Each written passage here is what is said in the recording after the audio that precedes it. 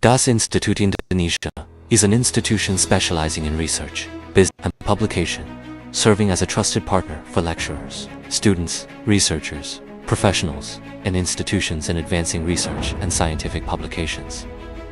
Through integrated services, DAS Institute provides research assistance, journal and proceeding publication support, international seminars and conferences, training programs, workshops, and academic consulting, all delivered by experienced and professional experts.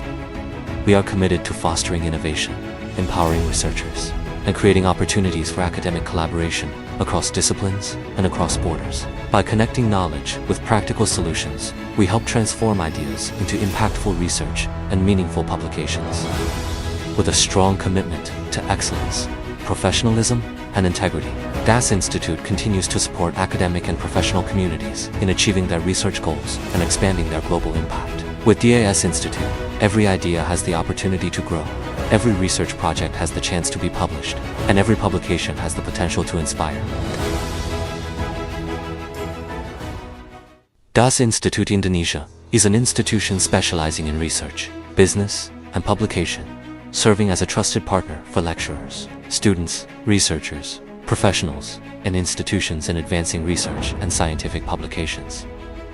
Through integrated services, DAS Institute provides research assistance, journal and proceeding publication support, international seminars and conferences, training programs, workshops, and academic consulting, all delivered by experienced and professional experts. We are committed to fostering innovation, empowering researchers, and creating opportunities for academic collaboration across disciplines and across borders. By connecting knowledge with practical solutions, we help transform ideas into impactful research and meaningful publications. With a strong commitment to excellence, professionalism, and integrity, DAS Institute continues to support academic and professional communities in achieving their research goals and expanding their global impact. With DAS Institute, every idea has the opportunity to grow, every research project has the chance to be published, and every publication has the potential to inspire. DAS Institute Indonesia is an institution specializing in research, business, and publication, serving as a trusted partner for lecturers, students, researchers, professionals, and institutions in advancing research and scientific publications. Through integrated services, DAS Institute provides research assistance, journal and proceeding publication support, international seminars and conferences, training programs, workshops, and academic consulting, all delivered by experienced and professional experts. We are committed to fostering innovation, empowering researchers, and creating opportunities for academic collaboration across disciplines and across borders. By connecting knowledge with practical solutions, we help transform ideas into impactful research and meaningful publications.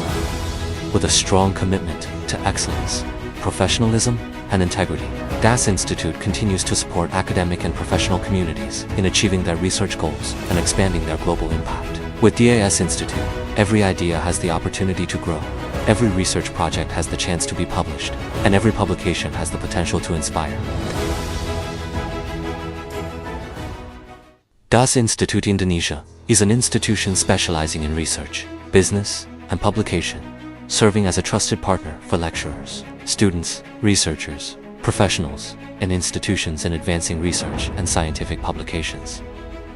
Through integrated services, DAS Institute provides research assistance, journal and proceeding publication support, international seminars and conferences, training programs, workshops, and academic consulting, all delivered by experienced and professional experts. We are committed to fostering innovation, empowering researchers, and creating opportunities for academic collaboration across disciplines and across borders. By connecting knowledge with practical solutions, we help transform ideas into impactful research and meaningful publications. With a strong commitment to excellence, professionalism, and integrity, DAS Institute continues to support academic and professional communities in achieving their research goals and expanding their global impact. With DAS Institute, every idea has the opportunity to grow, every research project has the chance to be published, and every publication has the potential to inspire. DAS Institute Indonesia is an institution specializing in research, business, and publication, serving as a trusted partner for lecturers, students, researchers, professionals, and institutions in advancing research and scientific publications. Through integrated services, DAS Institute provides research assistance, journal, and proceeding publication support, international seminars and conferences, training programs, workshops, and academic consulting, all delivered by experienced and professional experts. We are committed to fostering innovation, empowering researchers, and creating opportunities for academic collaboration across disciplines and across borders. By connecting knowledge with practical solutions, we help transform ideas into impactful research and meaningful publications.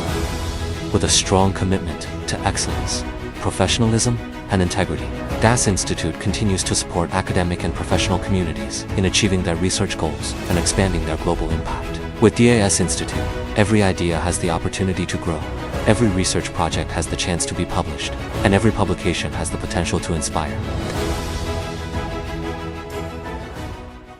DAS Institute Indonesia is an institution specializing in research, business, and publication, serving as a trusted partner for lecturers, students, researchers, professionals, and institutions in advancing research and scientific publications.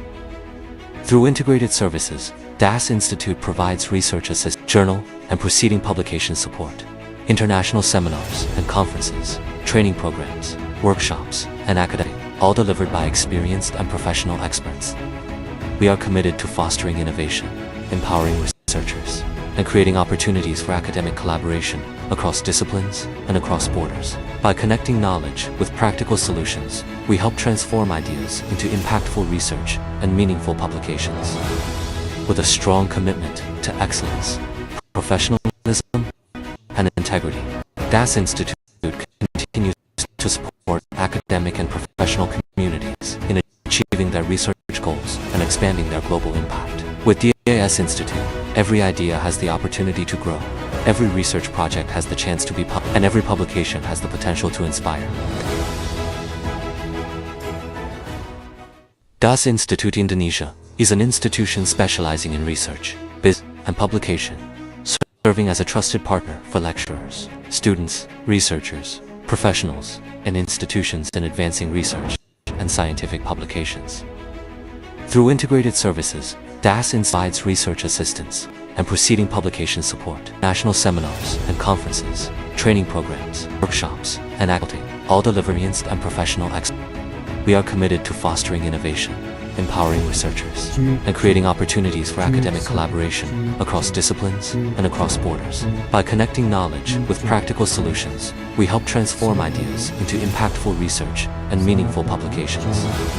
With a strong commitment to excellence, professionalism, and integrity, DAS Institute continues to support academic and professional communities in achieving their research goals and expanding their global impact. With DAS Institute, every idea has the opportunity to grow, every research project has the chance to be published, and every publication has the potential to inspire. DAS Institute Indonesia is an institution specializing in research, business, and publication, serving as a trusted partner for lecturers, students, researchers, professionals, and institutions in advancing research and scientific publications.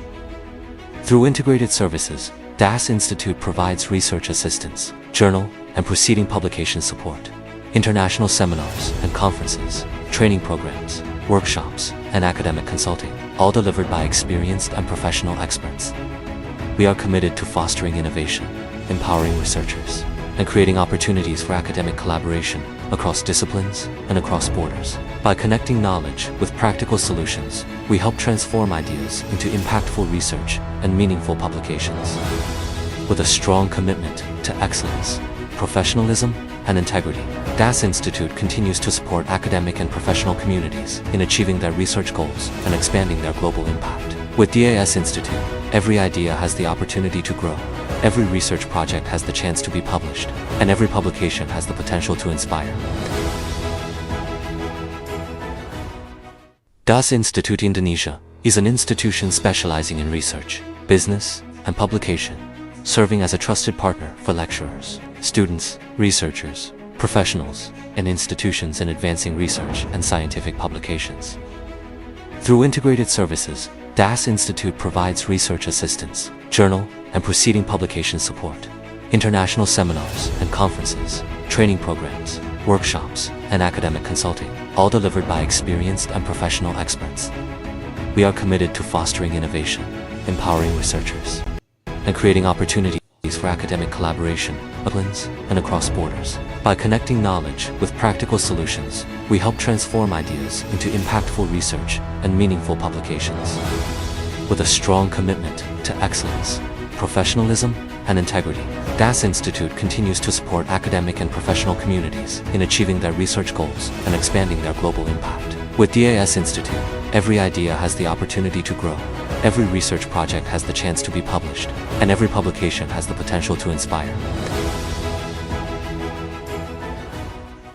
DAS Institute Indonesia is an institution specializing in research, business, and publication, serving as a trusted partner for lecturers, students, researchers, professionals, and institutions in advancing research and scientific publications. Through integrated services, DAS Institute provides research assistance, journal and proceeding publication support, international seminars and conferences, training programs, workshops, and academic consulting, all delivered by experienced and professional experts. We are committed to fostering innovation, empowering researchers, and creating opportunities for academic collaboration across disciplines and across borders. By connecting knowledge with practical solutions, we help transform ideas into impactful research and meaningful publications.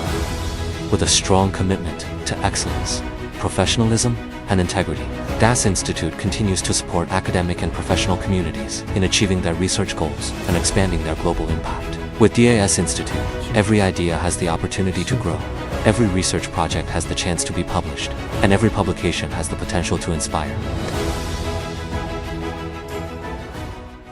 DAS Institute Indonesia is an institution specializing in research, business, and publication, serving as a trusted partner for lecturers, students, researchers, professionals, and institutions in advancing research and scientific publications.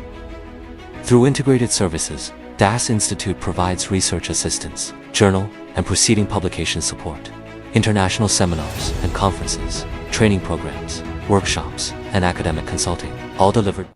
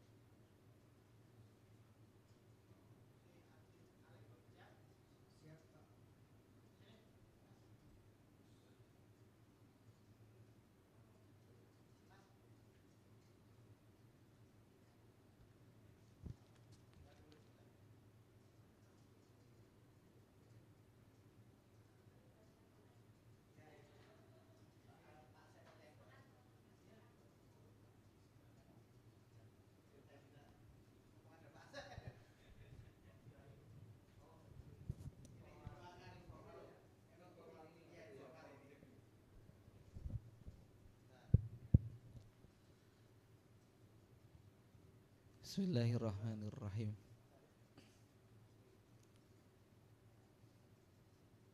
Ini doanya bahasa Arab semuanya nggak apa-apa ya? Iya. Berdiri, apa duduk? Menghormati saya, menghormati kebiasaan di sini. Iya, masya Allah. Nanti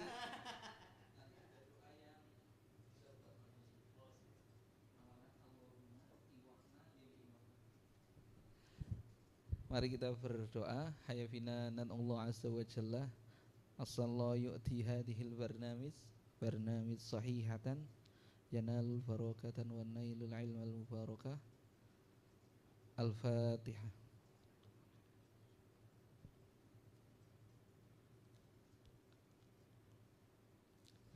Bismillahirrahmanirrahim. Allahumma salli ala Muhammad wa ala ali Muhammad. Alhamdulillahi rabbil alamin. Hamdan syakirin, hamdan na'imin, hamdan yuafina wa yukafi masidah. Ya Rabbana lakal hamdu kama yanbaghi li jalali azimi sultanik. Rabbi yassir lana wa la tu'assir alaina fil ilmi wa dini wa dunya wal akhirah. Rabbi yassir lana wa la tu'assir alaina fil ilmi wa dini wa dunya wal akhirah. Rabbi yassir lana wa la tu'assir alaina في العلم والدين والدنيا والآخرة ربنا آتنا في الدنيا حسنة وفي الآخرة حسنة وقنا عذاب النار اللهم اجعل آخر كلامنا من الدنيا عند انتهاء أجلنا قول لا إله إلا الله محمد رسول الله صلى الله على سيدنا محمد سبحان ربنا استطيع يصفون وسلام على المرسلين الحمد لله رب العالمين الفاتحة.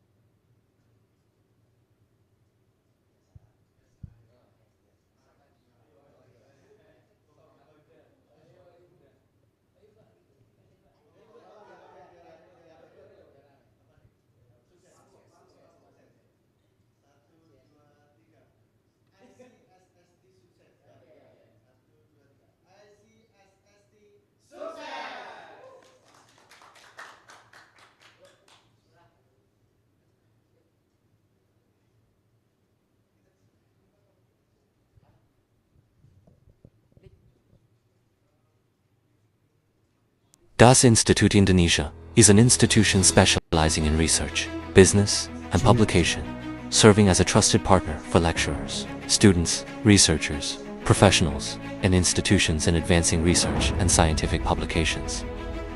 Through integrated services, DAS Institute provides research assistance, journal and proceeding publication support, international seminars and conferences, training programs, workshops, and academic consulting, all delivered by experienced and professional experts. We are committed to fostering innovation, empowering researchers, and creating opportunities for academic collaboration across disciplines and across borders. By connecting knowledge with practical solutions, we help transform ideas into impactful research and meaningful publications. With a strong commitment to excellence, professionalism, and integrity, DAS Institute continues to support academic and professional communities in achieving their research goals and expanding their global impact. With DAS Institute, every idea has the opportunity to grow, every research project has the chance to be published, and every publication has the potential to inspire. DAS Institute Indonesia is an institution specializing in research, business, and publication, serving as a trusted partner for lecturers, students, researchers, professionals, and institutions in advancing research and scientific publications. Through integrated services, DAS Institute provides research assistance, journal and proceeding publication support, international seminars and conferences, training programs, workshops, and academic consulting, all delivered by experienced and professional experts. We are committed to fostering innovation, empowering researchers, and creating opportunities for academic collaboration across disciplines and across borders. By connecting knowledge with practical solutions, we help transform ideas into impactful research and meaningful publications. With a strong commitment to excellence, professionalism, and integrity, DAS Institute continues to support academic and professional communities in achieving their research goals and expanding their global impact. With DAS Institute, every idea has the opportunity to grow, every research project has the chance to be published, and every publication has the potential to inspire.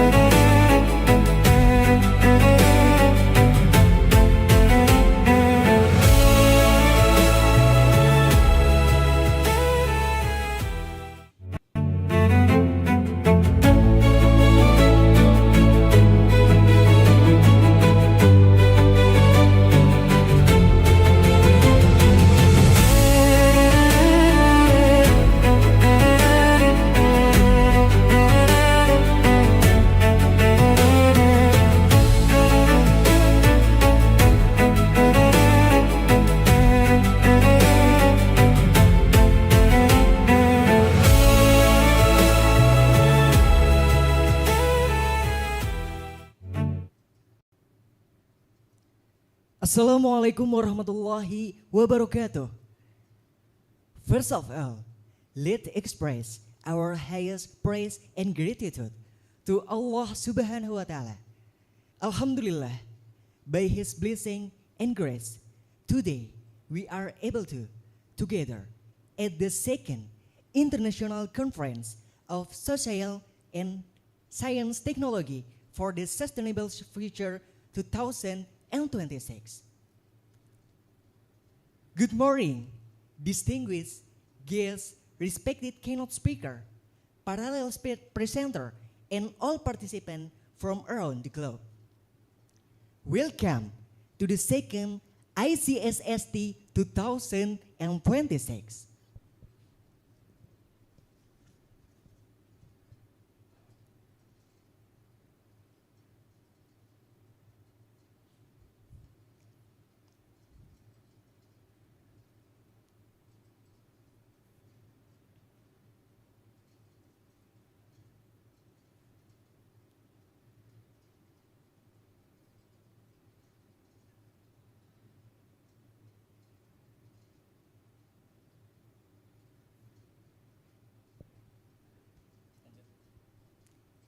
It is a good honor and privilege for me to welcome you all to this prestigious conference this year, the second ICSST 2026 broadly carries theme, empowering society, harmonizing human-centric in technology and social science to achieve the SDGs.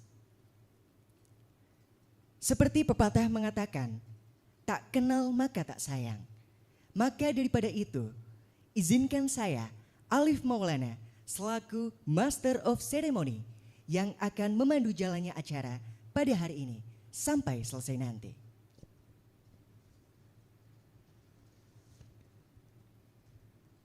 Ladies and gentlemen, let us start our agenda today by reciting Basmalah together.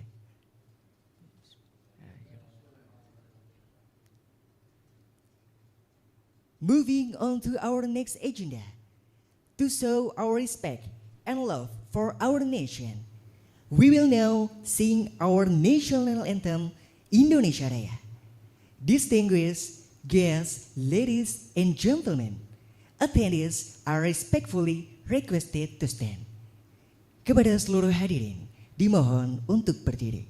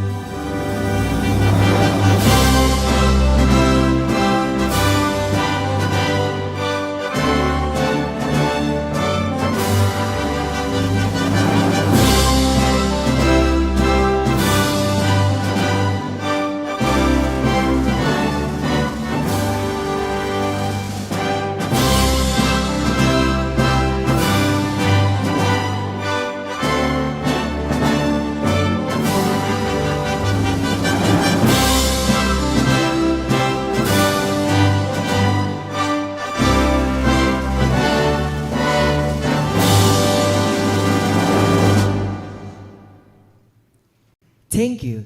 You may now be seated. Hadirin disilakan untuk duduk kembali. Ladies and gentlemen, we shall now proceed to the official opening remarks. The first report will be delivered by the chairman of the committee. Please welcome on stage Mr. Muhammad Arif Setianugraha, STMA, is the chairman of the committee for the second ICSST 2026. To Mr. Muhammad Arif Setianugraha, time is yours.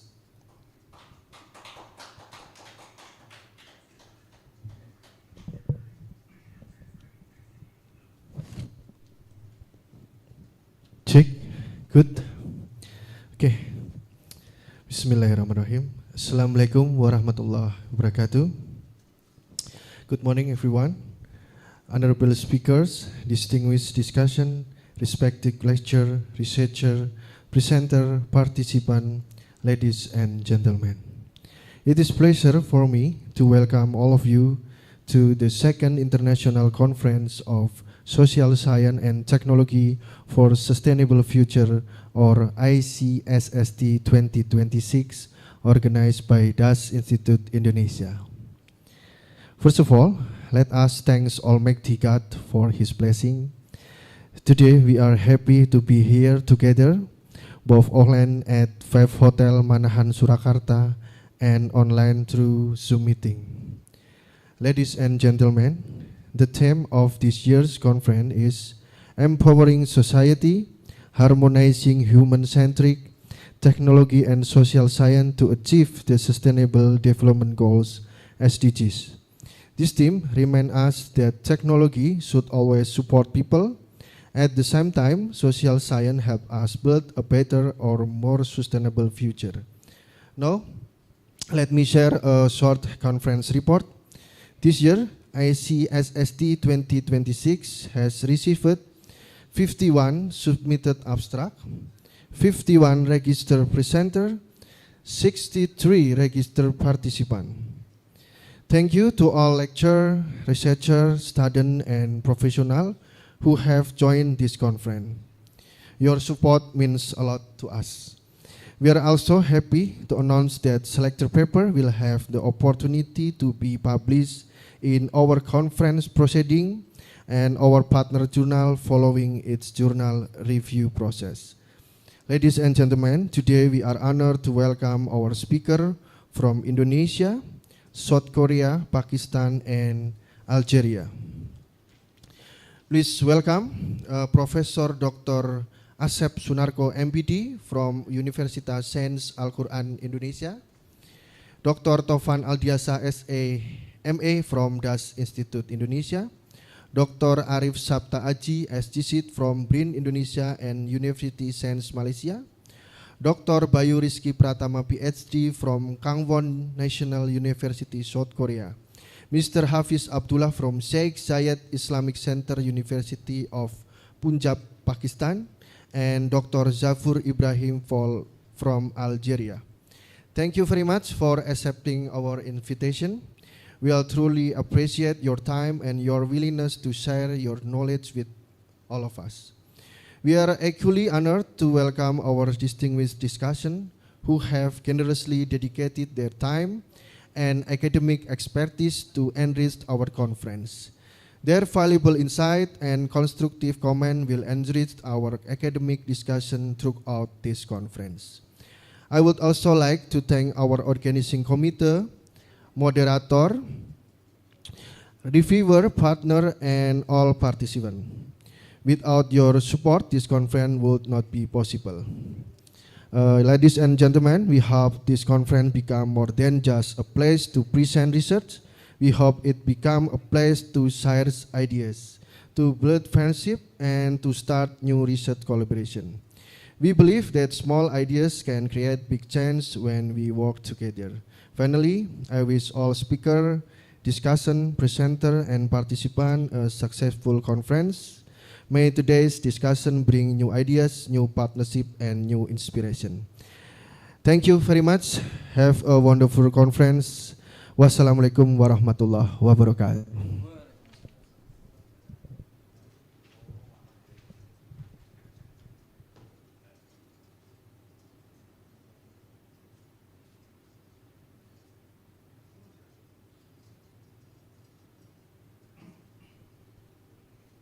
Thank you very much to Mr. Muhammad Arif Setianugraha for the comprehensive report. Now, we would like to invite Dr. Taufan Aldiansyah, SAMA, to deliver the next opening remarks. To Dr. Taufan Aldiansyah, SAMA, time is yours.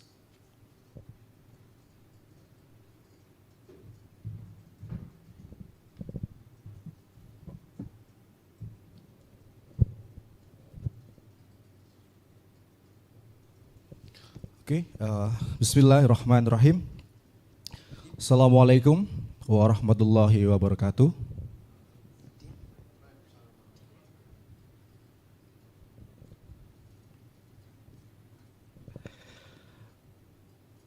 Okay, very good morning, Honorable Mr. Arif Setia Nugraha, as the chairman of the Second International Conference of Social Science Technology for Sustainable Future, Honorable Professor Dr. Asep Sunarko from University Sains Al-Quran, Indonesia, Honorable Dr. Arif Sapta Aji from National Research and Innovation Agency and University Sains Malaysia, Honorable Dr. Bayu Rizky Pratama from Kangwon National University, Republic of South Korea, and Honorable Hafiz Abdullah from Sheikh Zayed Islamic Center, University of Punjab, Pakistan, and also Dr. Jarfur Ibrahim from Algeria. Distinguished scholar, researcher, practitioners, student, ladies and gentlemen, on behalf of DAS Institute Indonesia, it's my great pleasure to welcome all of you to the Second International Conference of Social Science and Technology for Sustainable Future 2026. Thank you for joining us today and for becoming part of international academic community committed to addressing the most pressing challenges facing our world. Ladies and gentlemen, allow me to begin with a simple question. How do we know whether a country is truly successful?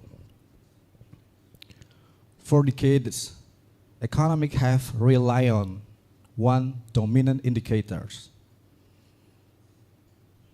that is gross domestic product or GDP. When GDP grows, we celebrate. And when GDP declines, we worry. GDP has become almost synonymous with development itself. But today, I would like to invite all of us to reflect on a different question. What if economic growth does not necessarily mean social progress? Across many developing countries, including those rich in natural resources, we often observe an uncomfortable paradox.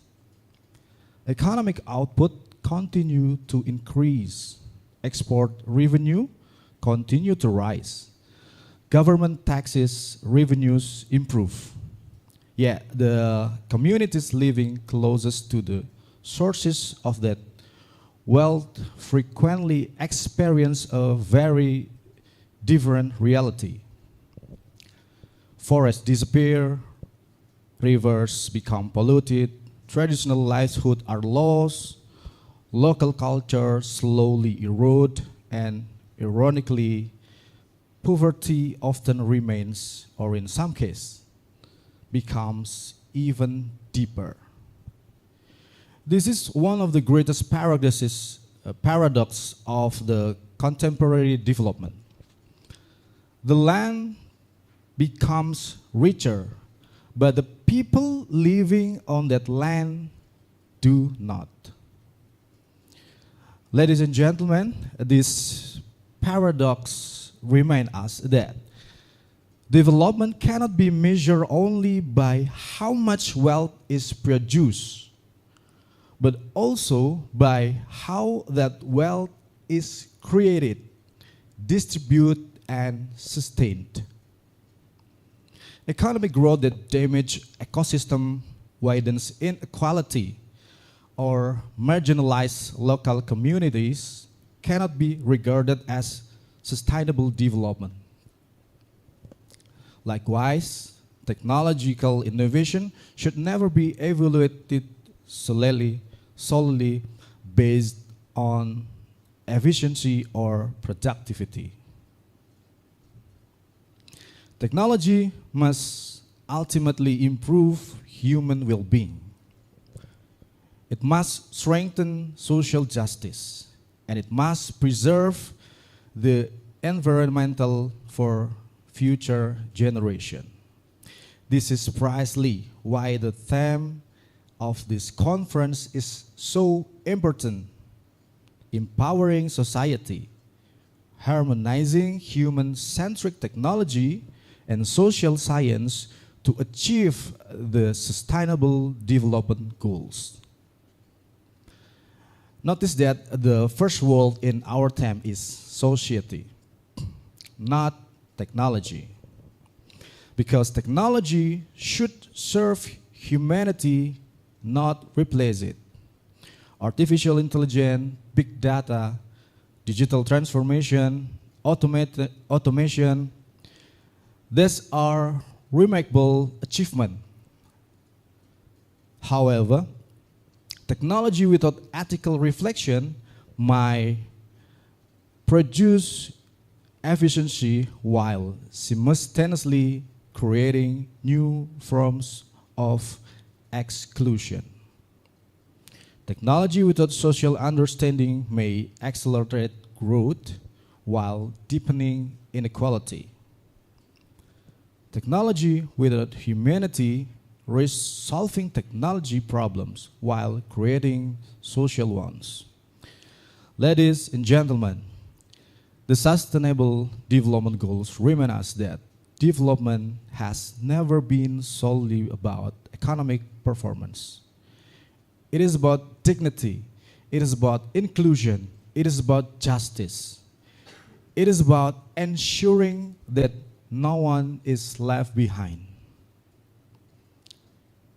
Achieving this goal requires more than technological breakthrough. It requires collaboration among economists, sociologists, engineers, environmental scientists, policymakers, educators, and communities. In other words, the future cannot be built by one discipline alone. It must be built through interdiscipline collaboration. And this conference represents exactly that spirit. As a researcher,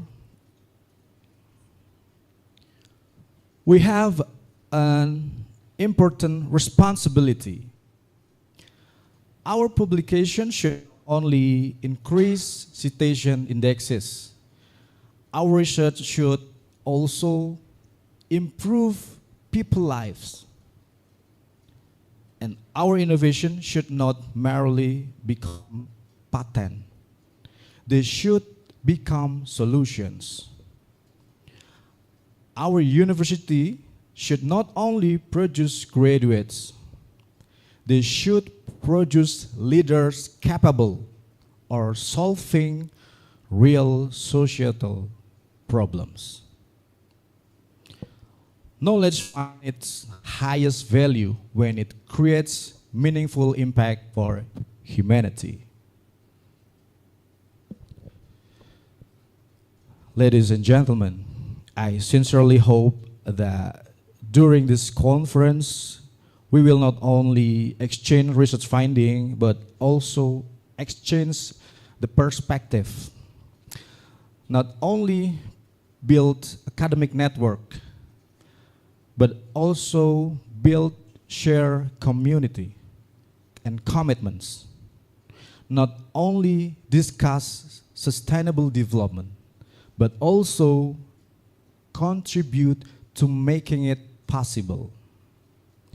Because ultimately, the future we seek is not one where technology becomes increasingly intelligent, but one where humanity becomes wiser in using technology.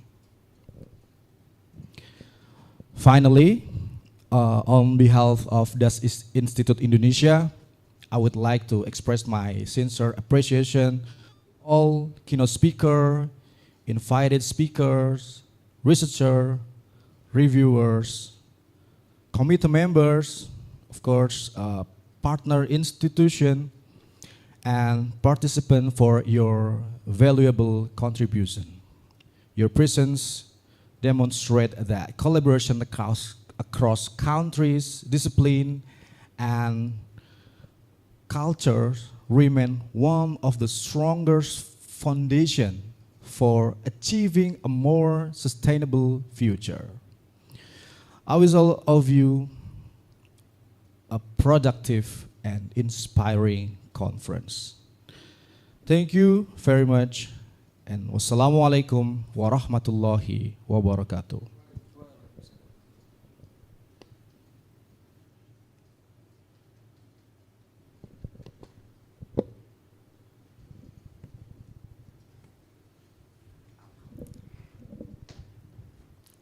Thank you very much to Dr. Taufan Aldiansyah, SAMA, for the insightful remarks. Distinguished guests, ladies and gentlemen, we have now come to a short coffee break. For our offline participants, refreshments are served at the designated area. For virtual participants, you may step away from your screen, but please remain logged into the Zoom session. We will gather back here punctually at 9:30 a.m. for our highly anticipated speaker session. Thank you.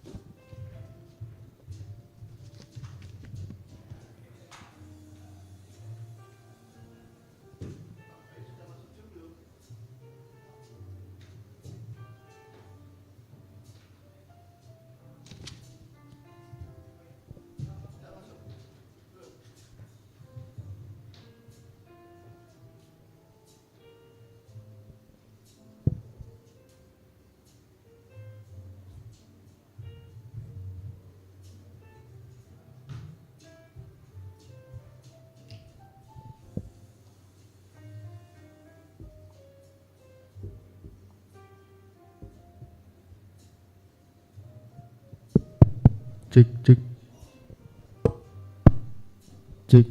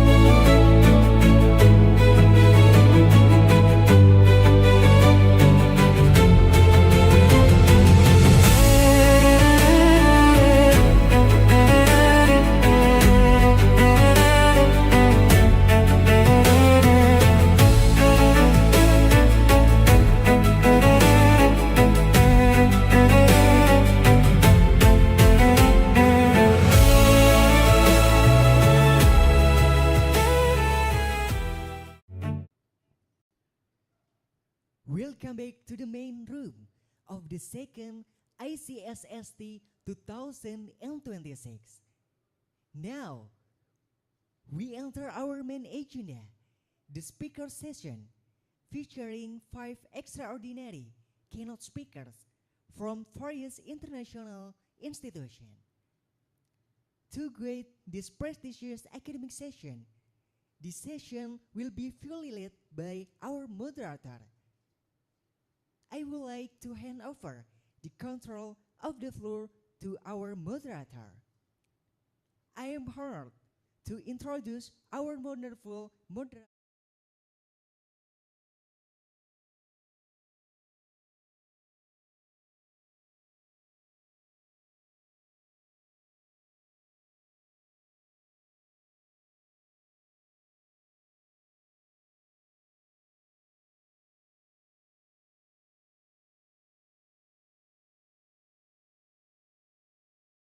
Assistant Professor, Department of Quranic Studies, Faculty of Usuluddin and Islamic Thought, UIN Sunan Kalijaga, Yogyakarta.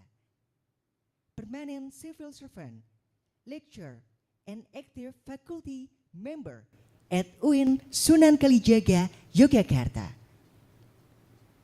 Please welcome our moderator for today's session, Ms. Safri Nurjana, MAG. The floor is yours.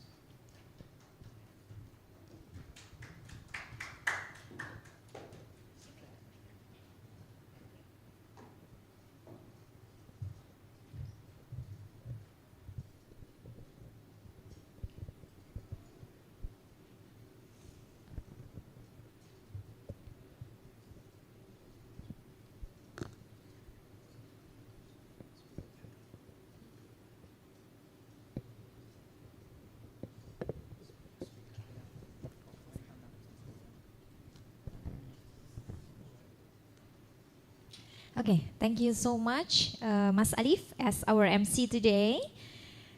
So, good morning, ladies and gentlemen, distinguished guests, esteemed scholars, and fellow participants of the Second International Conference of Social Science and Technology for Sustainable Future, ICSST 2026.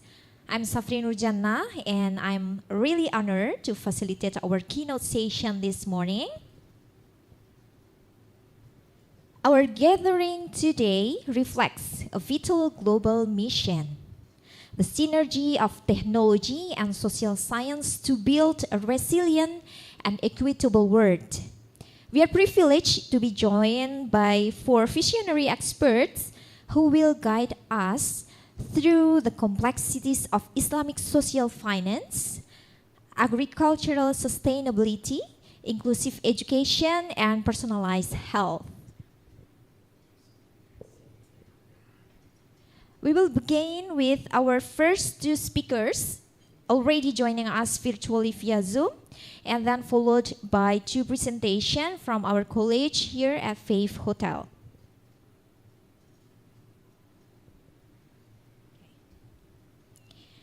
Okay, without further ado, our journey begins with the bedrock of social equity within the Islamic socio-economic framework, while zakat and usr are foundational for justice. Traditional systems often struggle with real-time transparency and the accurate identification of beneficiaries. Joining us from the Sheikh Zayed Islamic Center, University of the Punjab, Lahore, Pakistan, our first speaker explores how blockchain and artificial intelligence can restore public trust and optimize the management of these social funds. Please welcome Mr. Hafiz Abdullah.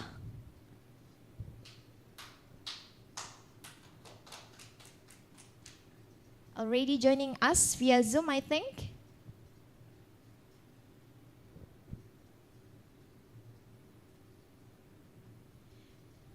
Okay, before I give the time to Mr. Hafiz Abdullah, I would like to greet him first. Good morning, Mr. Hafiz Abdullah.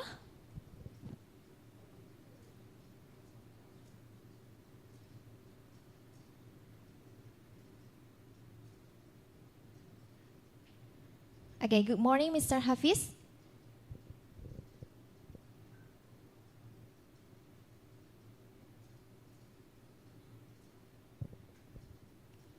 Okay, I think a little bit delay.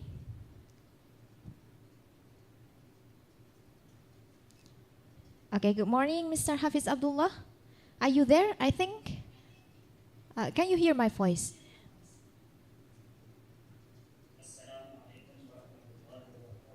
Waalaikumsalam warahmatullahi wabarakatuh. Alhamdulillah. How are you this morning, Mr. Hafiz? First of all, I would like to express my sincere appreciation and gratitude to DAS Institute for organizing the second international conference on social science and technology for sustainable future 2026 and for giving me the honor of participating as an invited speaker. I would also like to extend a warm welcome to all distinguished keynote speakers, presenters, researchers, and participants from around the world. It is a great pleasure to join such a distinguished gathering of scholars and professionals. The theme of this year conference, Empowering Society, Harmonizing Human-Centric Technology and Social Sciences to Achieve the Sustainable Development Goals, is both timely and highly significant. It highlights the importance of integrating technology with the social sciences to address contemporary challenges and contribute to a more sustainable and inclusive future. The title of my presentation is Use of Technology to Enable the Zakat and Usher System in Modern Times.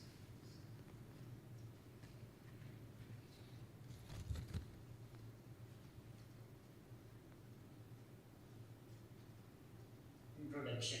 Zakat and Usher serve as a vital institutional mechanism for ensuring social justice and economic equity by facilitating the fair redistribution of financial resources to empower vulnerable segments of society.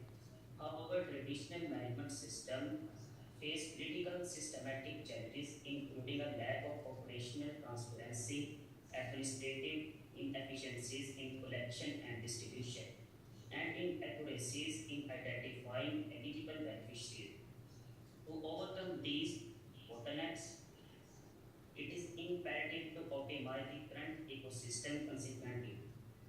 This presentation explores the strategic integration of emerging technologies, specifically blockchain, artificial intelligence, and mobile applications to enhance transparency, accountability, and disbursement workflow. Furthermore, a comprehensive framework will be proposed to streamline fund allocation, ensuring maximum socio-economic impact for the recipients.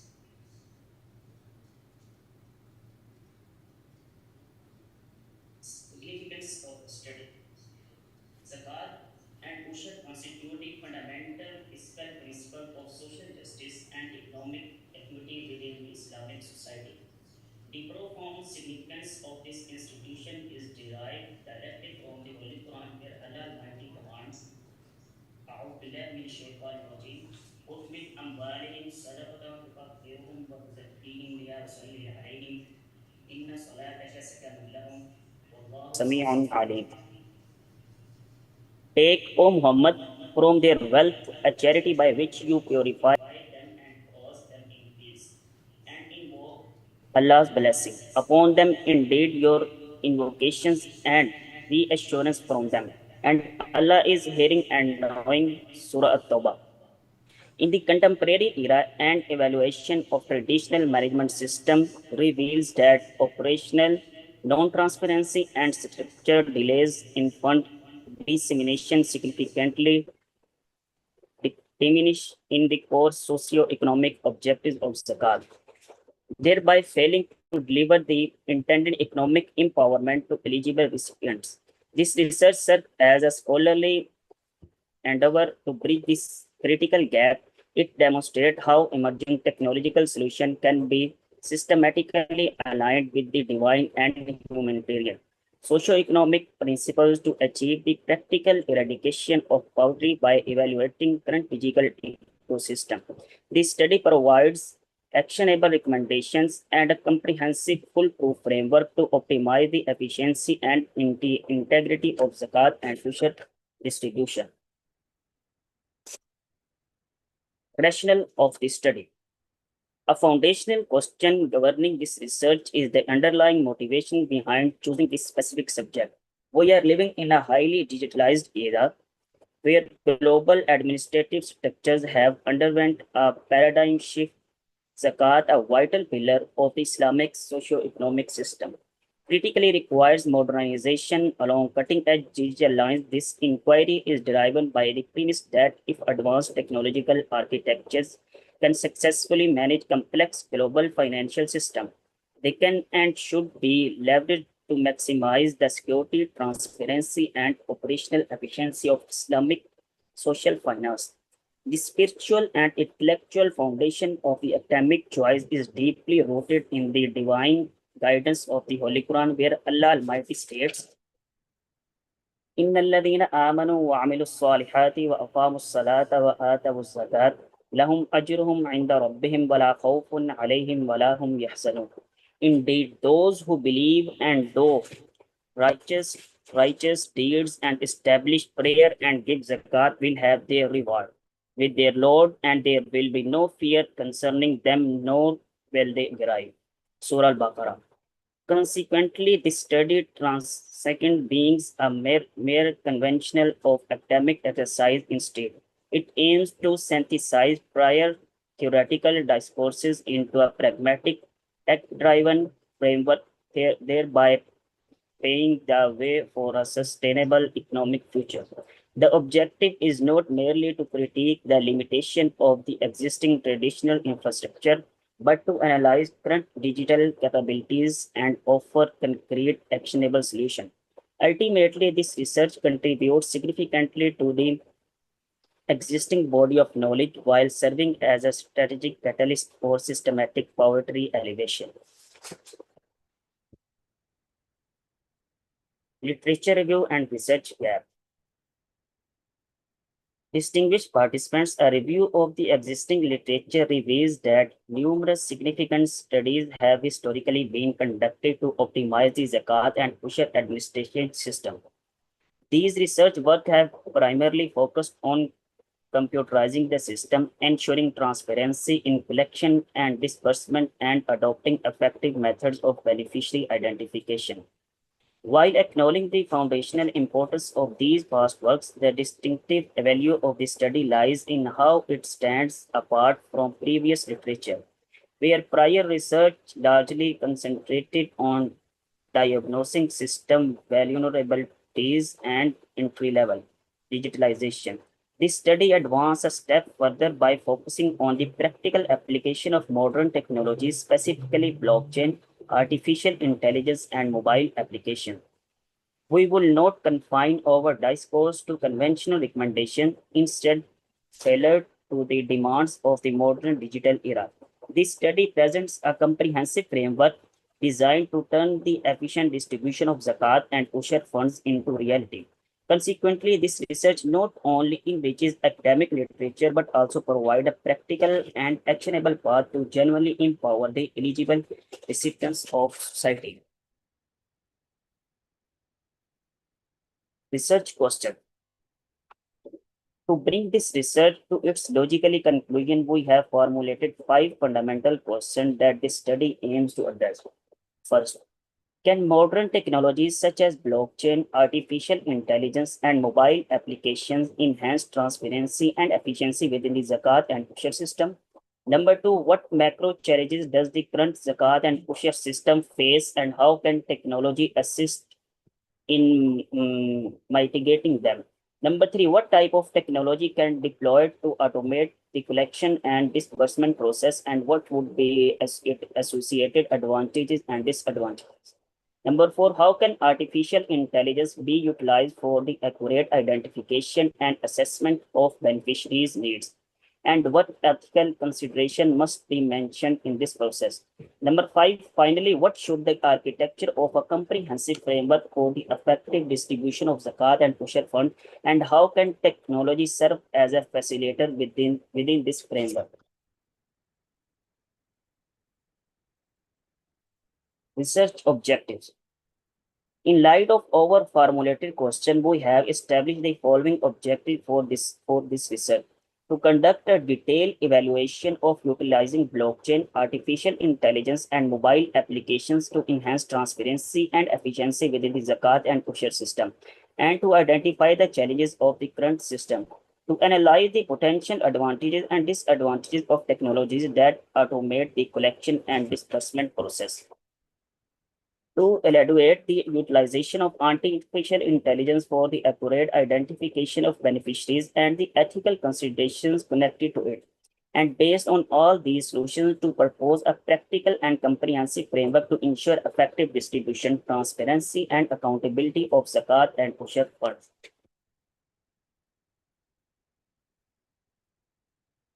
Scope of the study. To clarify the scope and boundaries of this research, I considered it essential to outline the aspect to which this study is limited. Technical scope. This research is primarily limited to the practical applications of 3 cutting-edge technologies, namely blockchain, artificial intelligence, and mobile applications within the zakat and usher system. Practical benefits. Our focus is specifically centered on digital solutions for fund collection, accounting security, transparency in the disbursement process, and the accurate identification of beneficiaries. Organizational scope. Rather than focusing on the conventional legislative framework of any single specific country, this research is limited to providing a comprehensive and actionable framework for the contemporary digital infrastructure and modern Muslim charitable institutions operating at an international level. Research methodology. To ensure this research is scholarly and systematic, we have adopted an analytical method. The data for this study is primarily gathered from secondary sources, which includes an in-depth study of authoritative books, reputable research journals, and reports from charitable institutions. Through a qualitative analysis of these scholarly documents, the practical applications and outcomes of modern technology, specifically blockchain, AI, and mobile apps, within the traditional zakat and usher system have been elucidated. Blockchain technology. Blockchain is a secure digital ledger used for recording transactions. Through the technology, the process of zakat and usher collection and disbursement can be made transparent. Within the assistance of blockchain, every transaction can be recorded, thereby minimizing the possibility of any form of fraud and misrepresentation. Furthermore, the utilization of blockchain technology can make the collection and disbursement process of zakat and usher faster and more. Artificial intelligence. Artificial intelligence is a technology that enables computer to perform tasks requiring human-like intelligence within the zakat and usher system. It can be deployed to execute the task for beneficiary identification through artificial intelligence. The financial status of potential recipients can be analyzed along for a better assessment of their needs and circumstances. In addition, it can also be utilized to automate the collection and distribution of zakat and ushur. Mobile applications. Through mobile application, the payment of zakat and ushur can be simplified. Alongside paying zakat and ushur via mobile apps, beneficiaries can also submit requests for assistance through these applications. The use of mobile apps can render the zakat and ushur collection and disbursement process more effective and transparent moreover. Information and teachings related to the zakat and ushur can be disseminated to the general public through mobile application. Challenging faced by the zakat and ushur system. Lack of transparency. The lack of transparency in collection and disbursement process of zakat and ushur is a major issue. Many contributors are unaware of exactly where their zakat and ushur funds are being utilized. Administrative difficulties. The process of collecting and distributing zakat and ushur is highly complex and time consuming. Numerous administrative challenges are encountered throughout this process. Difficulty in beneficiary identification. Accurately identifying eligible recipients is a difficult task. There are many individuals who genuinely deserve zakat and ushur, yet assistance fails to reach them. Utilization of technology to automate zakat and ushur collection and disbursement advantages and disadvantages. We derive numerous advantages from the utilization of technology. Increase in transparency. Through the use of blockchain technology, the collection and disbursement process of zakat and ushur can be made transparent. Within this technology, every transaction can be recorded, thereby minimizing the possibility of any form of fraud or misrepresentation. Improvement in efficiency. Artificial intelligence can be utilized for beneficiary identification within the zakat and ushur system. Within the assistance of AI, data recording beneficiaries can be analyzed, allowing for a better assessment of their needs and circumstances. Enhancements in accessibility through mobile apps. The payment of zakat and ushur can be simplified alongside paying zakat and ushur via mobile apps. Beneficiaries can also submit requests for assistance through these applications.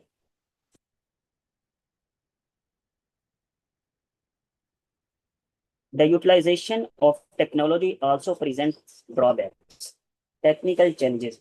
Deploying technologies such as blockchain, artificial intelligence, and mobile apps requires technical expertise. Additionally, the use of these technologies can increase the risk of cyber attacks. Data security. To automate the zakat and ushur system, it is essential to keep the personal data of beneficiaries secure. Therefore, appropriate measures must be taken to ensure data security. Cost. Implementing modern technologies incurs significant costs. Consequently, it is necessary to evaluate the financial cost before deploying these technologies.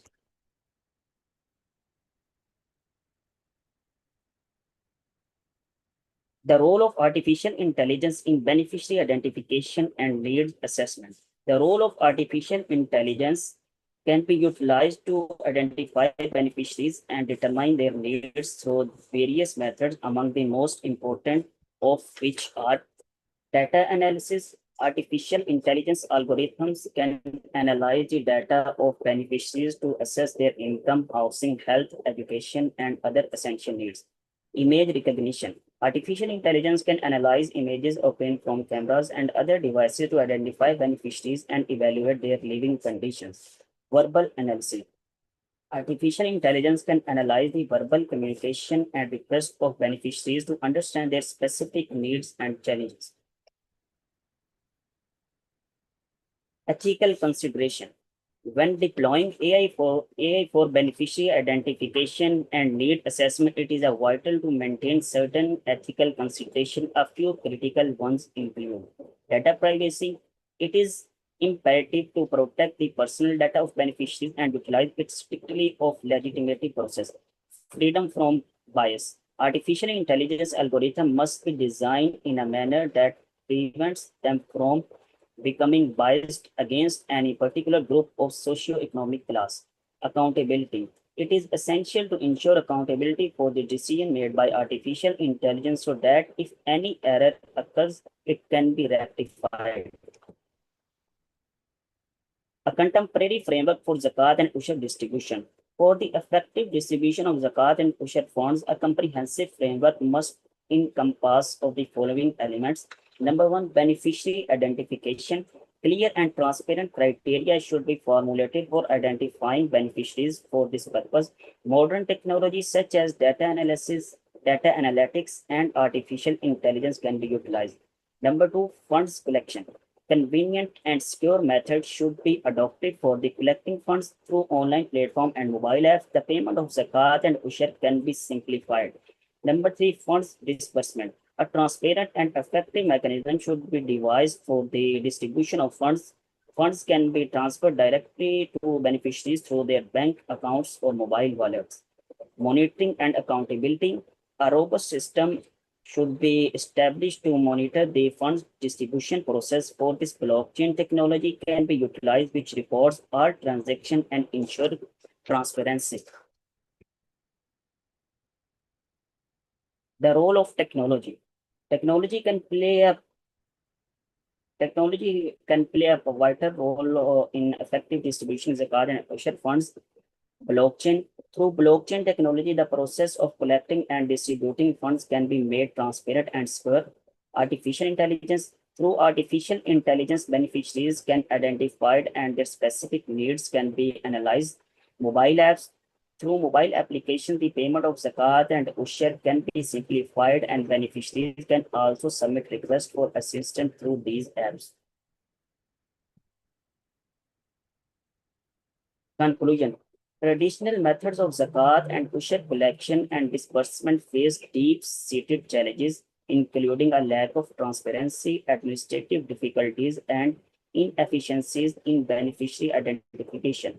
Modern technologies such as blockchain, artificial intelligence, and mobile application can prove instrumental in resolving these challenges and refining the overall zakat and ushur system. Blockchain is utilized to record transactions securely and transparently, thereby reducing the probability of fraud. Artificial intelligence assists in identifying beneficiaries and evaluating their specific needs, while mobile applications simplify the process of making zakat and ushur payments. Through the deployment of these technologies, the zakat and ushur infrastructure can be rendered more effective, transparent, and accessible, ensuring that beneficiaries receive timely and accurate assistance. However, prior to implementing these technological framework, it is vital to truly evaluate their respective advantages and disadvantages. This this provocative assessment enables an institution to gauge precisely how aligned these tools are with their specific organizational needs and strategic objectives. Recommendation. Further research Further research should be conducted continuously improve transparency and efficiency within the zakat and ushur system. A comprehensive strategy should be formulated, align the zakat and ushur system with modern technology. The deployment of technologies such as blockchain, artificial intelligence, and mobile applications should be actively promoted. The service of technical experts should be secured regarding the practical implementation and utilization of modern technology. Finally, I would like to express my sincere gratitude once again to DAS Institute for organizing this outstanding international conference on such as important and timely theme, and for providing scholars, researchers, and students from around the world with a valuable platform to exchange knowledge and contribute to sustainable development. Thank you very much for your kind attention. Walaikum salam. Waalaikumsalam warahmatullahi wabarakatuh. Thank you so much, Mr. Hafiz, for demonstrating how digital integrity can revitalize social finance. Actually, I just Actually, I agree with you before you start your presentation, but I think Mr. Hafiz is really full of spirit. So you just go ahead with the presentation, but that's really good presentation. Okay, ladies and gentlemen, moving from financial infrastructure to environmental and economic resilience, we must look at one of the world's most critical commodities. It's palm oil or sawit. It's something hot in our nation especially. Okay, how do we ensure that production remains sustainable without further encroaching on our natural forest? So to address this, we welcome Bayu Rizky Pratama PhD. How should I call you, Bapak Bayu or Mas Bayu? Already joining us from Zoom, I think. Okay, and okay, Pak Bayu. Now he's doing his PhD at Kangwon National University. And Pak Bayu will present a causal impact evolution of the smallholder palm replanting program or PSR in Indonesia, revealing how certified seedlings and intensification can boost productivity by 3 to 4 tons per hectare while protecting our forest. So, Pak Bayu, the virtual floor is yours for 20 minutes. Yeah, thank you for our moderator to introducing me. So, good morning, ladies and gentlemen, and also our distinguished professor, and of course, for all of you as the participants. So, my name is Bayu Rizky Pratama. Ladies and gentlemen, I am from Kangwon National University. So today we will talk about more or less about palm oil, but we will discuss about one of the government program, which is we call it like PSR program, the palm oil replanting program. So what is the effect of this kind of program on the sustainable production and forest protection? So let me start our presentation. Okay, yeah, ladies and gentlemen, basically, as our countries, Indonesia, we have a lot of potential in natural resource. However, when we talk about the forest, we have a lot of problem, a lot of issue about the deforestation. So why makes this happens? Because one of the reason why we have a lot of issue in particular of deforestation, because yeah, as we know together that we have a lot of palm oil plantation, palm oil cultivation, and palm oil industries. And among the emitters of palm oil and deforestation is smallholder farmers. So basically, we have yeah, more or less 41% of producer in Indonesia palm oil cultivation is operated by the smallholders. So these smallholders having the issue on the production, and somehow they also commit on the palm oil expansion, which also remove the forest. So we have the data here.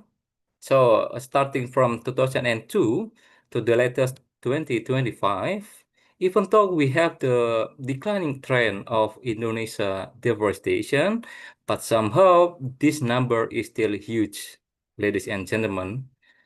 So more specifically, the deforestation and palm oil expansion in particular is having like the correlation.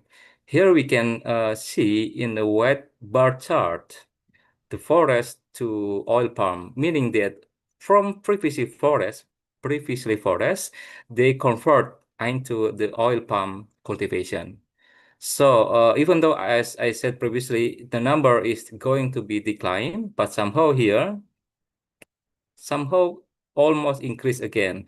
So this number is still huge, which cause a lot of hectare here in the right side of the figures.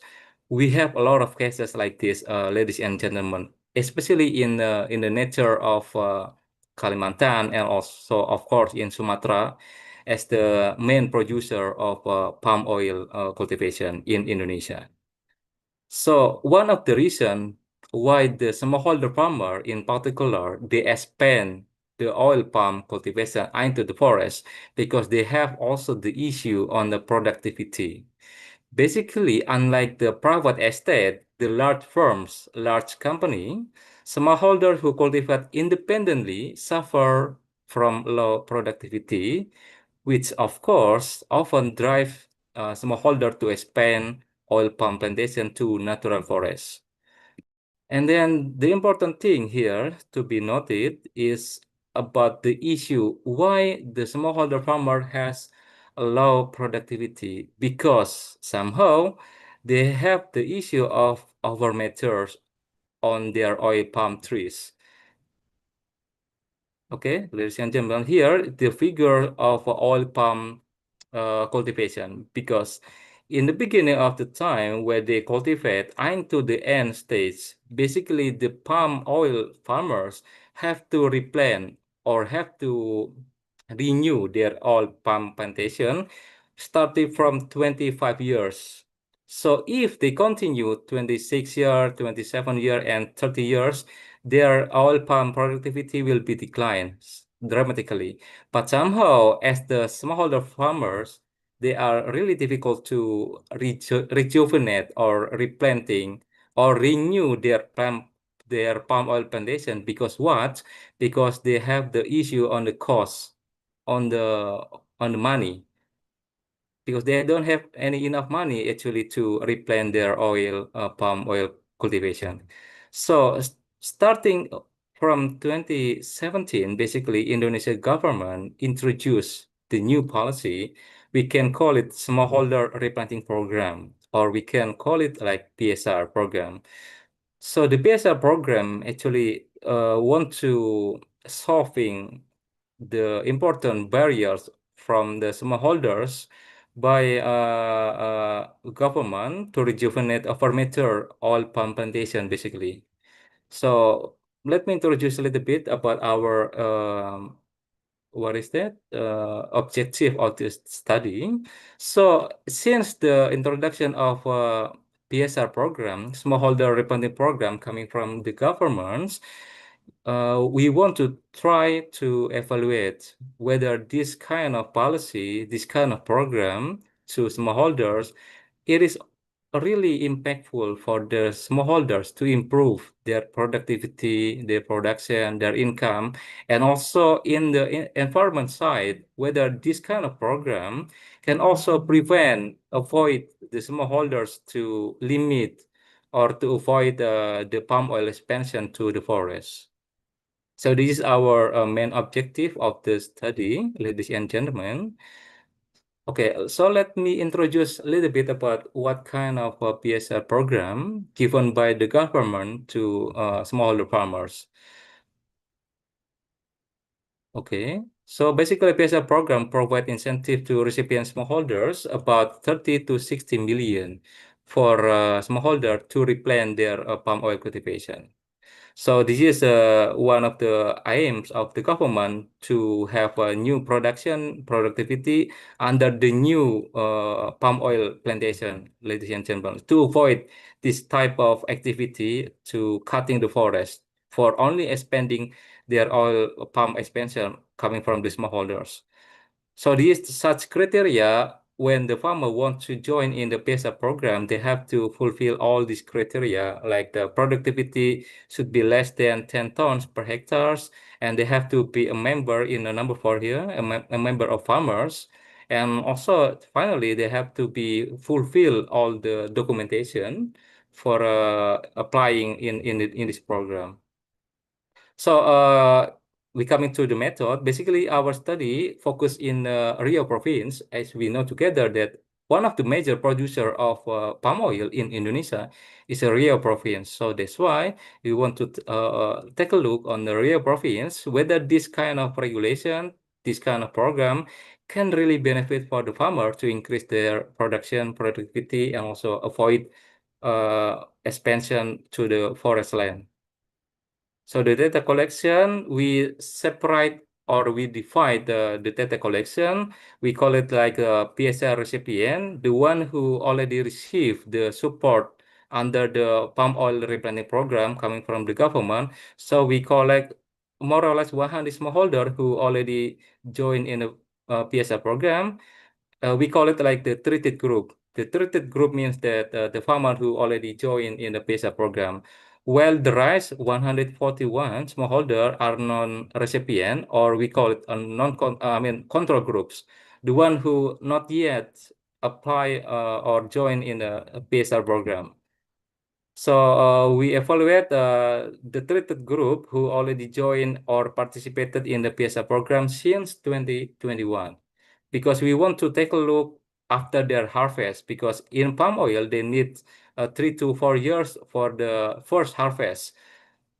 So after 2021, we expect that they already harvest in 2025. So we collect the data in 2025 to see the difference. Yeah, so this is the time. So they need 3 to 4 years to start the harvest. Okay, so this is the variable of coverage and variable of control. But our main variable of interest, our main variable is a PSR program. Whether a farmer join, if they join, we call it 1, or if they don't join, we call it a 0 for the data collection. So whether the PSR program can also improve their production productivity and also the environmental protection. So this is the rest of our variables we can discuss later. So finally, we come to the outcome variables. We divide into two type of outcome variables, or the Y variable, from the production dimension and also environmental dimension. From production dimension, like productivity, production, income, cost and worker, and from environmental, especially like the plantation expansion to the forest. So we can discuss it later. So this is the empirical model that we use. We use basically like the propensity score matching method, where we compare between the treated group and the control group. Let me explain a little bit, because usually among the smallholder farmer as our respondents, they may have like the different characteristic. So we only select the control group, the blue one, and the treatment group, treatment smallholders, the orange one. We only select between the both of them who already have like the similar characteristics. So for example, like this, maybe the control have like the big, and the treatment have a little bit small. But in this context, in this PSM context, propensity score matching context, we have to select the quite similar groups. So between control and treatment have to, like for example, have to have like the age within 30 to 40 maybe, for example, which is should be quite similar before we compare both of them, to avoid the bias. Because if we compare the young one and the old one, the young one and the old one, maybe they already have distinction even before the treatment already apply. So it means we have to select the very precise, the very similar patterns in their characteristic. So the only distinct after the application of the replanting program is only coming from the PSR program, not coming from the characteristic of the smallholders. So that's why we have to be careful in selecting the control and treatment groups. They have to be very similar between of them. So this is, finally, we have the results.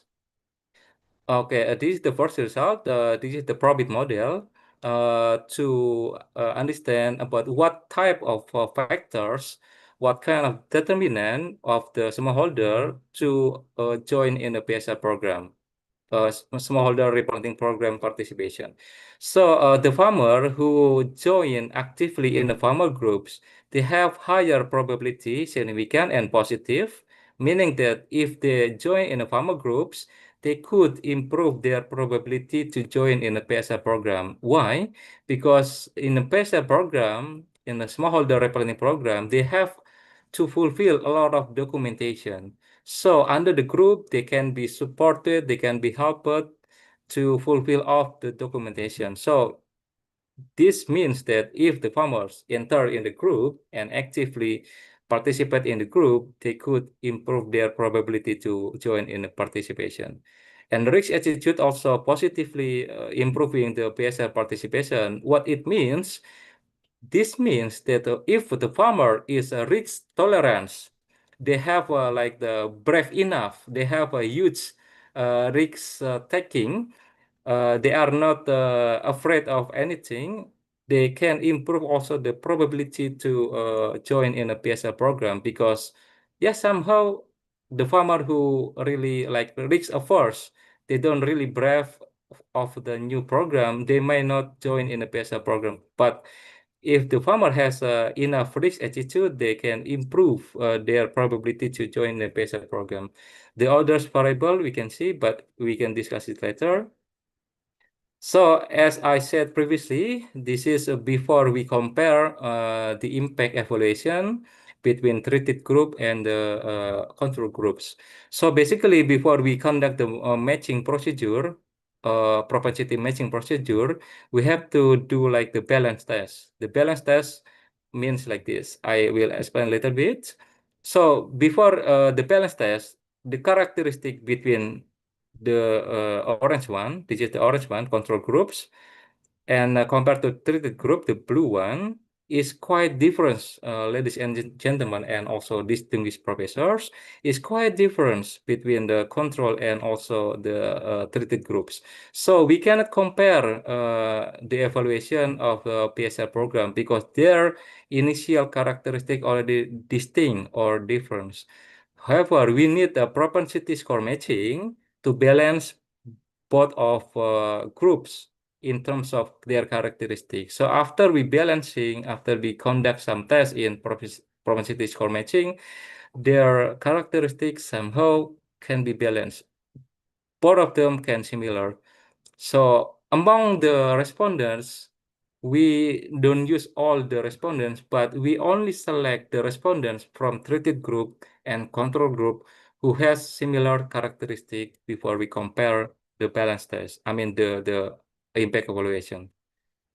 So we can discuss it later. So finally, we have the final finding, ladies and gentlemen, and also all the participants here. The first evaluation of impact evaluation, we look at the production dimension. What it means that once the government introduced the PSA program to the farmers, so the farmer applied to join and participate in the PSA program, smallholder palm oil replanting program. Once they join in that program, they could improve here the first production 12 tons per hectares, 12 tons in total in 1 year, more than the one who not join in the PSR program.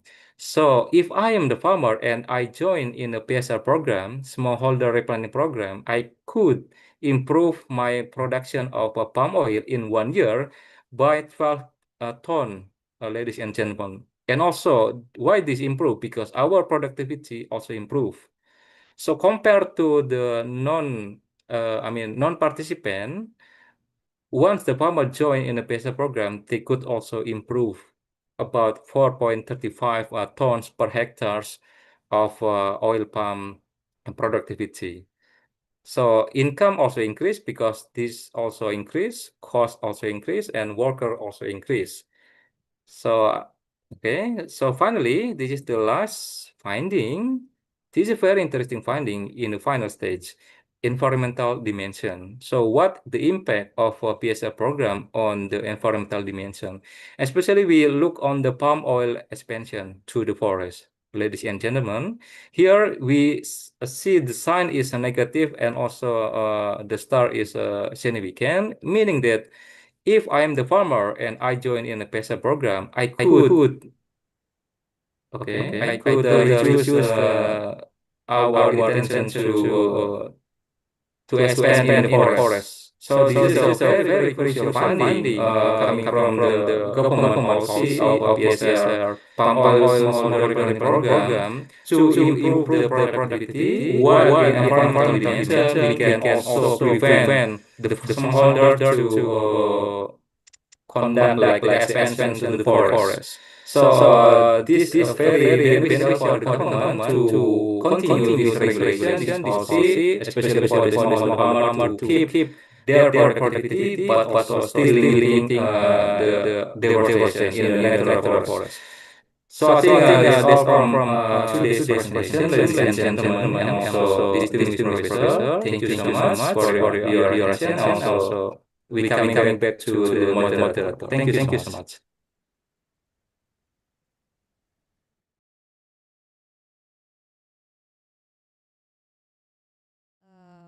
Mr. Bayu on how technological certification and proper governance can protect both livelihoods and the planet. And now we shift our focus from the field to this classroom. In a globalized world, language is the map of the culture, yet learners often face psychological and geographical barriers that stifle their progress. Returning to our physical stage here, please welcome. We have two keynote speakers here already joining us. Please welcome Associate Professor Dr. Asep Sunarko MPD and also Dr. Arif Sabta Aji SSZ. Please welcome to the stage first.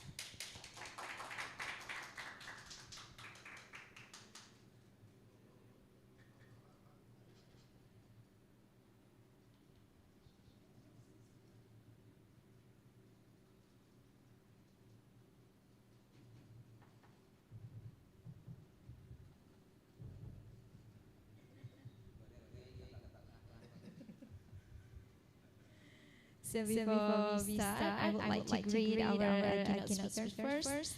Good morning, Mr. How should I call you? Mr. Aji, I think. Yeah. How are you this morning, Mr. Aji? Good. Thank you. Ya, oke. Then good morning, selamat pagi Pak Profesor Dr. Asep Sunarko MPD. Good morning. Ahlan. Baik. Okay, so I think we should start our speaking session again. And for the first occasion, I would like to give the time to Professor Asep Sunarko first.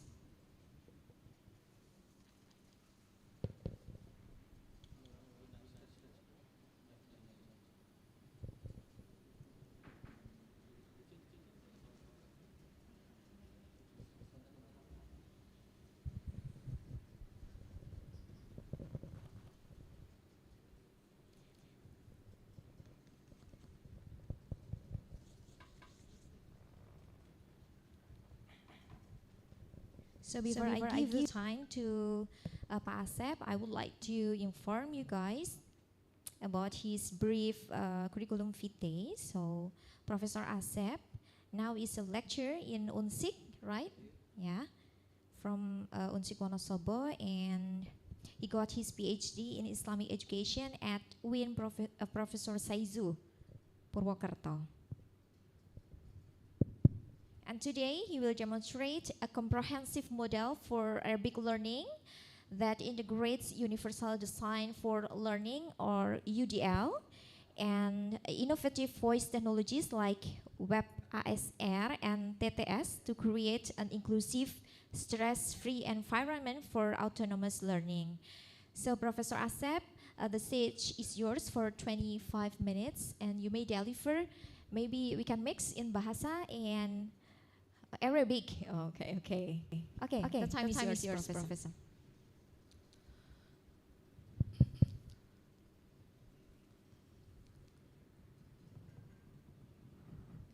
Assalamualaikum warahmatullahi wabarakatuh.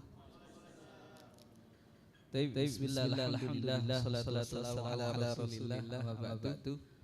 Walhamdulillahirabbil alamin fi hadhihi al-fursah as-saminah.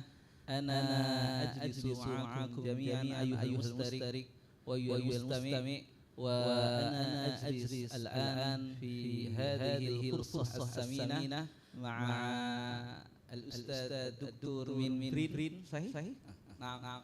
الحمد لله رب العالمين وهذه الفرصة الثمينة أنا نشكر الله عز وجل أولا ثم الثاني أنا أشكر إلى صاحبي الجميل يعني الأستاذ الدكتور طوفان الديانسة لأنه يؤتينا فرصة ثمينة لنلقي عن المقال التي يتعلق باللغة العربية وتعليمها في عصر حاضر الآن.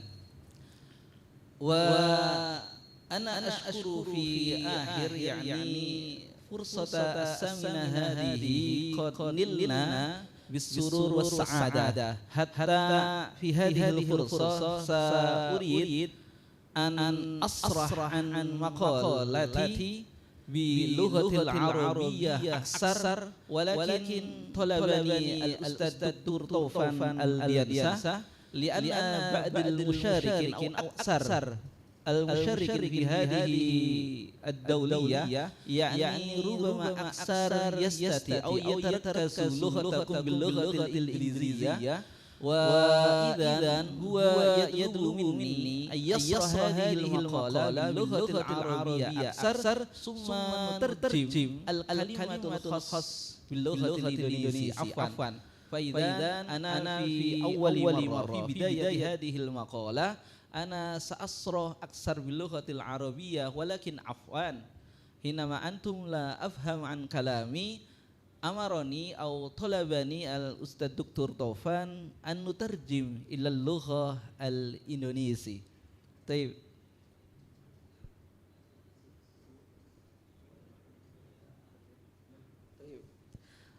الحمد لله. الأول أيها المستمع والحاضر، حينما أنا أكتب هذا باللغة العربية هل أنتم جامع فاهم ما نكتب؟ الكسرة الحوائز نموذج شامل لتعليم اللغة العربية لمتعلمين المتنوع في العصر الرقمي. يعني هناك مشكلة كبيرة في تعليم اللغة العربية في خارج العرب، لا سيما في إندونيسيا. لماذا كذلك؟ لأن تعليم اللغة العربية حوالي بلدتنا إندونيسيا يعني لا نأخذ لغة العربية أصلا من ناتج بها، بل هم يأخذ مثلا أنا بنفسي هذا باعتبار نفسي أولا أنا ندرس في الجامعة ندرس اللغة العربية ليس من عرب، ولكن نأخذ العلم العربية لمن يدرس اللغة العربية في جزيرة العرب، مثلا في موروكو من السودان، مثلا في مصر. وثانيا هناك هو المشكلة العديدة يتعلق بالشعور. أكثر الطلاب في تعليم اللغة العربية في جامعة مثلا في أنسك هم يشعرون بغير امتناع، بغير ما لديه شجاعة في النطق باللغة العربية. لماذا؟ هم يشعرون بالخوف حينما يتكلم باللغة العربية، أهو الصحيح أم لا؟ أم هذا الصحيح أو خطأ؟ وهو المشكلة المهمة الشاملة في ذلك المكان، خاصة في هذه الجامعة. فإذا نحن نريد في هذه الفرصة الثامنة نريد هناك الطرائق والنموذج الشامل لحل هذه المشكلة. فإذا موضوع في هذه المقالة يعني كسر الجوائز نموذج شامل لتعليم اللغة العربية لمتعلم المتنوع في العصر الرقمي. لماذا نبحث عن متعلم متنوع؟ لأن طالب في تعليم اللغة العربية ليس خاصة في هذه العصر، في هذا العصر خاصة في الدوافع الدنيا فقط، ولكن جرب في ساسا يلي next.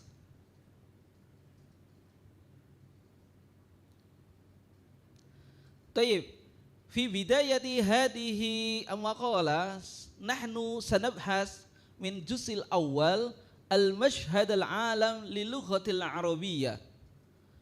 كما عرفنا جميعا أن من يستخدم اللغة العربية حوالي 400 مليون في العالم، يعني مثلا ليس في جزيرة العرب فقط ولكن أكثرهم هنا في إندونيسيا مثلا.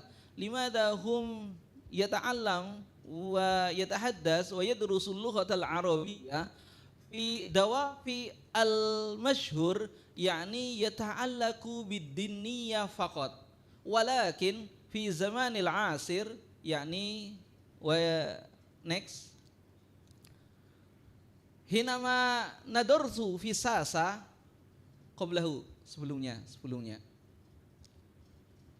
طيب وبعده setelahnya طيب خلاص. Nah هذا فقط تغير الدفافع التقليدية في تعليم اللغة العربية. أكثرهم الآن ليس يتعلم اللغة العربية قطعا للدوافع الدينية فقط، بل هم الآن لماذا أكثر الطلاب يدرسوا اللغة العربية؟ الدوافع المهمة الآن يتعلق بالأعمال ويتعلق بالاقتصادية، ليس في إندونيسيا فقط ولكن في الصين هكذا. أكثر من جامعة من الصين يدرس اللغة العربية ليس لأغراض الدينية، لأن الدين أكثر مجتمع في الصين ليس الإسلام، هم ليس المسلم. ولكن الآن لماذا هم يتعلم ويدرس اللغة العربية؟ لأن دوافعهم للأعمال وخاصة للاقتصادية. طيب فإذا بعد محدث في الصين حتى يقول يغير معنى حديث النبي صلى الله عليه وسلم اطلبوا العلم ولو بالسين، هذا هو الأصل. ولكن بعد المحاضر ها هنا يقول لنا اطلبوا العربية ولو بالسين. لماذا؟ لأن أعمال أهل الصين مجتمع في الصين هذا مشرك بين الصين وجزيرة العرب، مثلا في مصر، مثلا في سعود، مثلا في مروكو، يتعلق بالعمل فقط ليس بدوافع الدينية. ثم يليه next. طيب قبل أن نستمر إلى ساسا سنترجم أولا. أيها المستمع والحاضر رحمكم الله. Motivasi orang belajar bahasa Arab itu sekarang tidak dominan kepada terkait agama, walakin tetapi sudah dawafi'nya itu lil amal wal iqtisad. Sekarang untuk kerja untuk kebutuhan ekonomi. Laisa fi Indonesia walakin fi Sin. Ini terjadi tidak hanya di Indonesia walakin fi Sin, di Cina. Hatta ba'du al-jami'ah huna yadrusul arabiyah hunaka sab'u hissatin, sampai 6 SKS khosotan li ta'allimil lughatil arabiyyah. Limada kadalik wa hunaka al-ibarat sya'iyah, sampai-sampai di Cina itu ada sampai ibarah kalau Nabi utlubul ilma walau bisin, walakin muhadir hahunak, dosen di sana sampai bilang utlubul arabiyyah walau bisin, la yajibu fil arab walakin utlubul arabiyyah walau bisin hakada wa nadrusu hunak. Limada hunaka mushkilah kasiran bal fi hadhil waqt fi hadhihi zaman hunaka internet kasir, hunaka masalan EA kasir, walakin limada lam nasdam hadhihi sasa litarkiyati maharatina lughatal arabiyyah. Taib هذا البحث نأخذ من البحث في هذه السنة يعني 4 بحوث يتعلق بهذا. طيب يليه next.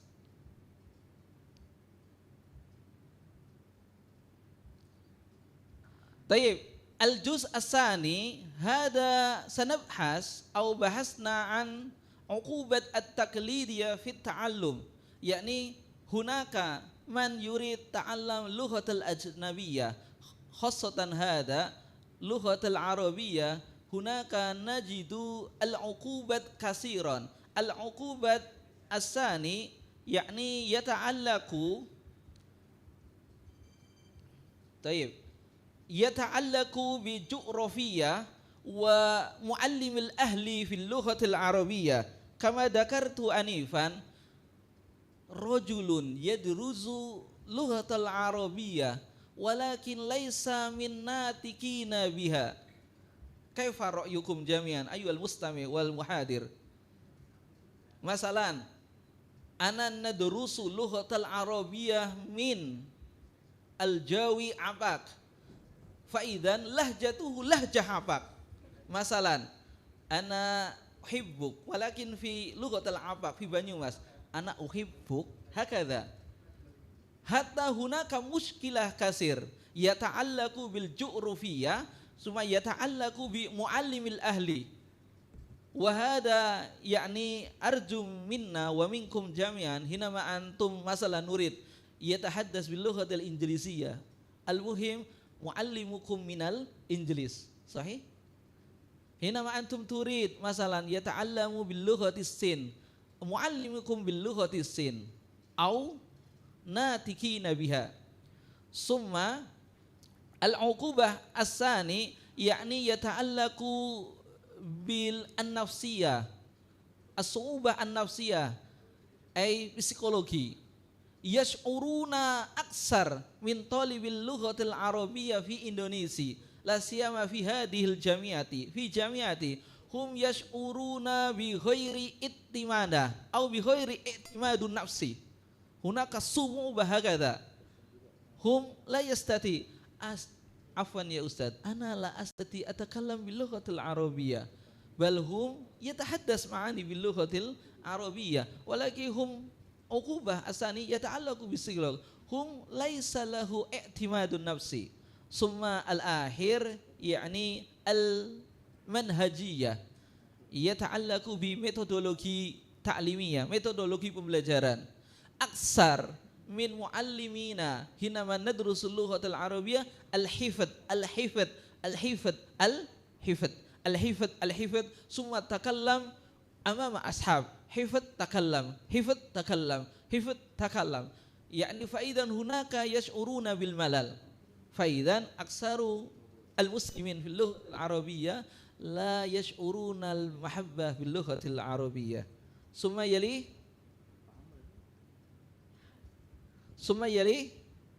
طيب يليه ثم هذا. فإذا بأداء التكنولوجيا هذا في بحوثنا هذا نحتاج إلى أساسة. ما معنى أساسة؟ aplikasi خاصة في تعليم اللغة العربية باستخدام EA. هذا بجانب صاحب الماهر في EA. نعم beliau pakar EA.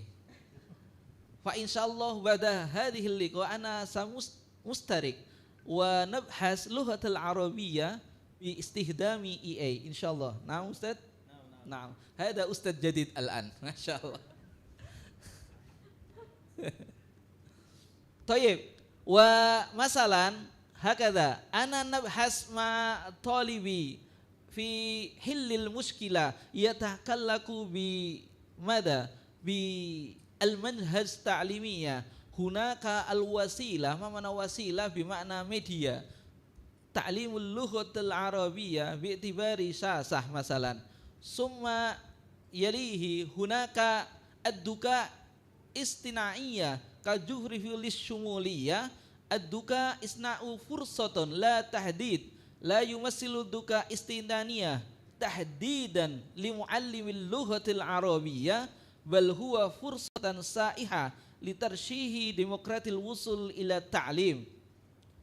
Summa al-akhir qabla al-akhir yani limada nurid fi ta'limil lughatil arabiyyah bi'tibari lughatul ajnabiyyah yani qalaqat tahaddus aqabar ra'isiyah yu'tabaru falakut tahaddus bil lughatil ajnabiyyah.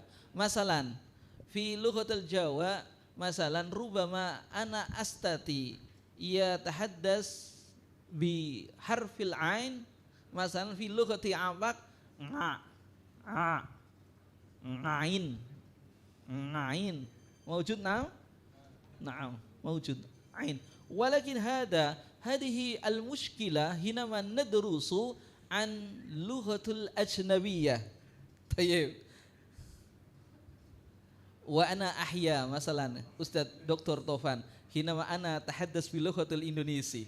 Saya malu kalau nanti pakai bahasa Indonesia. Balhum yatahaddas bil lughatil Indonesiya aslan. Wa ana lughatil Arabiyyah aslan. Antum yafham am la anna ufawwid ila Allah azza wa jalla. Tayyib, al-akhir al-juz ar-rabi al-itar tasmim asy-syamil lit-ta'allum. Yajibu alaina al-an hinama ana nurid an nadrusul lughatal arabiyyah la siyama fi faslin qad bal yajibu alaina bi'tibarir muallim yadrusu ma'a asyasa ma'a aplikasi alladhi masalan mada nutabbik au nustadim BEA limada kadalik hada musa'id jiddan li mada tamrin wa tadbik lughatu tulabana laisa fi fasli faqat idan yajibu masalan nadrusul lughatal arabiyyah fil hamam yajuz fil ghurfatin naum yajuz fi ghairihi fa idan fi hadhihi al fursah as-samina najibu alaina ad-dafi al-fi'li lil hadi rafi min ahdafi tanmiyatil mustahdama at-ta'limil jayyid takafuhu furasil fusul ay tawfiru wasail wa adawati ta'limiyya mumayyasa wa tadil ma'yar al-alamiyya li ta'allumil lughatil arabiyyah bisaqlin majasi aw bitakallufin zahidatin linnatikina rahban nabiyyah. Summa al-akhir asy-shumul wal mura'atu al-furuq al-fardiyyah isti'abut tullab bi mukhtalifil mustawiyatil ma'rifatil wa idrakiyah.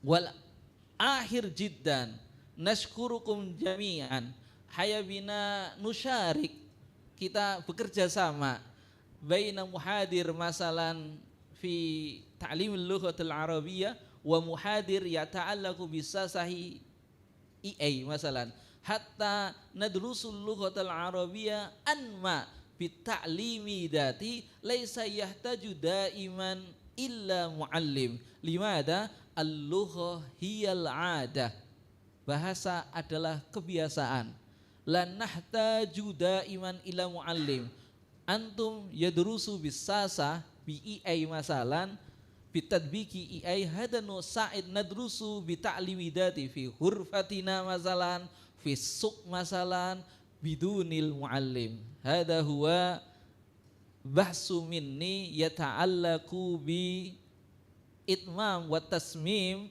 wasail ta'limiyah bi sasati EA. Naam, syukran kasir ala ihtimamik. Hada huwa waktu minni, syukran kasiran ala hadihi fursah wa ana sanakhud istifadah kasiran min al-katib wal qail bijanibi hada huwa mahir fi EA. Fa insyaallah. Naam. Tayyib. Ashkurukum syukran kasiran. Hadanallah wa iyyakum. Assalamualaikum warahmatullahi wabarakatuh. Waalaikumsalam warahmatullahi wabarakatuh. Thank you so much. Terima kasih banyak, syukran kasir Ustaz. So there is a good quote, I think. Language is a tradition, so we need to habituate ourselves to to use, maybe to learn and to use those or this language in our everyday life, kind of like that. So now we move to our next keynote speaker. Please join me in welcoming Dr. Arif Sapta Aji SGZ by a round big applause. He is an associate researcher at BRIN and now also a fellow researcher at USM. And Dr. Arif will share cutting-edge research on precision nutrition, where AI and nutrigenomics meet to create personalized dietary interventions for preventing chronic disease like type 2 diabetes. And okay, Dr. Arif, we look forward to you 25 minutes ahead. Okay, thank you moderator. Assalamualaikum warahmatullahi wabarakatuh. Ahlan wa sahlan. Tayyib ya. Okay, thank you everyone for the attentions. Good morning all. So my name is Arif Sapta Aji. You can call me Dr. Aji. I am from a researcher at National Research and Innovation Agency in Indonesia, or we can call it BRIN, and I also a fellow in the University Science Malaysia. This is the short story from me that I graduated from Brawijaya University to study nutritional science and health and continue my master and doctoral degree in medical faculty of Andalas University. Next.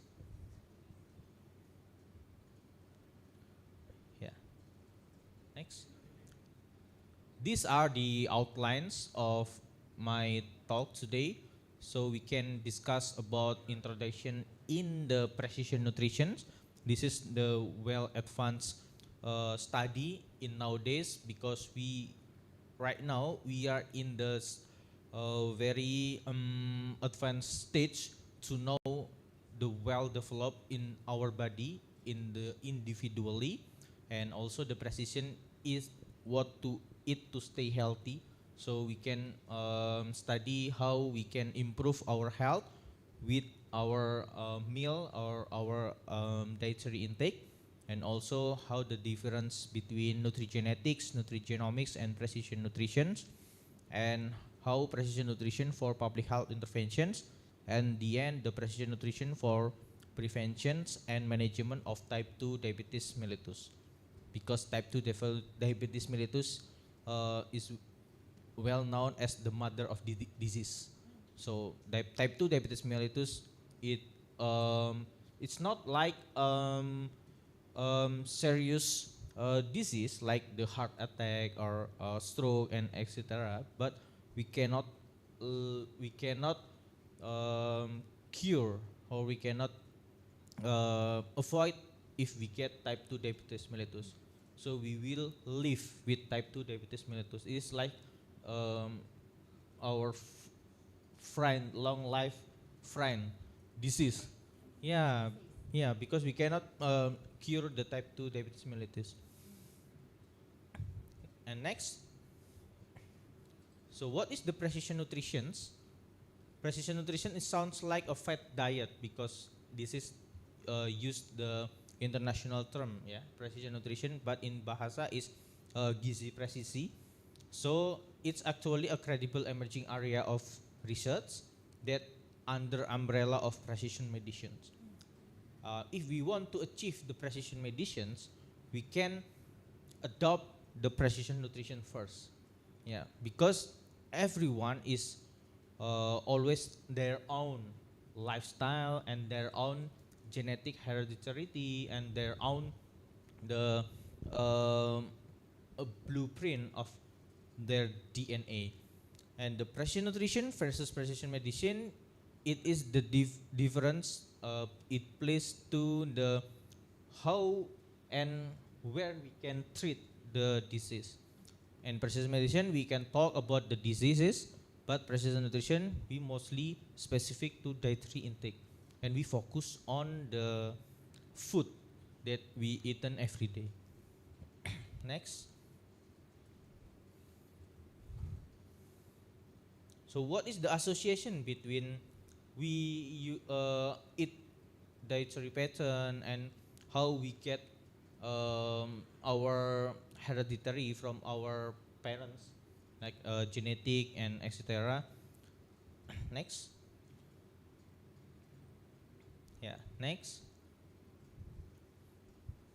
Okay, precision nutrition is to prevent to treat the chronic diseases based on a person's unique characteristic.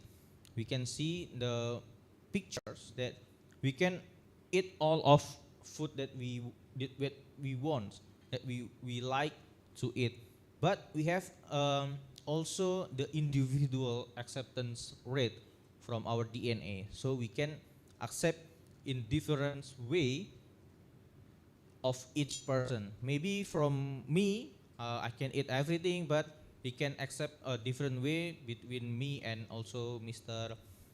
Asep and also the moderator lady. So we need the precision nutrition so we can treat the disease and treat the treatment with dietary intake with very precision individually. So the unique criteria or characteristic is such as like DNA, race, gender, healthy history, and also lifestyle habits. Precision nutrition also referred to personalized nutrition that focus on individual rather than community or groups of people.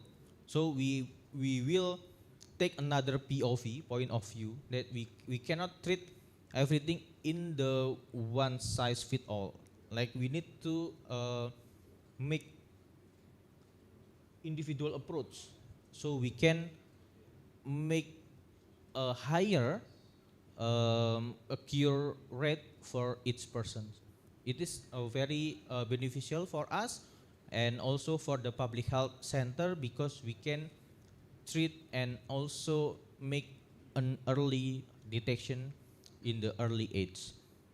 And we can see in the picture that all of the people in around the slide, we see a different people, race, different colors, that they can also eat a different food. They eat vegetable, whole grain, lean protein. Also, some other peoples eat highly processed foods made with added sugars or salt.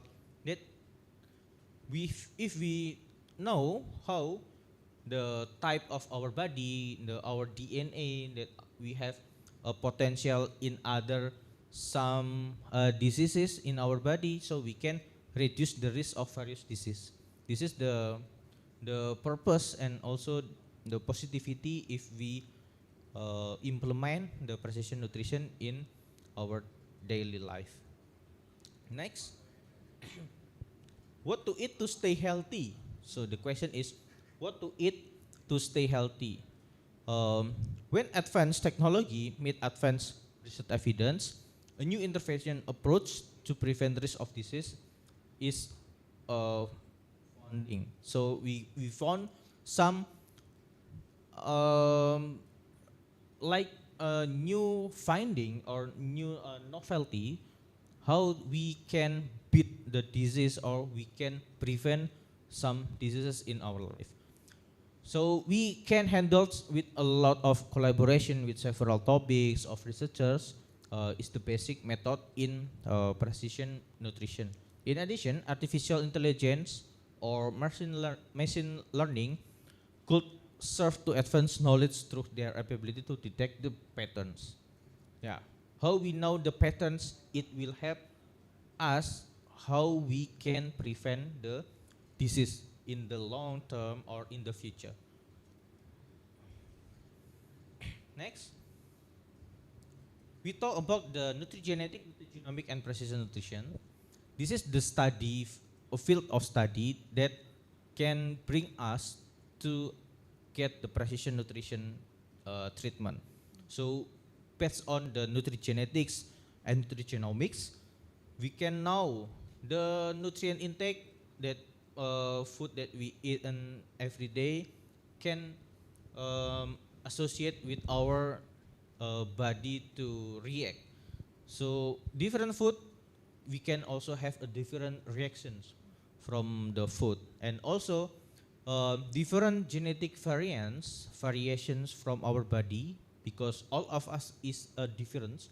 We can talk in the next slide, and all of us can receive a different food with a different reaction too.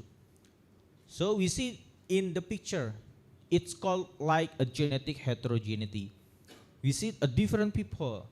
People with short hair, people with a long hair, people with a brown skin, people with a pale skin, or people with a blonde hair. It is very different. So the different people they have the palette on their body. Each of us is very different. Like right now, from me, myself, and also Pak Asep, and also moderator lady. So we have a different characteristic. Yeah, with Pak Asep with a very handsome guy, and me, and also the moderator lady. They also have a different background and characteristic. So we are living in Indonesia. Indonesia is very, very rich country, very rich in like culture, rich in foods, yeah, rich in a very different islands among us that can make us a very difference between each of us. So this is the very opportunistic, a big opportunity to develop how we can develop the precision nutrition if we have research or study their characteristic. Because right now, most of all the nutrigenetic or nutritional genomic study had been done in the Europe or in the outside of Indonesia. So we have a big hope that we can do something different in Indonesia. Next, this is the human genome, right? I said before that we are very, very similar. We are all a human, but in the science, in the molecular biology, we are very different because 0.1% of difference. Percent difference, because the genetic similarity between a human and a human is 99.9%. In the 0.1% difference, it can make us look very different. How the Pasep look, they have, bird, yeah, they have a short, and also the other characteristic, and also me, the big body, and also how the moderator lady. So we are very different only for 0.1% difference. Next. Yeah, talking about the human genome. Yeah, what is genome? Genome is a human cell. So in the human cell, we have a gene. So your genome is one of set of all your gene plus all the DNA between your genes. Next. Frankly, we have 3 billion base pair of DNA. 3 billion. 3 billion kalau bahasa Indonesia berapa, Pak? Miliar. Yeah. So what the number if 0.1%? 0.1%. Jadi kan 99.9% we have the similarity.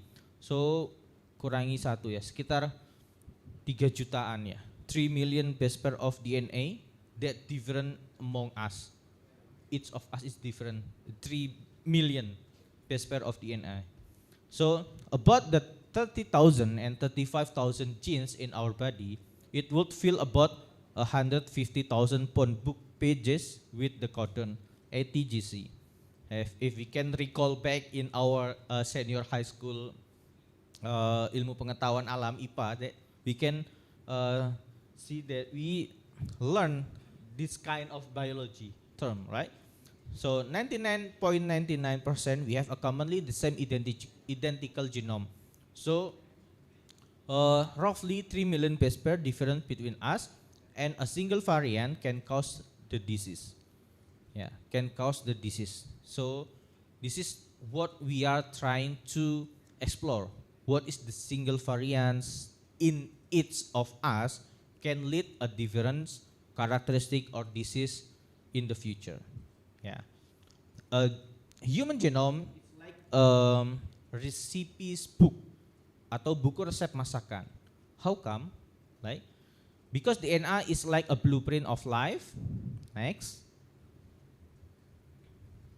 So a cookbook with many recipes which produce a protein as the final result. So the protein is a lot of work in our biological metabolism. It has 8 functions. If you can remember, the protein in our body is very important, very important. So that's why we use the protein for energy sources from our body is the last options.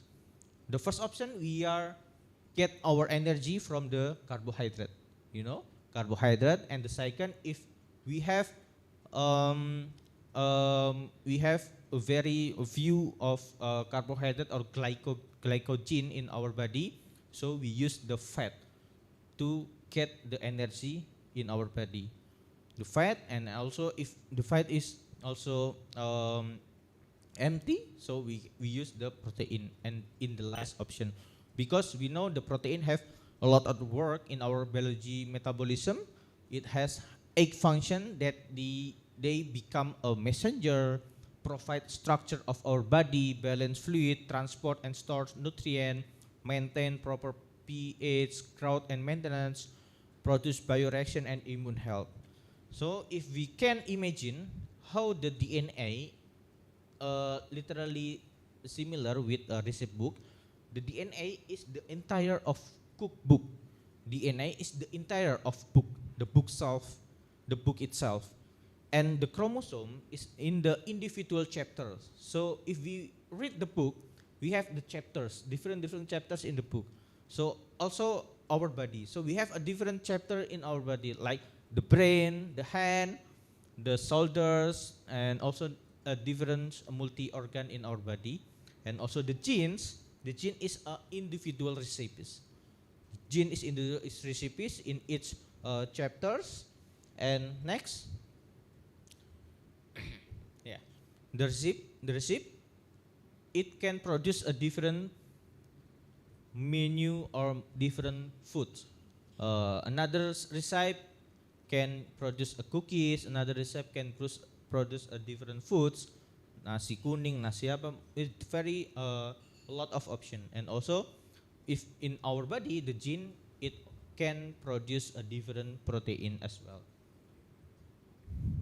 This is the Human Genome Project that has been finished last couple of years ago, that we are already now how the genetic variation in our body, how we can type the ATGC, all of the genes like in the book recipes. Yeah, we have already done all the chapters writing in our body as the blueprint of our body, the DNA. So it is very a high leap in the technology that we can do a better and do a bigger steps to prevent and also to what can I say, to forecast the future disease in our body. Because if we do the genetic test, we can read how the DNA in our body, and we can predict what the disease that will come to our body if we are not very carefully to maintain our health. So this is very interesting. So we can see another a clinic or some company that provide a genetic test and also provide the consultation to predict our disease in the future based on the characteristic in our body. This is the remaining challenge and a future step, because there are still many research questions that need to be clarified before the implementation, especially in our population in Indonesia. Because if we are not already have the database from the Indonesian population, we are not get the precision. Because if we have the reference from the outside of communities, like the people in Europe, like the people in the South ASEAN, Central ASEAN, or in the America, because we are very different. You can see the Hispanic guy, the Chinese guy, the European guy, is very different look and also characteristic if we compare with Indonesian population. So this is the big challenge, and the future set is a larger randomized control trial with longer intervention duration. It needed because it can assess the effectiveness of the personalized nutrition in improving long-term health outcomes. So we see the personalized commodities in back then in 1977. Next, yeah, you see the shampoo product. This only one product, right? Only one product that we can use all of us on with this one product. But right now, next, we have a very different product. It's very differentiated based on the new technology, new science, new findings from the research study, etc. That we can have a new interventions. So the brand A with a specific characteristic for the prevent hair fall, to make our hair more black color or everything, that we can differentiate the product. So right now, if we are trying to like say trying to translating in our daily life, so we can see a lot of product as well in our daily life. So we can see the many option if what we want to eat in with the very many option of food. And next, yeah, talking about the snack. Back then, the UP or candy is only one UP or one candy. But right now, the product can have a different outcome or beneficials. There is one or two or three candy to improve our sleep, to improve our beauty, to reduce our stress. A very different product with that very different objective or beneficial. Next. Yeah, this is the study that we try to translate it how the gene diet interaction, yeah, with BMI on diabetes mellitus disease. Next, the obesity and type 2 diabetes mellitus, it will affect the how the quality of life in our daily life, because if we are in the obesity status, so it's very different. We can face a very difficult how to fit our clothes, our modern fashion and like thing. And also the diabetes mellitus, we can also have to dependent with the medicine in every day. And next, the obesity and type 2 diabetes mellitus, in the FTO risk allele genes, these genes can affect the valine and also the lipid metabolism. So if we are in the mutation of for these genes, FTO genes, we can have a high risk to become a type 2 diabetes mellitus or to get obesity status in our body. But the question is how we can find if we have the mutation in our FTO gene or not. So the answer is we can do the genetic test. Next. Okay, 5 minutes ahead. So okay, we will finish this first. This is how the figure tell about the FTO gene expressions. This is a gene expressions level from the FTO genes with the mild type 2 diabetes mellitus and severe type 2 diabetes mellitus group were significantly increased. Yeah, if we can see the black features, these are the severe type 2 diabetes mellitus group. So people with a higher mutation in the FTO mRNA level in the FTO genes, so they have a higher risk to become a type 2 diabetes mellitus. So we can move to the end of slide. Can the operator can move to the the after conclusions? Yeah, for present and future disease management. You can jump to present and future disease management.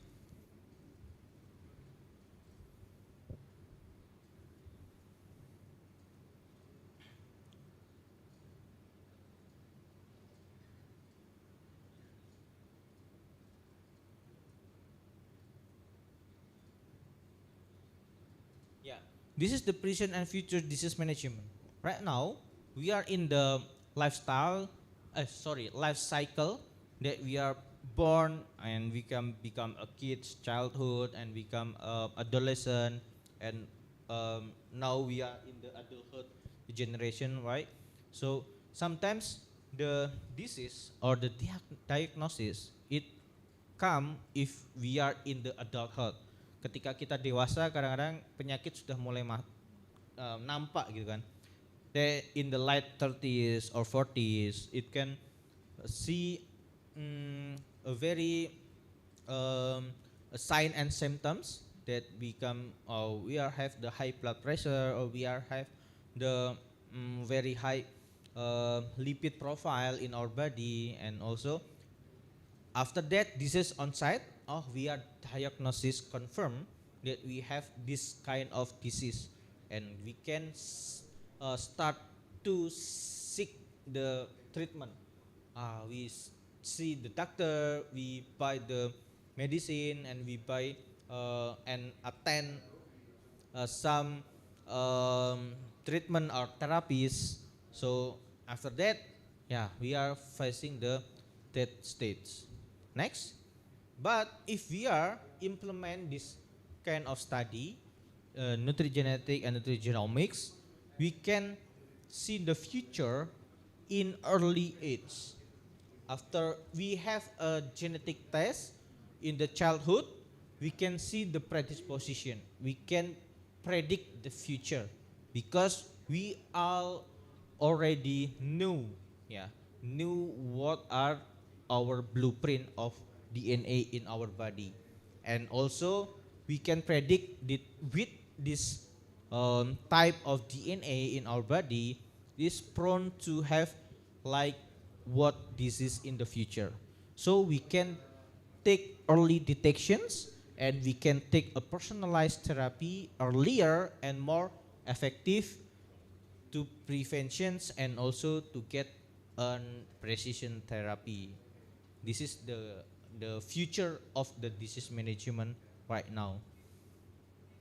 So consideration for personalized nutritional therapy. Next, in the future, we can see how the genotype phenotype environment interactions, the commercial sector involvements, cost benefit analysis. Next.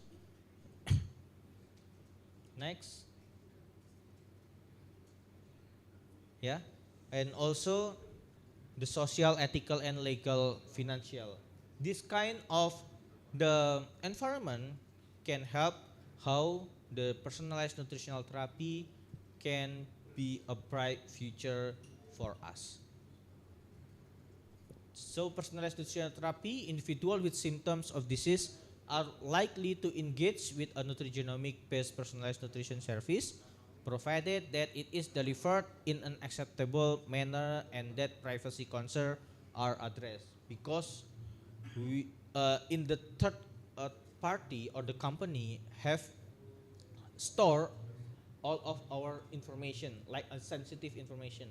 If we are not in the privacy concerns, they can make something from this information, the specific information from us. So it is very, very important to settle with the ethical and legal activity in the future. So personalized nutritional therapy. Next, in the future, we can scan barcode every food that sold in the food store and everything, so we can see and predict next what is this food is good for us or not good for our gene. Next. So this is the um, um, apa namanya? This is how we translated the genetics leads the gun, but lifestyle pulls the trigger. We are all have the like the peluru ya, peluru itu apa ya? We are have the bullet in our body, the bullet that can I don't know, that can be blown every times. Semuanya kita punya potensi, tetapi semuanya bisa keluar ketika lifestyle or gaya hidup kita itu sehat atau tidak. Jika kita implement healthy lifestyle in our daily life, so we can prevent the bullet come out from our army ya. Jadi kita bisa menahan supaya disease atau penyakit itu tidak keluar dari tubuh kita karena kita menjaga kehidupan kita dengan healthy lifestyle.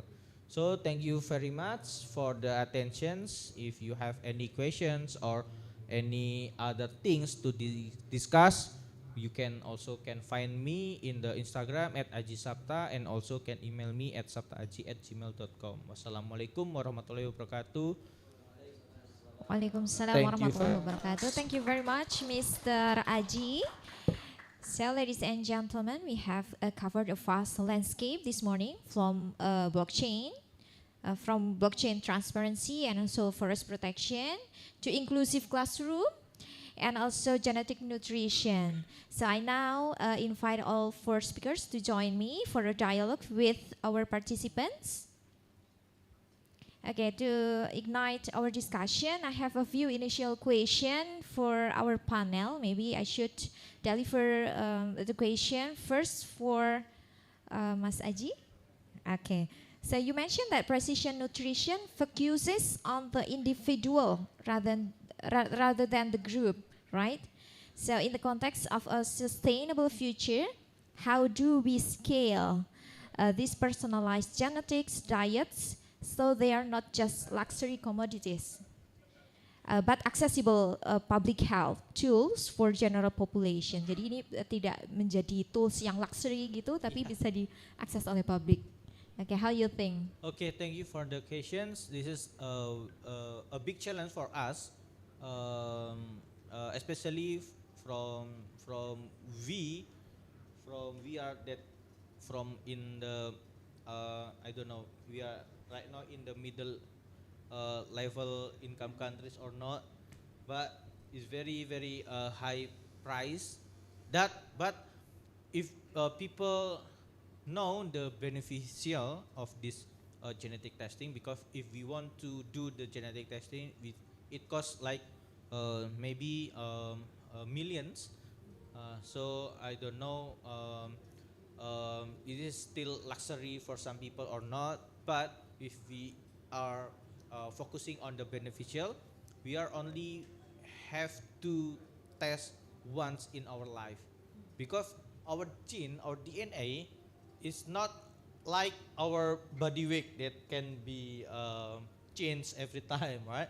Our DNA is very lethal, so this is a one time of test, but we can analyze and also can make a prediction with a newest update or findings for the scientific and technology study. This is very right now is very some people luxury because it need high price, but in the next couple of years with the very good environment of Indonesia, and also maybe I hope the government can also can take a look of this priority as for a healthcare system. But right now health is not a prioritized in our in our agenda. Health is number 4 or number 5. so, so it is very difficult, but I hope in the next couple of years it can be more accessible, because if all of people want, like this is the market demand, yeah, is the market demand is high, I think the price is it can be lower and lower, because people can have awareness and also want to try this kind of approach for the nutritional genomics study. Thank you. So thank you so much, Mr. Aji, for your answer. Jadi we are same hoping ya that our government will prioritize this sector as well. Okay, so I will move to Prof. Asep, or maybe in the chat box already there are a couple question or not. Can we check it first? Okay, can the committee help me to display the chat box? Is there any question from the participant or maybe presenter?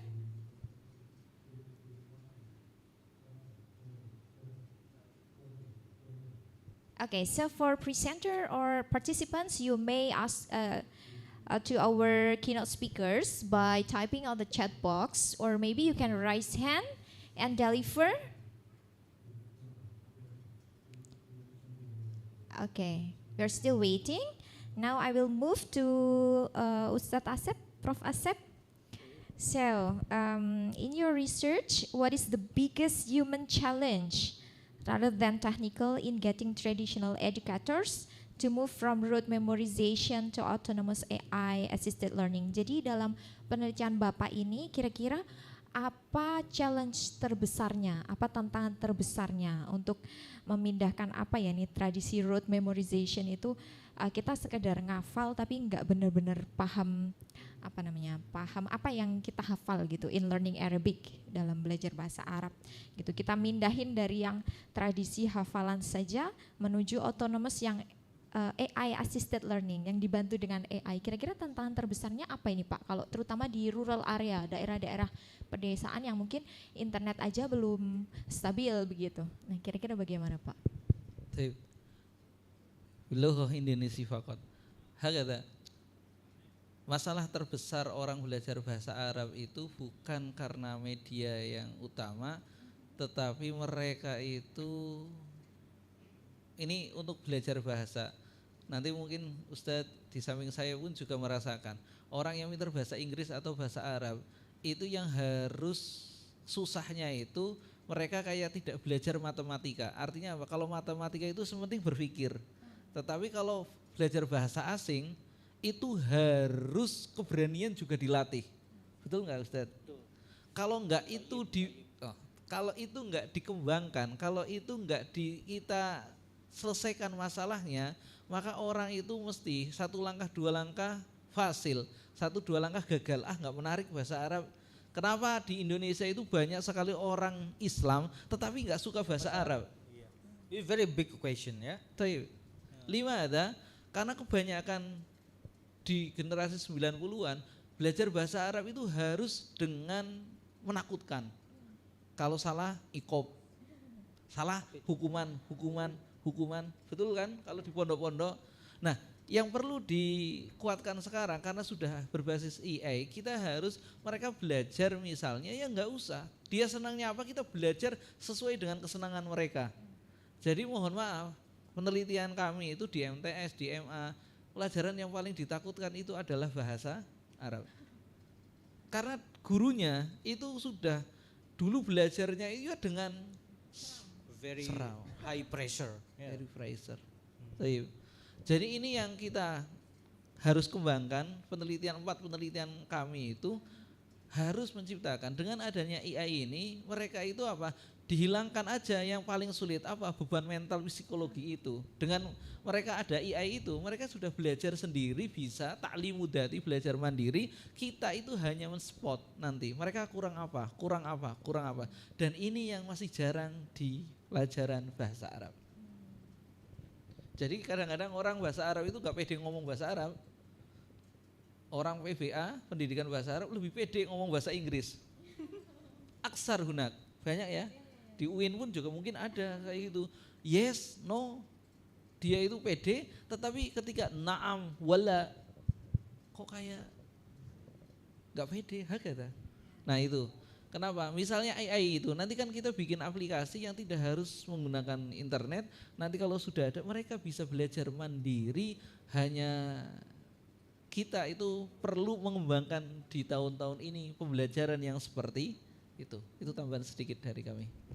Okay, thank you so much, Professor. So the biggest challenge is about mentality to speak Arabic, to learn Arabic. Jadi challenge terbesarnya adalah mentality ya. Urusan sarana prasarana sebenarnya mengikuti saja, kind like that. Okay, so can we check again to the chat box? Is there any question from the presenter or a participant?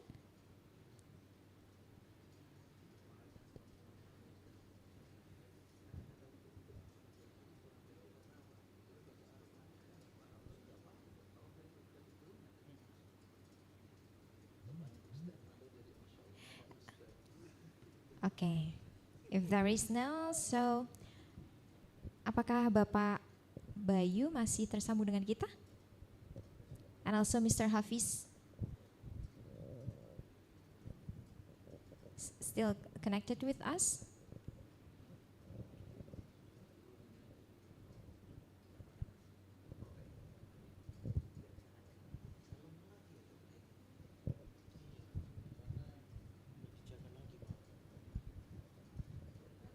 Okay, I think no. So, it's okay. So ladies and gentlemen, it's the end of our first session in this morning, and we will continue our session after a break for Salat Zuhur.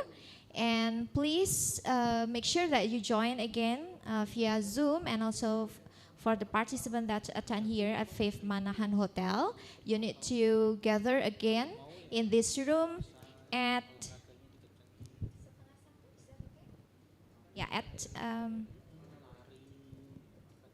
12:30. Oh, sorry. We have a question here. Okay, but I have a problem with my eye, so maybe I need to stand up. Sorry. Okay, so sorry. I need to be here. Okay.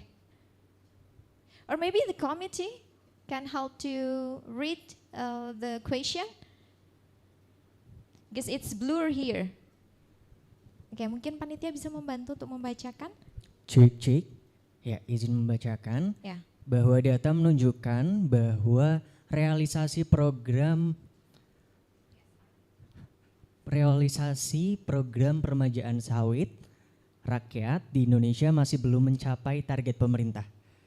Menurut Bapak, apakah hambatan terbesar berasal dari aspek administrasi, akses pembiayaan, atau rendahnya literasi petani? Bagaimana temuan penelitian ini dapat menjadi solusi terhadap permasalahan tersebut? Pertanyaan buat Bapak Bayu. Okay, thank you. It's the question from Mr. Rino.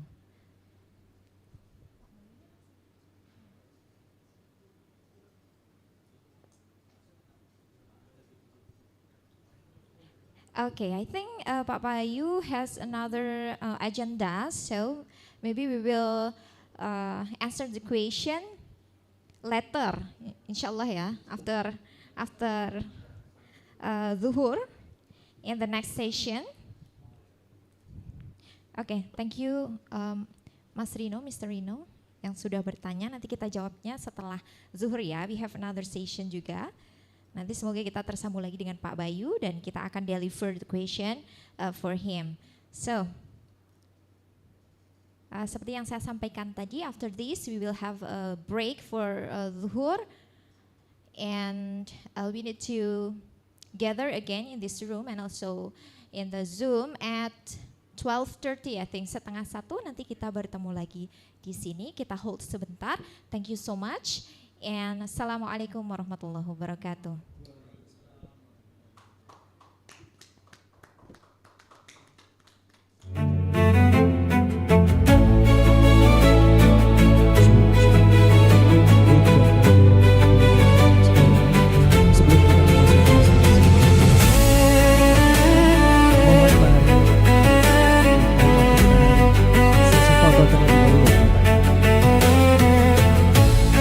Silakan untuk seluruh peserta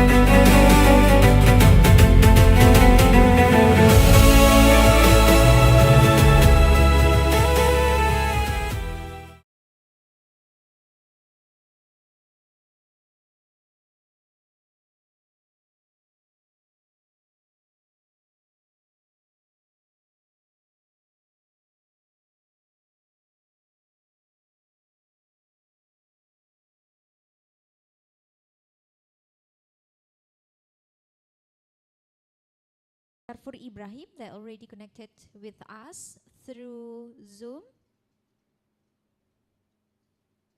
Okay, he is from Algeria, and in this occasion, he will share with us in the theme, the role of artificial intelligence in promoting sustainable education and social development. But before I give the time to Dr. Darfur Ibrahim, I would like to greet him first. Assalamualaikum, Pak Darfur.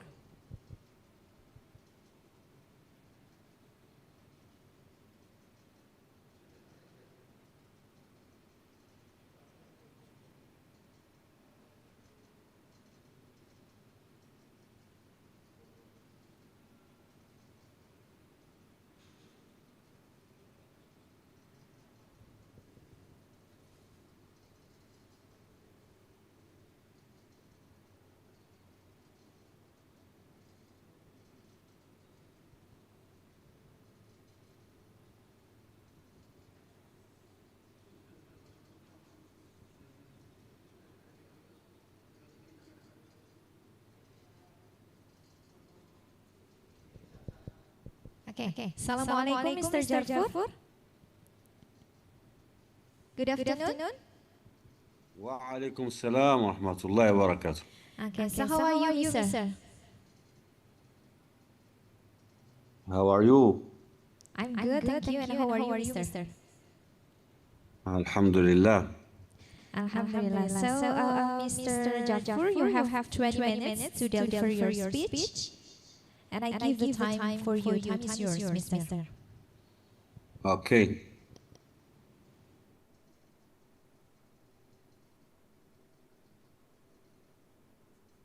ممكن رفع المقالة في presentation saya.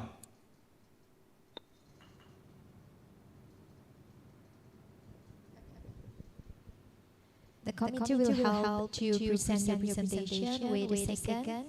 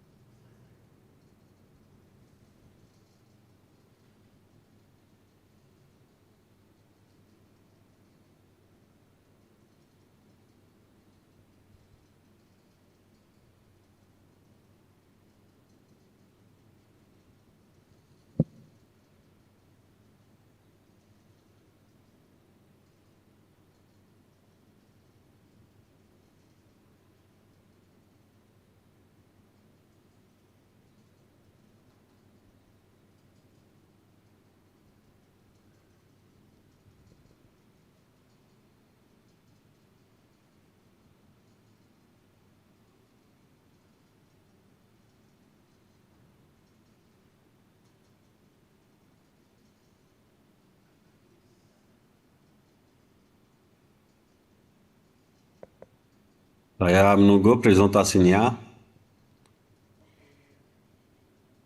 Okay, I think a little bit. The committee is still handling your presentation first.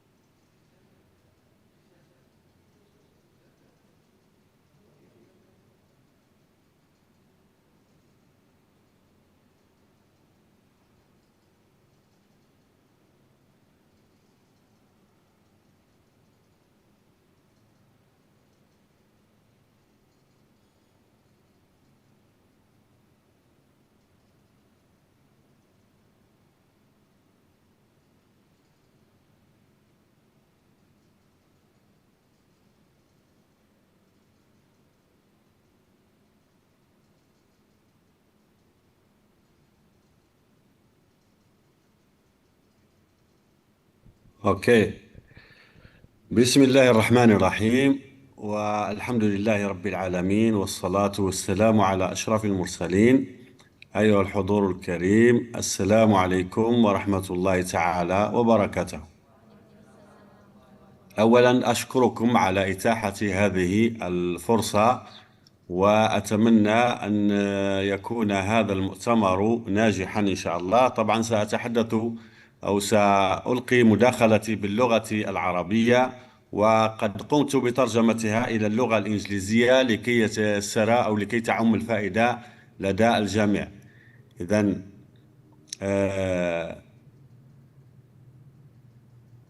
بداية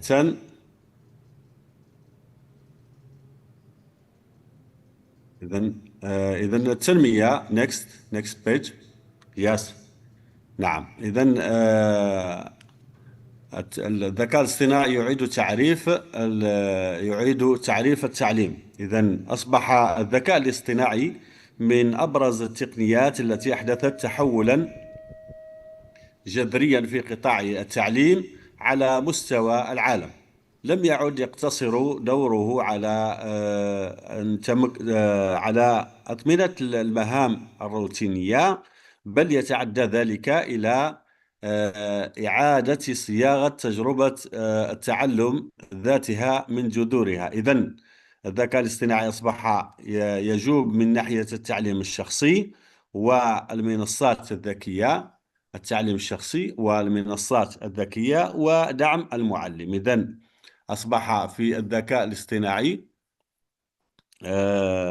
تقديم محتوى تعليمي. بالنسبة للتعليم الشخصي، الذكاء الاصطناعي يقوم بتقديم محتوى تعليمي مخصص يناسب احتياجات وقدرات كل متعلم على حدة، مما يرفع مستوى الاستيعاب والاحتفاظ بالمعرفة. وبالنسبة للمنصات الذكية، يبين بيئات العلم التفاعلية تتكيف مع مستوى الطالب، وتقدم تغذية راجعة فورية تسرع من وتيرة التقدم. وبالنسبة لدعم المعلم، فالذكاء الاصطناعي يقوم على مساعدة المعلمين في تقديم أداء الطلاب وتحليل الأنماط التعليمية، مما يحسن جودة القرارات التربوية. إذن هذا بالنسبة لإعادة تعريف التعليم من خلال الذكاء الاصطناعي. next page.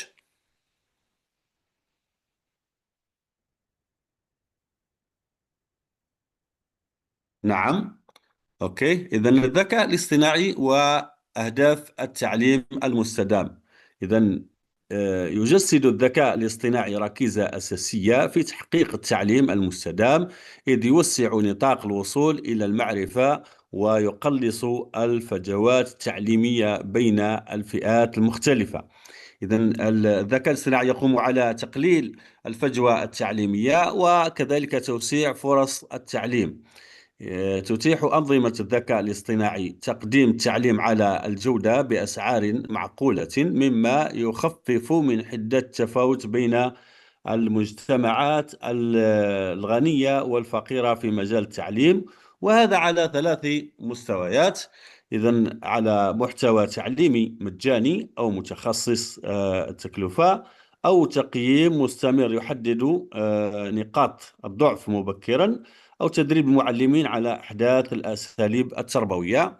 بالنسبة لتوسيع فرص التعليم، يمكن الذكاء الاصطناعي من إيصال التعليم إلى المناطق النائية والفئات المهمشة عبر منصات التعليم عن بعد، مما يحقق مبدأ تكافؤ الفرص التعليمية. إذن وذلك على 3 مستويات أيضا: التعلم في أي وقت ومكان دون قيود جغرافية، توفير محتوى متعدد اللغات والثقافات، دعم ذوي الاحتياجات الخاصة بتقنيات مساعدة. إذن هذه من المستويات التي يعمل عليها الذكاء الاصطناعي، ومن أهداف التعليم المستدام. وقد قمنا بتقسيمها إلى قسمين: تقليل الفجوة التعليمية، وذلك مما يتعلق بالتكاليف، وتوسيع فرص التعلم من خلال إتاحة التعليم في أي وقت وفي أي مكان وفي أي زمان وفي أي منطقة جغرافية. Halaman selanjutnya.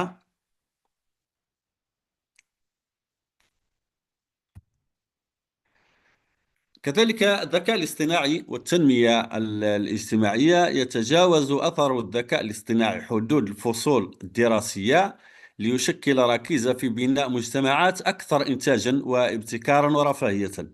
وقد قمت بتقسيم هذا العنصر إلى 4 عناصر، وهي تحسين فرص التكوين والتوظيف، تسهيل الوصول إلى الخدمات، تعزيز الابتكار، رفع جودة الحياة. إذن بالنسبة للعنصر الأول، يحلل الذكاء الاصطناعي احتياجات سوق العمل ويصمم برامج تدريبية تستجيب للمتطلبات الفعلية، مما يرفع كفاءة القوى العاملة ويقلل معدلات البطالة. وبالنسبة لتعزيز الابتكار، يوفر الذكاء الاصطناعي أدوات بحثية وتحليلية متقدمة تسرع وتيرة الابتكار في مجالات الصحة والزراعة والطاقة والبنية التحتية. بالنسبة للعنصر الثالث، تسهيل الوصول إلى الخدمات، يحسن الذكاء الاصطناعي كفاءة الخدمات الحكومية والاجتماعية ويتيح للمواطنين التفاعل مع المؤسسات أو مع مؤسسات الدولة بسهولة وشفافية أكبر.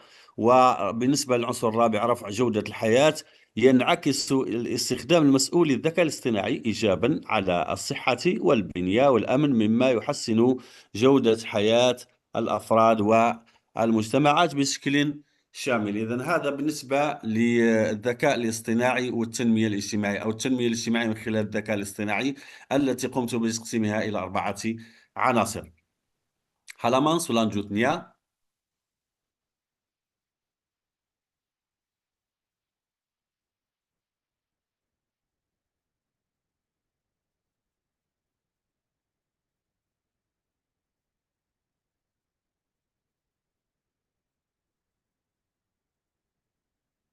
نعم، إذن هذا بالنسبة للذكاء الاصطناعي والتنمية الاجتماعية. كذلك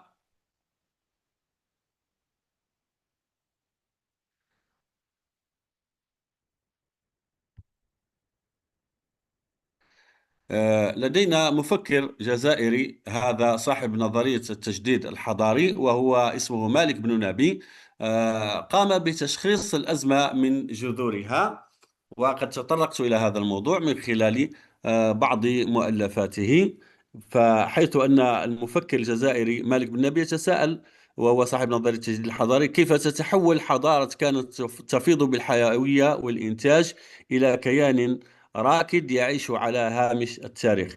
يرى مالك بن نبي رحمه الله أن جوهر أزمة العالم الإسلامي لا يكمن في نقص الموارد المادية أو انعدام الكفاءات الفردية، بل في طبيعة الأفكار التي تحرك هذا المجتمع أو تعيقه. إنه لتشخيص حضاري يتجاوز التفسيرات السياسية والاقتصادية المباشرة إلى البيئة العميقة للعمل أو للعقل الجماعي. يحدد ابن نبي مرحلة ما بعد الموحدين على أنها نقطة انكسار حاسمة، إذ توفق العقل المسلم على الإنتاج والإبداع، وفقدت الأفكار زخمها الدافع، وتحول المجتمع من الفاعلية إلى السكون. إذن هذه من التنبؤات التي كانت لدى المفكر الجزائري أو صاحب نظرية التجديد الحضاري مالك بن نبي، وقد تطرقنا إليها في تشخيص الأزمة من جذورها. Halaman selanjutnya. إذا متلازمة الأفكار الميتة والمميتة. إذا هذه المتلازمة يطرح فيها مالك بن نبي تشخيصا مزدوجا لحالة الشلل الحضاري، ويتمثل في متلازمة مركبة تصيب المجتمعات المتخلفة وتعمق أزمتها. وقد تطرق مالك بن نبي إلى الأفكار الميتة والأفكار المميتة، يعني الأفكار التي تؤدي إلى ما يسمى بالإحباط. على أن الأفكار الميتة تتمثل في الموروثات المنتمية إلى عصور التخلف التي تحفظ بأصالة شكلية، لكنها فقدت روحها ووظيفتها. لا تستطيع تحريك الواقع أو الإجابة عن تحديات العصر، وتكرس حالة الاجترار والسبات. أما بالنسبة للأفكار المميتة فقد ذكر أو تطرق إلى نماذج وأطروحات تستورد من بيئات ثقافية مغايرة غالبا من الغرب، وتسقط على مجتمع غير مهيأ لاستيعابها، تنتج تمزقا في النسيج الثقافي وتكرس التبعية والضياع. وهذا ما يسمى بالغزو الثقافي، أنك تأخذ بعض الأفكار من المجتمعات الغربية وتسقطها على المجتمعات العربية الإسلامية، أو على عامة، خصوصا المجتمع الإسلامي في إندونيسيا وماليزيا. عندما تستورد دولة نامية نظاما تعليميا من دولة صناعية دون تأسيس البنية الثقافية الحاضنة، يتحول هذا النظام إلى عبء إداري يعمق التخلف، إذ يعمل بوصفه فكرة مميتة تتصادم مع النسق العقلاني للمجتمع المضيف. إذن هذا بالنسبة لقضية الاستعمار الثقافي. إذن الذكاء الاصطناعي قد يؤثر في هذا الجانب، ويمكن التغلب عليه من خلال التحكم في تقنياته المختلفة الحديثة. Halaman selanjutnya. تطرقت في هذه النقطة إلى ما جاء به مالك بن نبي في مواجهة ماركس، الفكرة أم المادة. وبالمناسبة أن مالك بن نبي هذا مفكر جزائري، وهو صاحب نظرية التجديد الحضاري، تطرح أطروحة مالك بن نبي حول مركزية الفكرة كرافعة للحضارة، تباينا منهجيا جوهريا مع الحتمية المادية عند كارل ماركس. مالك بن نبي أولوية الفكرة. إذن لمالك بن نبي ذكر أولوية الفكرة، يقدم قراءة مغايرة، إذ يرى أن شرارة البدء في أي دورة حضارية في الفكرة الدينية هي الفكرة الدينية أو الروحية التي تخلق شبكة العلاقات الاجتماعية وتدفع الإنسان للسيطرة على عالم الأشياء. عالم الأشياء وغياب الفعالية الفكرية هو ما يعطل الإنتاج المادي، لا العكس. بينما كارل ماركس يرى حتمية المادية، يرى كارل ماركس أن البنية التحتية الاقتصادية، علاقات الإنتاج والمادة، هي المحرك الأساسي للتاريخ والأفكار والثقافة والسياسة، بوصفها بنية فوقية ليست سوى انعكاس لهذا الواقع المادي. يستخلص ابن نبي أن المخرج من أزمة التخلف لا يكون بتكديس الأشياء أو استهلاك مظاهر الحداثة، بل بإعادة الفعالية للفكرة وتنقية العقل الجماعي من رواسب التخلف والاستلاب الثقافي. نعم، إذن هذه فكرة مالك بن نبي في مواجهة ما جاءت به أفكار كارل ماركس. Halaman selanjutnya.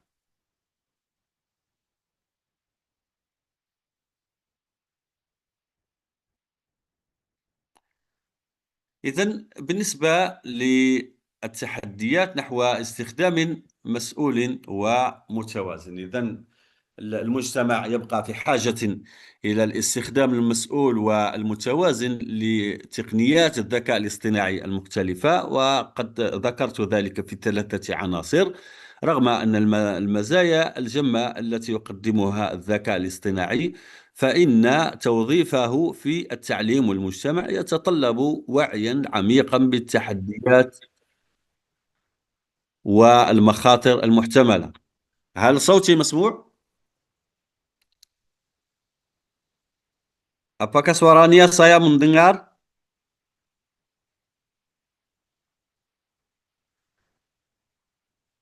نعم، إذن أواصل. إذن نتحدث عن حماية البيانات الشخصية. أول نقطة هي حماية البيانات الشخصية.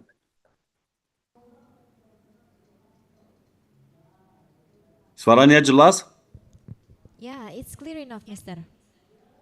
Oke.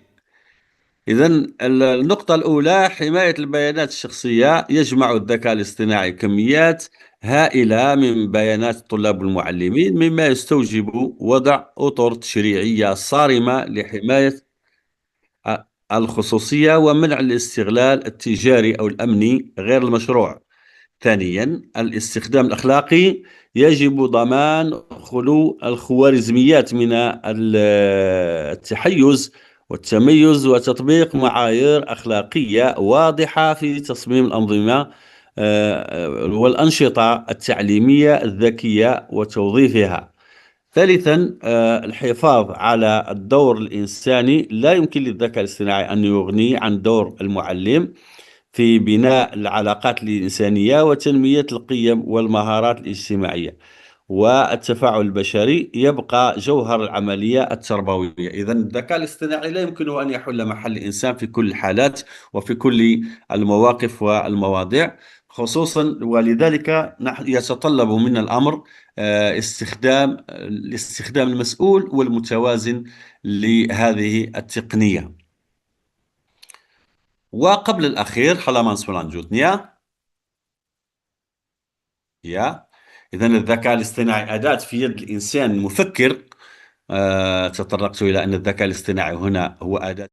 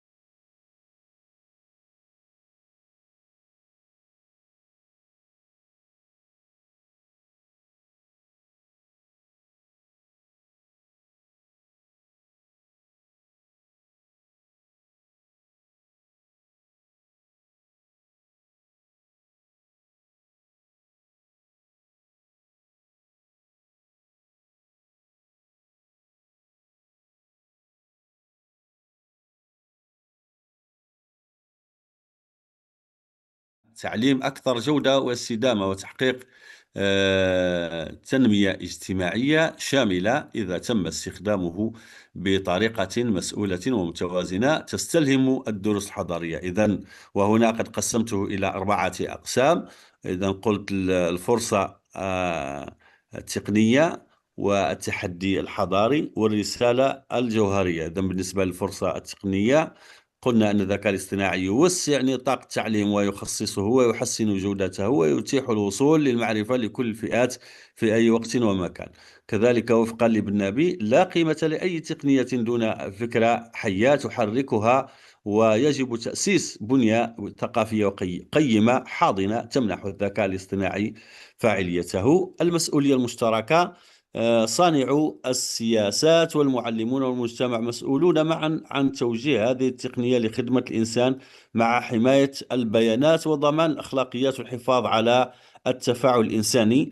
وبالنسبة للرسالة الجوهرية، الذكاء الاصطناعي فكرة حية زائد استخدام مسؤول يساوي التعليم المستدام وتنمية اجتماعية شاملة. هذا مني وأشكركم على حسن الإصغاء والمتابعة. Thank you very much. والسلام عليكم ورحمة الله تعالى وبركاته. Waalaikumsalam warahmatullahi wabarakatuh. Thank you so much, Mr. Jarfur Ibrahim. And maybe we have some question in the chat box. We may check it first in the chat box.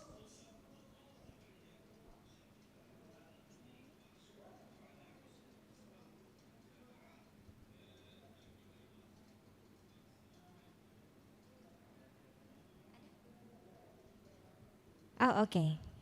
Maybe the question is from me, Mr. Jarfur.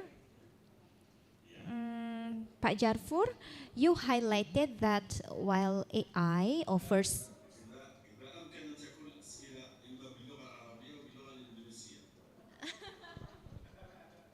Okay, so what if I deliver my question in Bahasa Indonesia? I will make it simple. Is that okay, Mr. Jarfur? Oke. Jadi Pak Jarfur tadi mengutip dari atau reference to Malik bin Nabi gitu tentang deadly ideas. Nah, menurut Pak Jarfur sendiri bagaimana educational institution itu bisa menyeimbangkan penggunaan AI. Jadi AI ini dipakai sebagai katalis, only for katalis gitu, untuk meningkatkan creativity, tidak sebagai intellectual stagnation atau apa ya, kita bisa sebutnya sebagai penghambat intelektual gitu. Kita tidak bergantung kepada AI, tapi AI hanya sebagai katalis saja. How can we ensure? Bagaimana kita bisa memastikan itu, Pak Jarfur?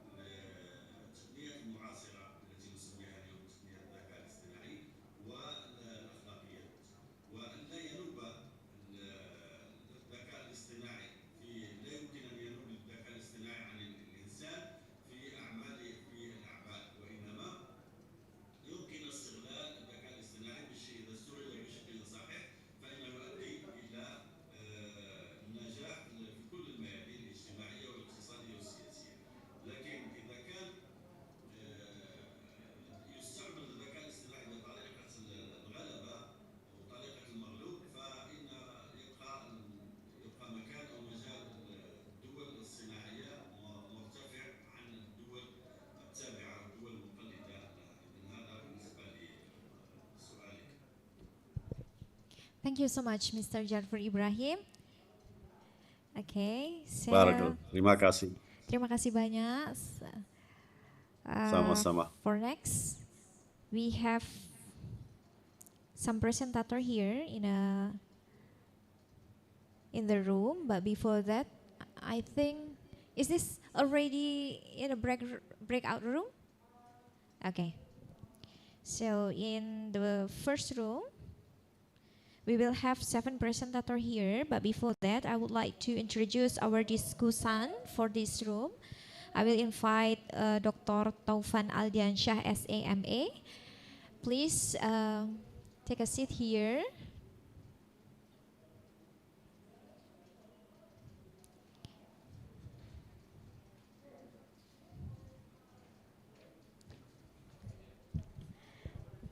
So, okay, before...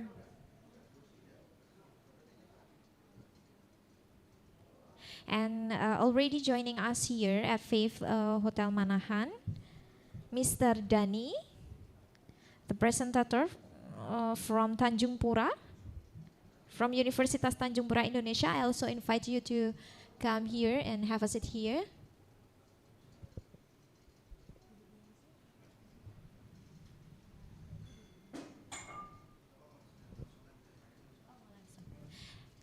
Okay. So in this parallel session, I would like to inform you the rules.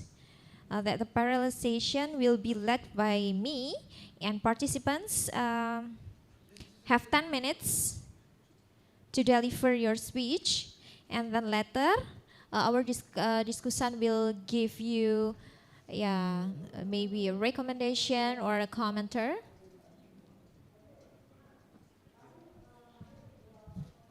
Okay. So we will have 7 presenters here, and the first one is the paper from Universitas Tanjung Pura, Indonesia. We have Adityo Darmawan Sudagung, Nirwasita Daniswara, Revan Junior Melta, and Elsa Febriana as the authors. And the title of the paper is From Cultural Festival to Tourism Village, Multicultural Tourism Transformation, Community Resilience, and Benefit Distribution in Singkawang. So I give the time to Mr. Dani. Time is yours, Mr. Okay, thank you. Good afternoon, reviewer and fellow participant. My name is Nirwasda Daniswara from Universitas Tanjung Pura in the Pontianak, West Kalimantan. And today I will present our study entitled From Culture Festival to Tourism Village in the Multicultural Tourism Transformation, Community Resilience, and Benefit Distribution in Singkawang. In this study, examine how culture festival can serve not only as tourism attraction, but also as an entry point for developing more sustainable and community-based tourism. Next. Cultural tourism has become an important component of regional development. However, tourism should not be understood only as the economic activity. It also connected with identity formation, cultural representation, social interaction, and community sustainability. Singkawang is particularly relevant because it's one Indonesia multicultural cities. Chinese, Malay, Dayak, and other communities coexist and contribute the city cultural identity. Cultural festival, estimately Cap Gomeh, have successfully increased Singkawang visibility as a multicultural tourism destination.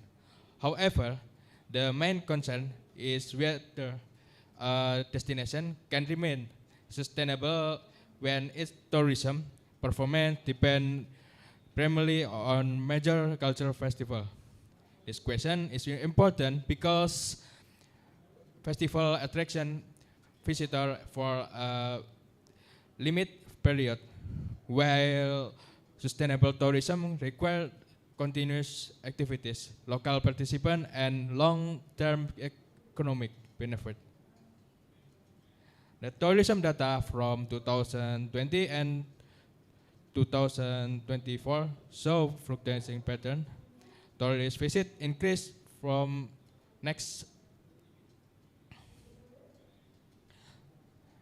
from 9,000 into 2020 to 1.50 million in 2023. The average length of the stay also increased to 73 days in 2023. However, in 2024, tourist visit declined to approximately in 1.12 million, while the average length of stay decreased to 2.11 days. At the same time, the number of major cultural festivals declined from 3 events in 2023 to only the one event in 2024. Although the relationship does ultimately indicate direct causality It shows that tourism performance remain closely associated with event intensity. Next. Nah. Previous culture and event tourism studies mainly discuss festival as the instrument for destination branding, increase tourist arrival, strengthen city image, and stimulating the creative economy. Meanwhile, tourism village studies generally focus on community participation, local empowerment, local tourism potential, and community-based development. However, there are two areas and of the examined separately. There is limited understanding how cultural festival can stimulate tourism village development, extend local economic value chains, strengthen community resilience, and distribute tourism benefit more fairly. This study addressed that gap connecting festival-based tourism with community-based tourism village development within analytical framework. Next. In the research objective, mainly objective examine transformation on Singkawang cultural tourism from festival depends toward community-based tourism village development. And the analysis focus on the 5 dimensions. First, the role cultural festival increase tourism visibility. In the second, representation of multicultural identity within tourism activities. And three, the development community village. And fourth, the formation of community resilience. And fifth, distribution of economic, social, and symbolic tourism benefit. These dimensions are interconnected because tourism transformation is not only about creating new attraction, it also involves change in local practice, institution, participation, governance, and social relation.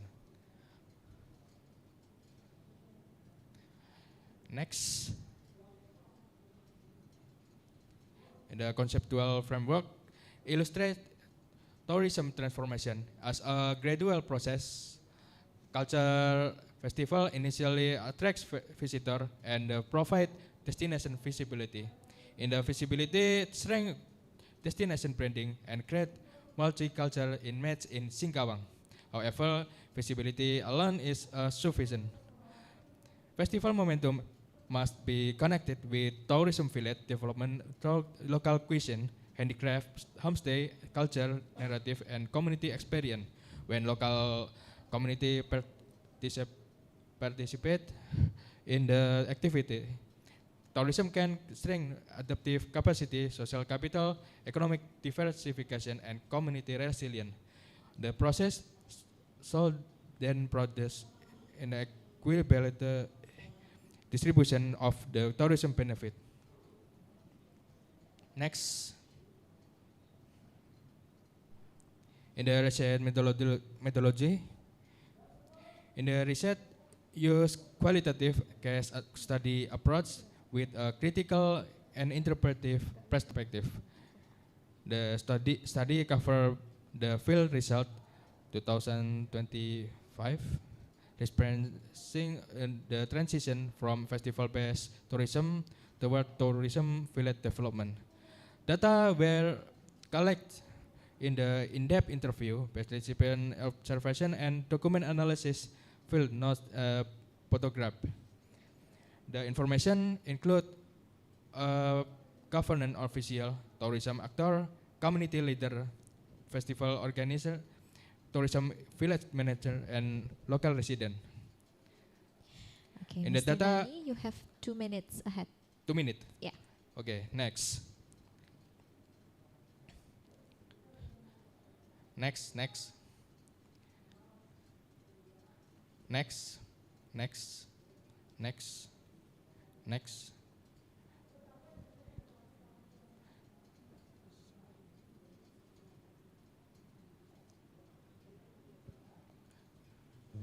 Slide 13.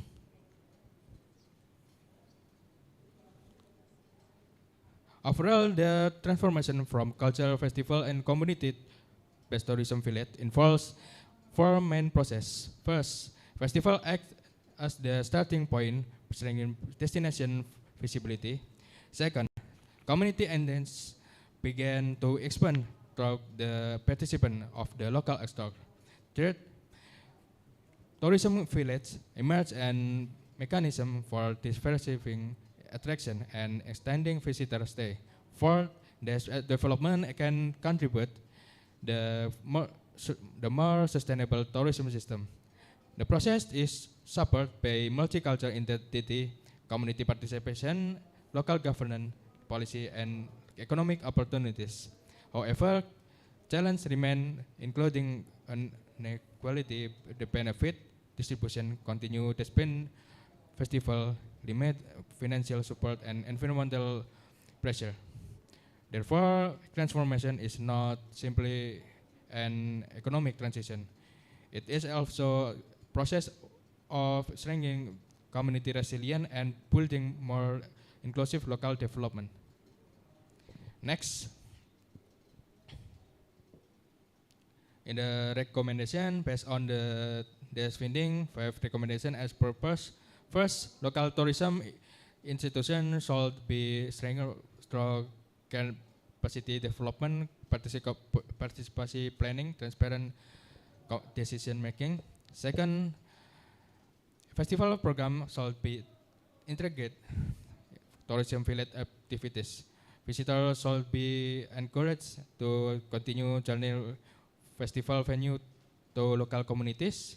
Third, local value chains should be improving local product, branding market, and access community-based enterprise.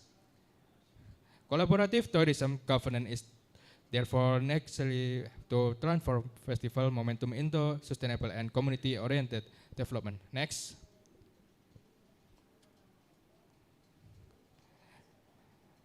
Therefore, sustainable tourism transformation requires stronger local institution, collaborative governance, equity, benefit distribution, and integration between cultural festival and tourism village. Thank you. Okay, thank you very much. Can we give big round of applause to Mr. Nirwasita Daniswara? Thank you so much. And I give the time to Mr. Taufan to give any comment. Okay, Pak Nirwasita Daniswara ya, from University Tanjung Pura ya. Thank you for your presentation. This is insightful paper, and I really enjoy reading this study because it goes beyond describing cultural tourism and proposes an interesting conceptual idea. The cultural festival can serve as a transition mechanism toward community-based tourism development. And I believe that is a valuable contribution to the literature on sustainable tourism. Okay, I only have two brief comments. The first, I encourage to Pak Dani and team to clarify the conceptual novelty even further. That idea of a festival as a transition mechanism is very interesting, but it could be positioned more explicitly as a conceptual contribution rather than appearing only as one of the finding. And the second comment, while the qualitative methodology is appropriate, I think the discussion would be strengthened by explaining how the proposed framework can be transferred to other multicultural tourism destination beyond the Singkawang case, right? And this would enhance the broader applicability of the study. And I would also like to ask a question to Pak Andi. Do you believe that the concept of festival as a transition mechanism can be applied to other multicultural destination in Southeast Asia? Okay, thank you, Mr. Taufan. So you got the point, Mr. Dani, or should I translate it into bahasa? Yes. Oke, so jadi pertanyaan tadi Pak Taufan memberikan dua brief comment. Yang pertama bisa dikembangkan lagi konseptual kontribusinya. Kemudian yang kedua kalau misalnya metodologi risetnya itu lebih mapan lagi begitu, maka ini bisa kajian ini bisa diarahkan untuk menjelaskan multikultural festival di tempat yang lain begitu. Kemudian pertanyaan Pak Taufan itu adalah begini, Pak Dani dan tim itu percaya atau tidak bahwa konsep tentang festival sebagai apa tadi Pak disebutnya transition mechanism gitu ya. Festival itu digunakan sebagai apa namanya transisi mekanis gitu untuk mendongkrak financial dan seterusnya gitu. Itu bisa diterapkan juga untuk melihat festival-festival lain yang ada di Southeast Asia gitu di kawasan ini. Percaya atau enggak gitu. Jadi dari Singkawang menuju ASEAN gitu ya. Percaya atau enggak dengan itu kira-kira? Oke, thank you very much. Terkait dengan pariwisata pada event-event di Singkawang itu, saya percaya bahwasanya di Singkawang itu kan sementara ini suka mengadakan event. Nah, event itu sebenarnya sebagai stimulus, bahwasanya stimulus untuk bagaimana wisatawan itu bisa berkunjung ke Singkawang. Itu wisatawan itu tidak hanya wisatawan lokal, tapi wisatawan mancanegara, entah itu dari Singapura, dari Malaysia, bahkan dari Amerika itu, untuk berkunjung ke Singkawang untuk melihat bagaimana pariwisata di Singkawang itu terdapat namanya cap gomeh. Nah, cap gomeh di sana itu tidak serta-merta seperti cap gomeh di Surabaya, di Solo, di Pontianak khususnya. Nah, di sana itu terdapat acara namanya tatung. Tatung itu acara akulturasi dari budaya China dan juga budaya Dayak. Yang budayanya itu seperti, kalau di sini istilahnya seperti debus. Debusnya orang Tionghoa itu. Nah, kalau saya rasa itu sebagai batu loncatan, sebagai stimulus untuk memperkenalkan destinasi Singkawang yang sesungguhnya. Apalagi terlebih Singkawang itu memiliki potensi daya tarik wisata, diantaranya meliputi seperti gunung, bukit, serta pantai yang menakjubkan. Demikian dari saya. Okay, thank you so much, Mr. Dani. Can we give big applause to Mr. Dani and also Mr. Taufan? Terima kasih banyak. And you may have a seat. Yeah, thank you. Yeah, thank you, Mr. Dani. Thank you, Mas Dani, Pak Dani. Oh, Pak Dani. Okay, so before we go to the next presentator, maybe I would like to remind you that we only have 10 minutes, including the question and answer session, right? So maybe for the other presenter, you may shorten your presentation. I mean, like, okay, maybe like 6 minutes or 7 minutes to present your presentation, and then Mr. Taufan will give you a feedback, kind of like that. So now we go to the next presentator. We have Dimas Nugroho Dwi Saputro and also Hasna Atoriko from UPN Veteran Jawa Timur with the title Financial Implication of Technology Adoption, Aggregate Cash Flow, Rural Purchasing Power in Indonesia's Digital Economy. Are you ready, Mr. or Mrs.?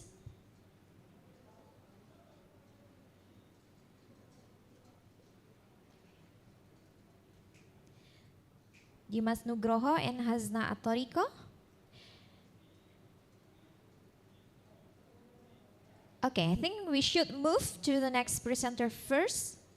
Okay, the next presenter we have Supriyadi Hamid, Ismawati Abbas, Alam Shah Agit already here with us, Alam Shah Agit, and also Salsabila Nasruddin, Radila Anha from Universitas Islam Negeri Alauddin Makassar. And the title of the paper is Tendency to Use Islamic Bank's Service Based on the Level of Religious Literacy Among College Students. So, I give the time to Mr. Alam Shah Agit. You may deliver your presentation within 6 minutes.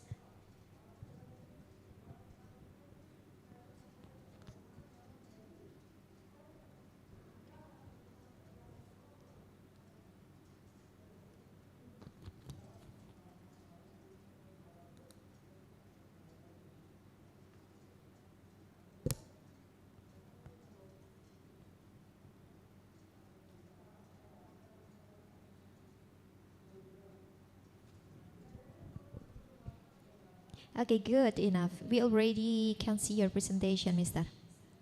Okay, can I begin? Yeah. Presentation then? Yeah, of course. Okay, thank you so much. Assalamualaikum warahmatullahi wabarakatuh. I'm Alam Shah from Latin State Islamic University of Makassar. Allow me to present my paper with the title Tendency to Use Islamic Bank Service Based on the Level of Religious Literacy Among College Students. So, as for the background of these studies, I see there are so many potential of Islamic Bank, especially in Indonesia, which has one of the largest Muslim population among all other country. So there is a several data I can show you here. As for the total asset of global Islamic finance is growing 14.9%, reaching US 3.88 trillion US dollar. And then 71.6% Islamic banking market share of total global Islamic finance asset.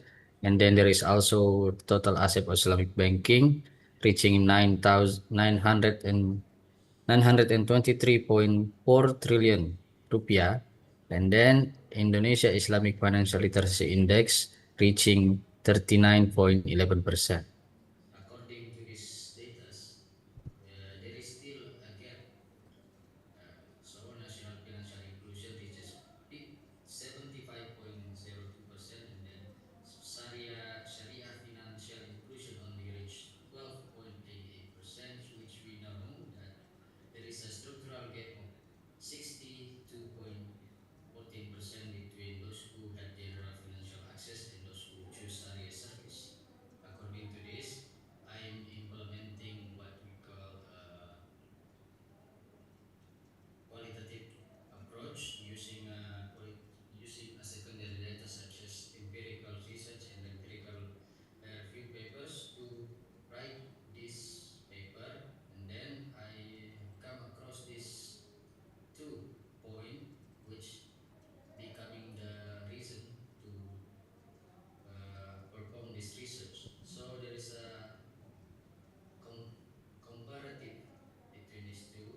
Some people understand that there is a traditional assumption such as students who understand the concept of riba, murabaha, and wadia will automatically choose Sharia bank. But we also know that in this modern era, Gen Z behavioral reality show us that religious knowledge is a foundation for attitude formation, but the final decision is filtered through service quality, operational trust, and social influence.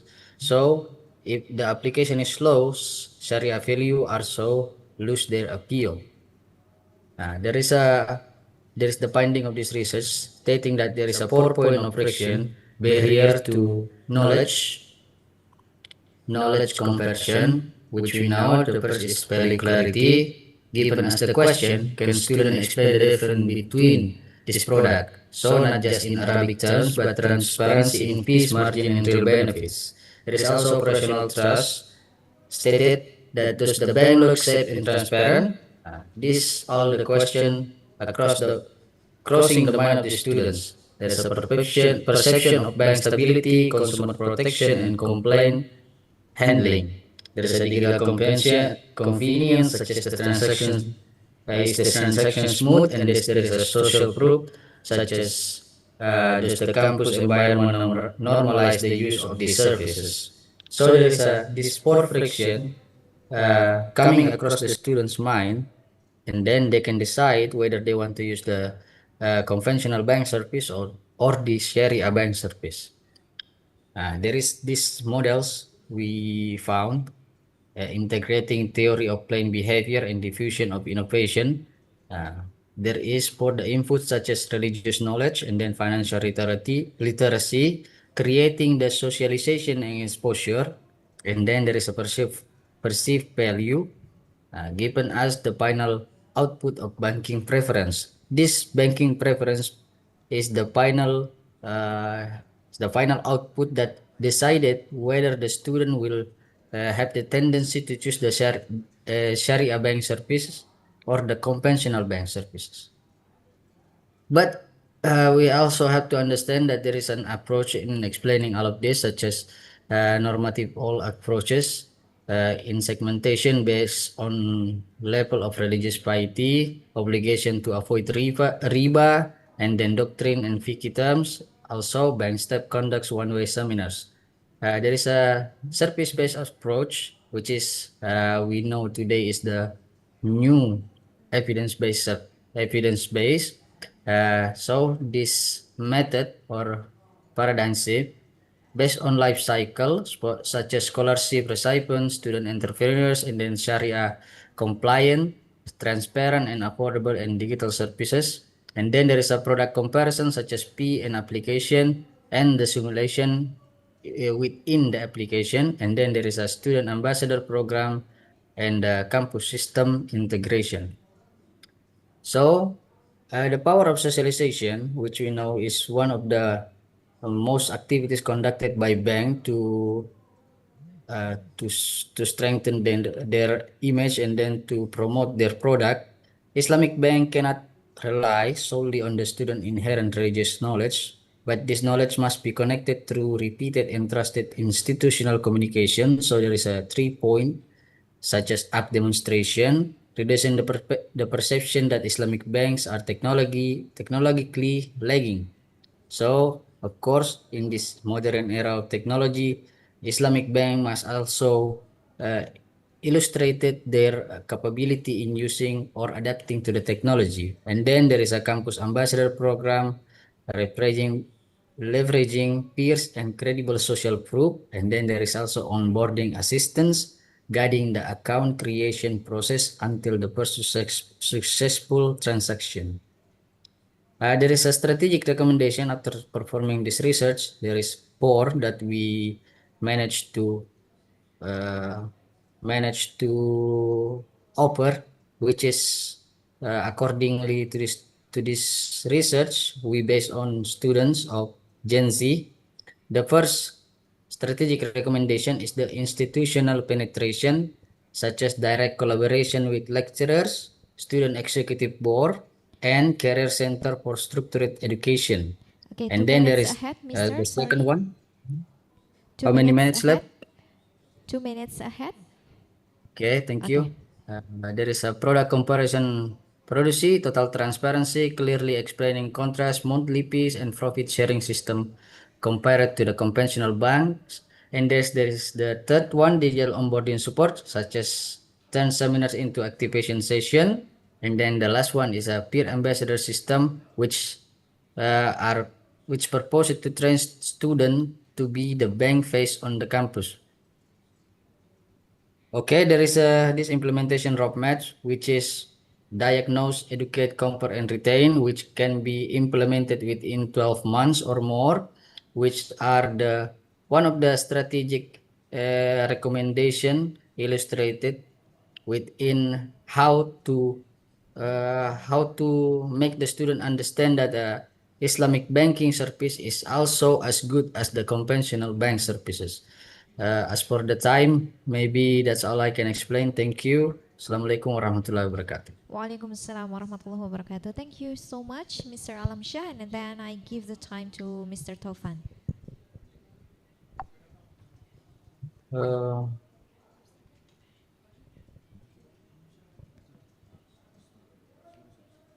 Okay.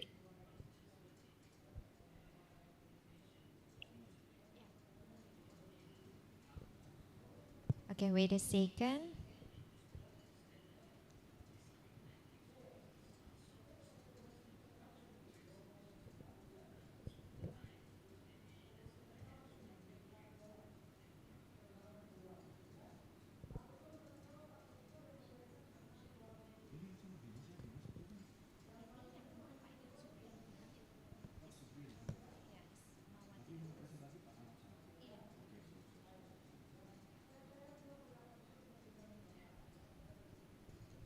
Okay, good afternoon, Pak Agit ya. Agit and friend. First of all, thank you for your presenting this interesting study. I appreciate the authors for highlighting the role of religious literacy in influence preferences for banking, Islamic banking services, while also recognizing that religious understanding is not the only determinant. This is an important finding for the development of Islamic banking. So I have two brief comments. The first one of the most interesting finding is that religious literacy alone is insufficient to explain students' preferences. I think this point deserves greater emphasis because it suggests that Islamic bank should not rely solely on religious appeals, but also strengthen services quality, accessibility, and communication strategy.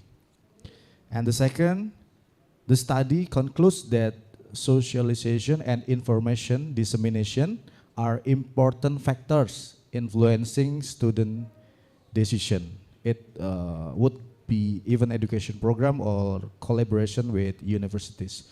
Such insight would enhance the practical contribution of the study. And I would like to ask one question.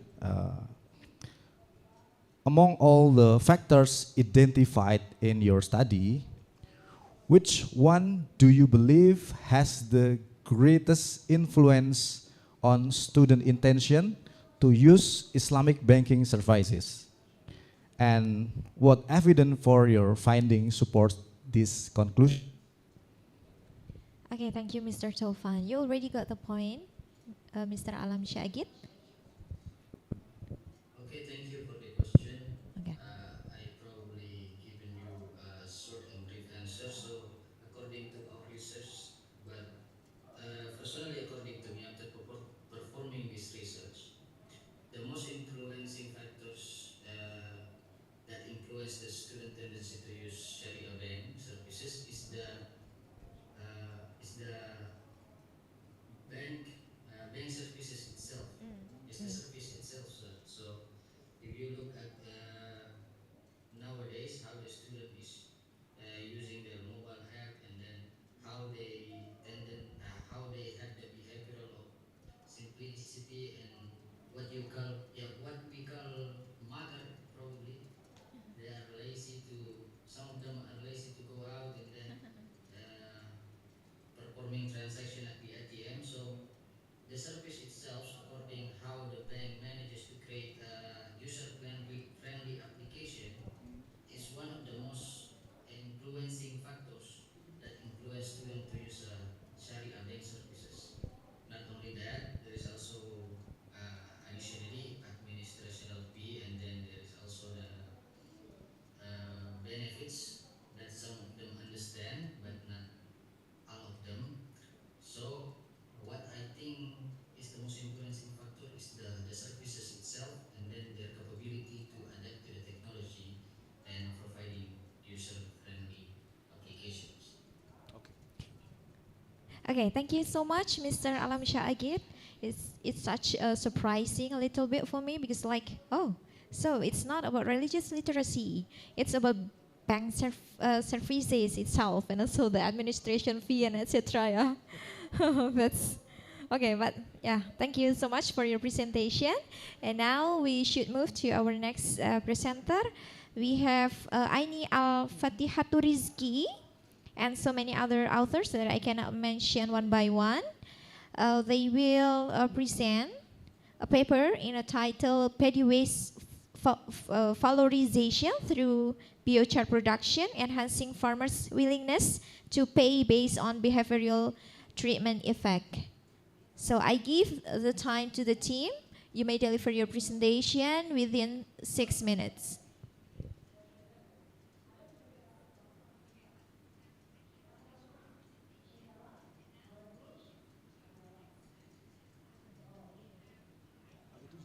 Is the presentation could be seen clearly? Yeah, we can see it clearly. Thank you for the golden time, Honorable Reviewer from DAS Institute and all my fellow from presentator in this session. Today we're gonna bring our paper about paddy waste valorization through biochar production. So it's increasing farmers' willingness to pay based on behavioral data treatment effect. With the keyword willingness to pay, biochar, contingent valuation, farming treatment effect, carbon credit, and rice farmers.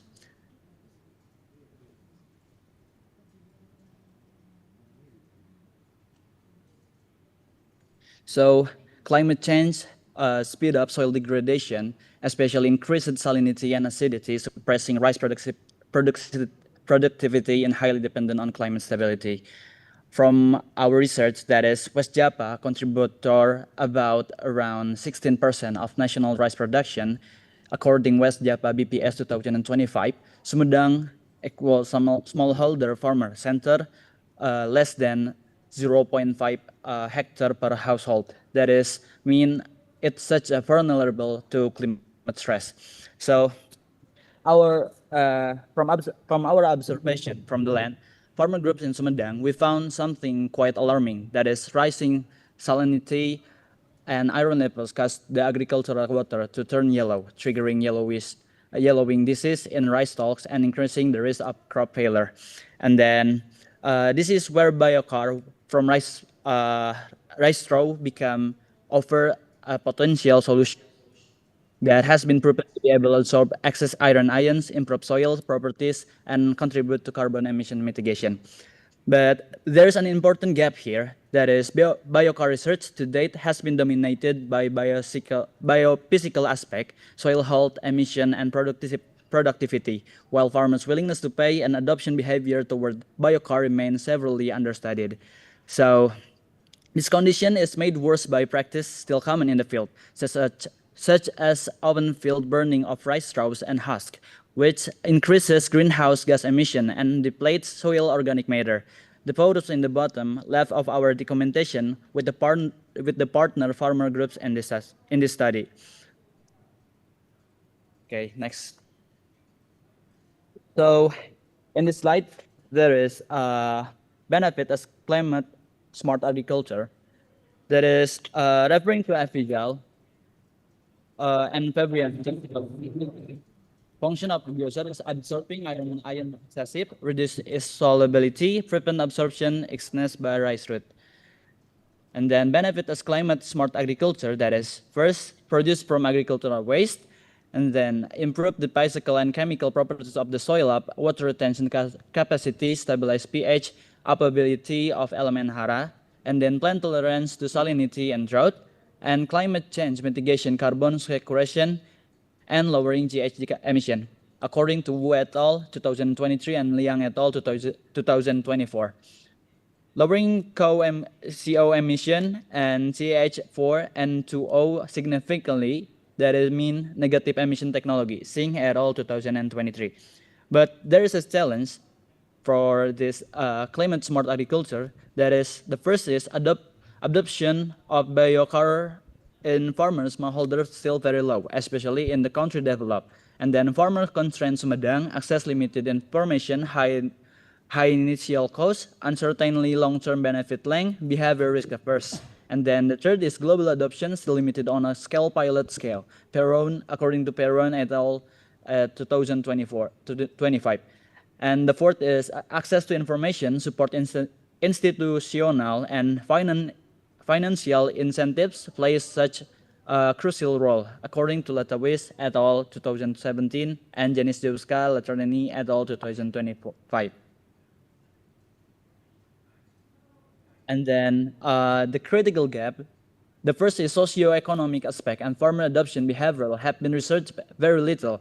Critical gap between technological potential and real implementation at the farmer level, because in the real situation, there are many farmers that hold a small farm. There is no such time for this.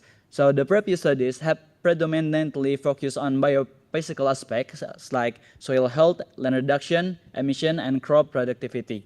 So this is where our position study. The first is filling this gap by measuring farmers' willingness to pay for biochar via DBDC method within the CVM framework.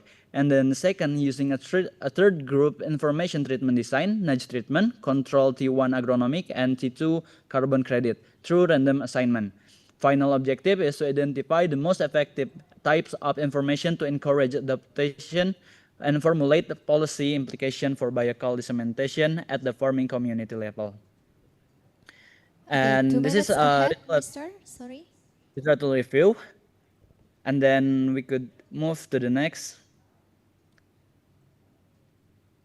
So this is how literature review from understanding state-of-the-art, economic value of biochar, carbon credit versus smallholder farmers and bridge gap, economic potential carbon credit for farmer, and research route this research step. So the framework study that is climate change threat leads to soil degradation and production losses, leads to biochar intervention, and to step of research and stimulant adoption of biochar, and the outcome is paddy soil improvement, reduced paddy waste burning, climate smart tech adoption.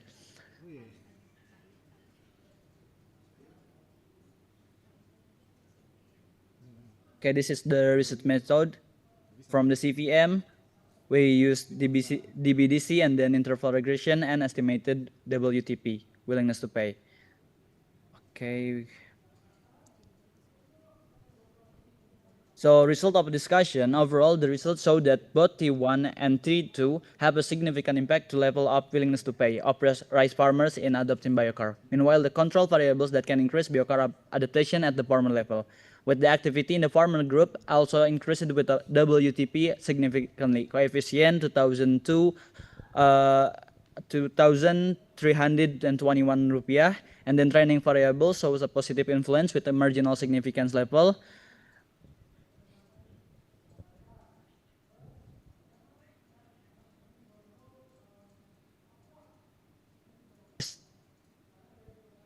Okay, join world test on both treatment.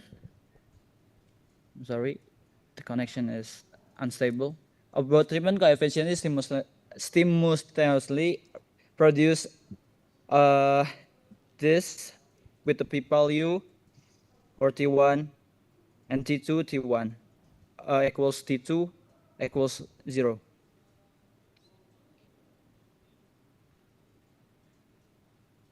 And for the suggestion and recommendation, that is, program need to integrate information on the agronomic benefits and potential economic incentives of carbon credit, as this information has been shown to increase farmer willingness to pay to invest in biochar technology, and then its environmental benefit and the economic opportunities arising from the carbon market.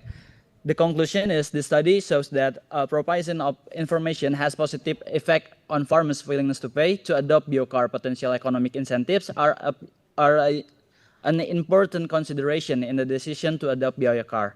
Active participant in farmer group, number of family members, knowledge of carbon credit, and agricultural training experience have been shown to increase farmers' WTP. Conversely, socio-demographic characteristics such as age, education, income, and land area have no significant effect. The research results show that increasing social capacity and farmer knowledge is a more important factor in encouraging biochar adaptation than the farmer demographic characteristic. Maybe that's all that I can deliver to you guys. Thank you very much. Okay, thank you very much, Mr. Raihan Fajar, and then I give the time to Mr. Taufan. Okay, good afternoon, Mas Raihan Stianto. Good Okay, first of all, thank you for your presentation. This is very excellent. I really enjoy your presentation because it combines behavioral economic with climate smart agriculture in a very practical way. The finding that information generates sustainability, higher willingness to pay, then agronomic information is particularly interesting and has important policy implication. So I have two brief comment for your team. The first one is one of the strongest finding of this study is that economic incentive appear to motivate farmer more strongly than agronomic benefits alone. This suggests that promoting sustainability agriculture technologies may require not only technical education but also clear economic incentives for farmers. And second, I also find it interesting the social factors, such as farmer group participation and carbon credit awareness, have a stronger influence than demographic characteristic like age or education. This highlight the importance of strengthening farmer institution and knowledge sharing networks when designing future adoption programs. And my question is, based on your findings, which policy should be prioritized first? Expanding carbon credit awareness or strengthening farmer groups? Thank you. I look forward to your response. Okay, thank you very much for the question. Let me answer it. So there is between what should I do it first before what it called carbon, and then strengthen in internal of the farmer groups. I mean, it's a very interesting question that we have found in every farmer group that we have been there. Strength in group is the part of important to make the carbon credit as carbon biocar could be implemented there, because when it comes to the other farmers explain and agreed with our solution through the biocar, they literally asking to the others, like strengthening themselves to convincing others that it will increasing our wealthness. That mean we need to strengthen in farmers group, because when it comes to one purpose in the farmer group, it will be easy to us to implement the biocarcoal in their farmers group. So it can be integrated with successfully, and then without that we could strengthening in internal group farmers. Okay. First, maybe that's Okay, thank you. Okay, thank you so much, Mr. Raihan and also Mr. Taufan. So it's about strengthening the farmer institution, right? Okay, now we have the other presenter. We have Tri Wahyudi and friends.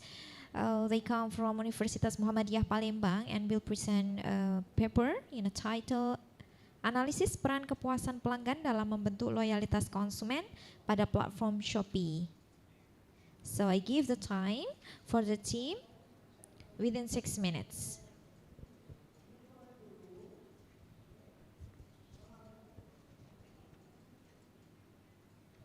Okay, is there any representative from the group? Tri Wahyudi, Shalifa Mareta, Ahmad Renaldi, or Arman Pratama? Okay, I think we have Miss or Mrs. Shalifa Mareta. Are you there?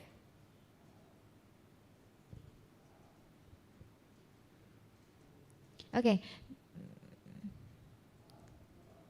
Okay, Miss Shalifa Mareta. Are you ready? Okay. Okay. Okay, you may share the screen and also start your presentation, Miss.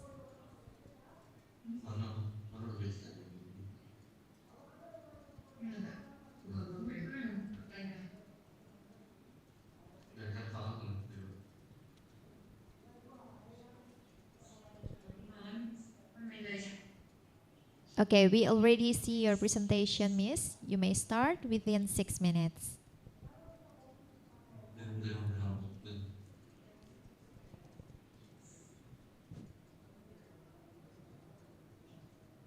Sorry, Miss, I cannot listen your voice. Oh, okay. Miss Shalifa, you may start your presentation and you have 6 minutes to deliver your presentation as well.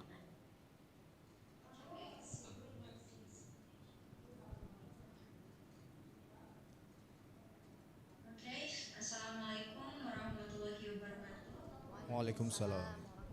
Wabarakatuh. First of all, thank you for giving me the opportunity to present today. My name is Shalifa Mareta. I'm a university student in the Digital Business Study Program at Muhammadiyah University of Palembang. Today, I would like to present my research and say that the analysis of the role of customer satisfaction in building customer loyalty on the Shopee platform. In this presentation, I will explain the relationship between customer satisfaction and customer loyalty on the Shopee platform. I hope everyone enjoy this presentation.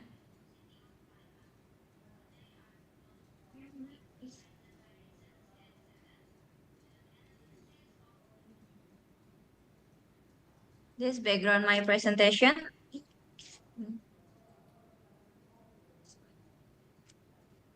The first, customer satisfaction drives loyalty. And the second, e-commerce competition is accelerating. The third, Shopee enhances user experience through in-action feature.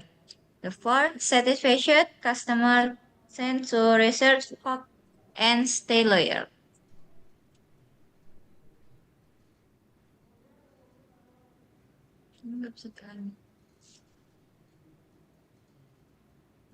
Ininya nggak kelihatan. Ini udah bisa dihanam.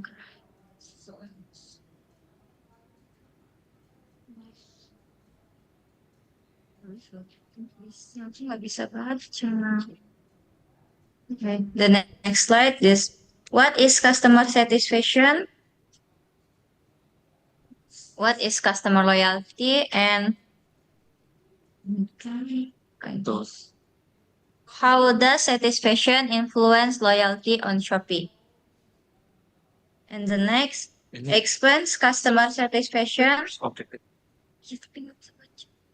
Explain customer loyalty and analyze the relationship between satisfaction and loyalty.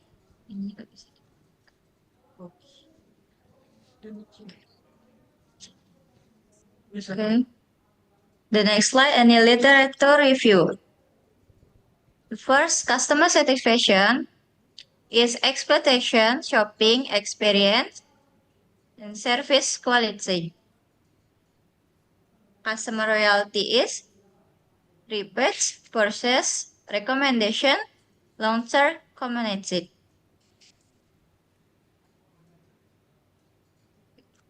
This contextual framework. Shopee platform, Shopee customer satisfaction, customer loyalty. So, indicator is expectation confirmation, shopping experience, service equality.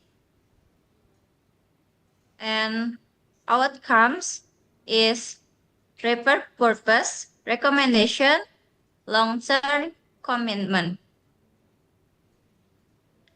This research method describes qualitative approach, library research, secondary data, is books, journal, article, and official Shopee website for device qualitative analysis.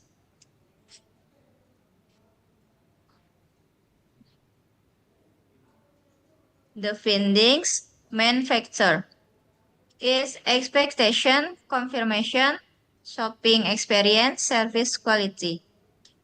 Satisfied customers are more likely to repurchase, recommend Shopee, and remain loyal.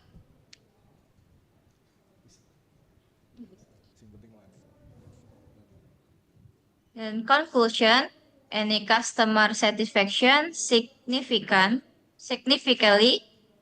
affect customer loyalty.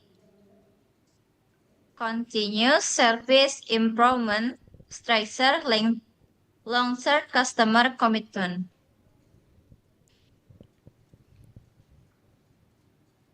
For recommendation, improve customer service, strengthen seller supervision, improve complaint handling, maintain attractive promotion, and have a pressure and transaction security. Okay, thank you.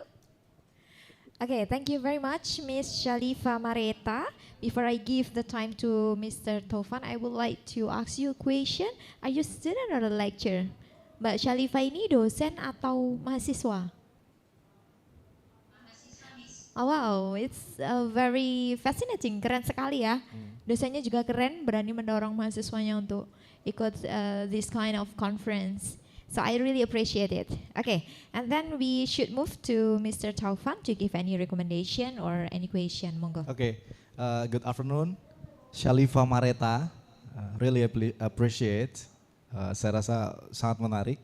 Dan tadi diapresiasi juga oleh Ibu Moderator keberanian para student untuk bisa memberikan melakukan presentasi di international conference seperti ini. Jadi sekali lagi sangat mengapresiasi apa yang sudah dikerjakan oleh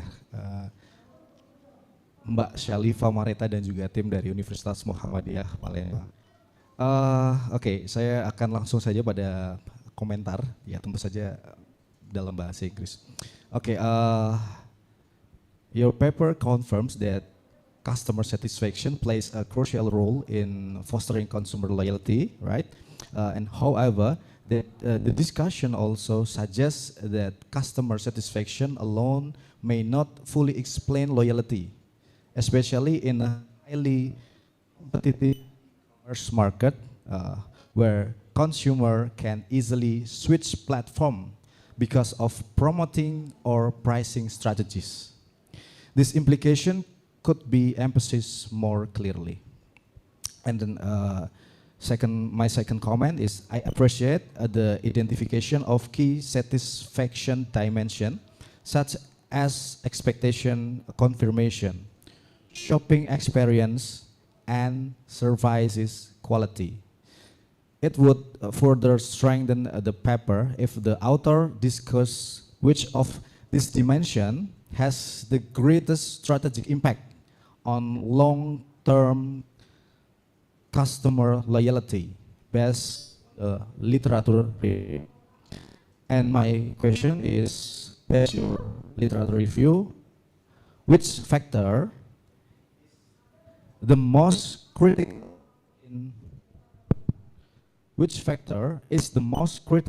in sustaining customer loyalty on Shopee? Ya. Mana?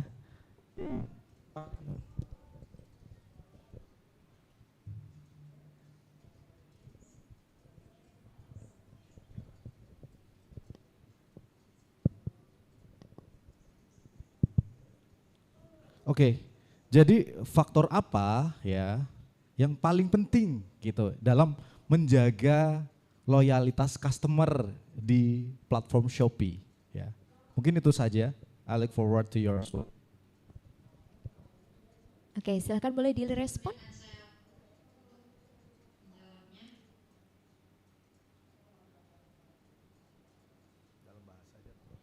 You may deliver in bahasa, it's okay.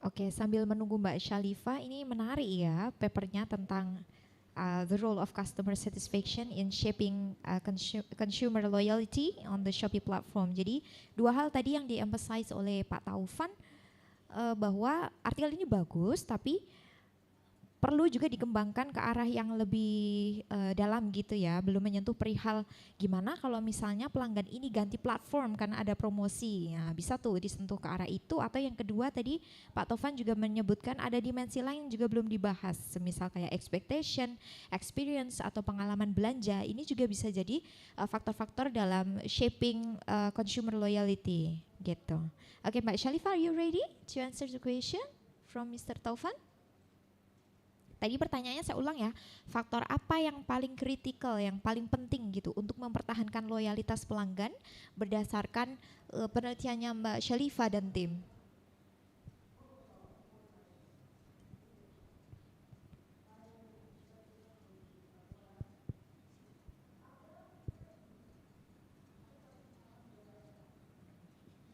Thank you, Miss. Izin menjawab menggunakan bahasa Indonesia. Yeah, it's okay, it's great. Okay.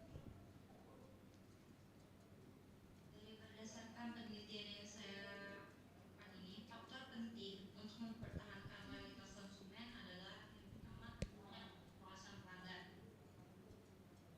Kepuasan itu menjadi fondasi utama bagi sebuah platform, karena pelanggan yang puas secara emosional dan rasional akan memiliki kecenderungan kecil untuk beralih ke kompetitor lain atau ke platform lain. Seperti jika dia merasakan kualitas suatu produk itu atau suatu layanan dari suatu toko itu, ini bagus nih, saya akan tetap berbelanja di sini. Mulai dari kualitas layanannya, kualitas produknya, serta pengalaman pelanggannya. Oke, thank you so much. Jadi ini tentang kualitas platform, produk dan juga apa tadi disebut terakhir Pak? Experience, ya pengalaman ya. Cuman belum tertulis di extended abstraknya aja ya. Iya. Oke. Udah cukup. Oke. Thank you so much, Miss Syalifa. We should move to our next presenter. We have Mr. Ahmad Baharudin and friends. They come from Universitas Tangerang Raya. They will present about sustainability literacy in education, a bibliometric review, and systematic analysis of highly cited studies. So, is there any representative from this team?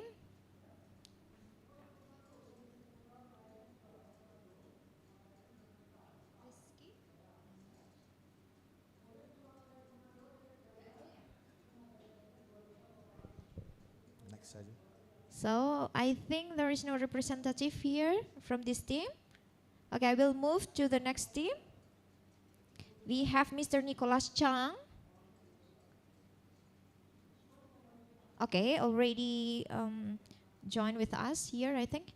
Okay, Mr. Nicholas Chang from Universitas Ciputra Surabaya, and he will deliver his speech on beyond financial access, how digital capability shapes the poverty effects of peer-to-peer lending. Okay.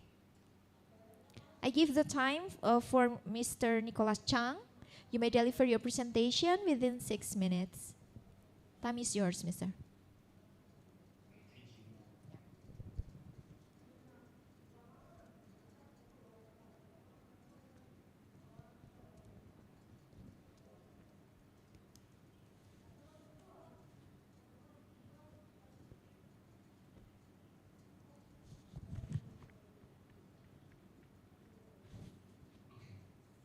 Good morning, distinguished chair, respected reviewers, and fellow participants. My name is Nicholas Chan from Universitas Putra Surabaya. Today, I will present my study entitled Beyond Financial Access, How Digital Capability Shapes the Poverty Effects of Peer-to-Peer Lending. The entire argument can be introduced through one simple question. When digital credit reach people, does it always improve their life? Okay, next. Please wait. There is okay. Financial technology has made borrowing faster, easier, and more widely available. A person who was previously excluded from conventional bank may now receive a peer-to-peer loan through a mobile application within minutes. For clarity, peer-to-peer lending refers to digital platforms that connect borrowers with lenders outside the conventional banking process. This expansion can produce two very different paths. On the first path, credit becomes capital. A small business owner uses the loan for inventory or working capital. So the income grows faster than the installment and the financial access contributes to lower poverty. But on the second path, credit becomes a liability. The loan is used for consumptions. The installment arrives without additional income. So the same product may produce opportunity for one populations and financial distress for another. This leads for the first key message, access is not the same as impact. Next, financial inclusion research has broadly moved through the three generations. The first generation focused on the access, who has an account. The second focused on adoptions, who use the applications. Both questions are important, but neither tells us what happened after the service is used. The study proposes a third generation focus on capability. Can people convert access into welfare? So, the core insight is simple. The same financial tool can create two opposite realities. Imagine one identical peer-to-peer loan. In a high capability environment, the borrower can compare products, understand the interest, fees, calculate the risk, and direct the loan toward productive use. But in a low capability environment, the borrower may misunderstand the terms, underestimate the repayment obligations, or use one loan to repay another. The credit can then increase financial pressure. So the keyword now is not only credit, but the keyword now is conversions. What does credit become after it reaches the borrower? To explain this conversion process, I developed the Capability Mediated Financial Inclusion Framework or CMFI. CMFI connects three theoretical traditions. First, the capability approach explains why access to a research is not the same as achieving welfare. Second, digital divide theory explains that digital inequality has several levels. There is a divide in access, a divide in skills, and finally a divide in outcomes. The third one, credit rationing and information asymmetry theory explain how lending can produce harm when lenders and borrowers have unequal informations. They cannot suitability the service. Its theory explains one part of the problems. CMFI connects them into one testable statement. The effect of digital financial access on poverty depends on the capability regimes. Okay, the empirical model connects three main elements. The first one is digital financial access measured through provincial peer-to-peer lending from OJK. The second one is digital capability measured through the digital skill pillar of the Indonesian Digital Society Index or IMDI published by Kamdigi. The third one is provincial poverty measured through the poverty headcount published by BPS. So the central task is the interactions between peer-to-peer and digital skills. The results show three important patterns. The first one, The excess coefficient is positive at low capability. This means that where capability is low, greater peer-to-peer lending is associated with higher poverty. Second, the interaction coefficient is negative. This means that as digital skills rise, the association between peer-to-peer lending and poverty becomes less positive and eventually turns negative. Third, digital skills by itself is statistically insignificant. This point is theoretically important. Digital skill does not directly fight poverty. Instead, digital skills change what financial access becomes. Okay, the studies analyze 32 of Indonesian province over 4 years, and I use a fixed effect model and risk calculate standard errors to address statistical problems created by the fact that provinces are economically and digitally connected. So this brings us to the key finding. The association between peer-to-peer lending and poverty changed direction at a digital skill index of approximately 56.2.23. At lower skill levels, additional peer-to-peer lending is associated with higher poverty. But the index it reaches zero, and above that point, the association turns negative. At the highest observed digital skill level, the estimate marginal associations is approximately negative 0.090. The important result is not merely that capability weakens the harmful association, but it changed the sign. That is the digital capability threshold proposed by CMFI. Okay, the research reveals what I call the dual effect of digital finance. One is romance, but there is a two regimes. Below the reversal point, the aggregate pattern is consistent with a debt trap regime. Credit is more likely to enter environments where comprehension is limited. Productive use is weaker, and repayment may arrive without sufficient new income. But above the reversal point, the pattern is consistent with inclusion regimes. Borrowers and communities are better positioned to evaluate the product, manage repayment, and convert financing into working capital, resilience, or enterprise growth.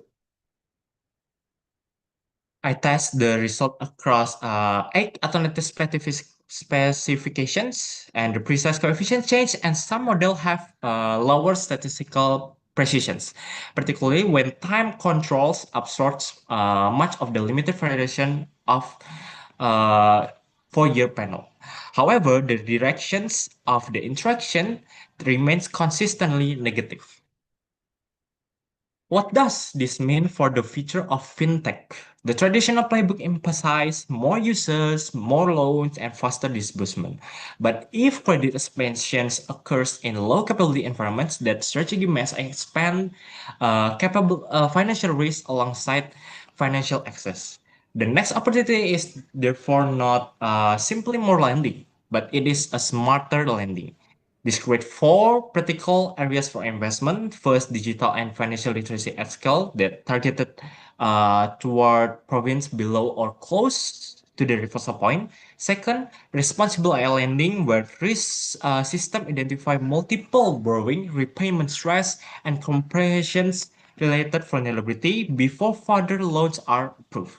Third, productive finance products designed to move a larger share of credit toward MSMEs, working capital, and income generating activities. Fourth, impact measurements where loan growth is evaluated together with productive use indicators. So the three results produce a differentiation strategy. One country, but two policy sequence. For province below or near the empirical threshold, the priority should be capability first. But for the province above the threshold, the strategy can place greater emphasis on responsibility scaling. This includes expanding productive financing, supporting MSME working capital, financial entrepreneurial, and many more. The sequencing principle is straightforward. Below the line, protect and build capability before scaling. but above the line, scale productive access while continuing responsible supervisions. The framework becomes actionable when each institution uses the same definitions but acts through its own policy lever. For Bapenas and the SDG, provincial property performance should be read together with the IMD or digital skill pillar that published by Komdigi. And for OJK, below threshold or near threshold province can achieve stronger monitoring of multiple borrowing. For Komdigi, literacy intervention can be geographically targeted and evaluate against measurable improvement in the digital skill pillars. For provincial governments, the framework provides a practical sequence, map capability, identify vulnerable areas, and many more.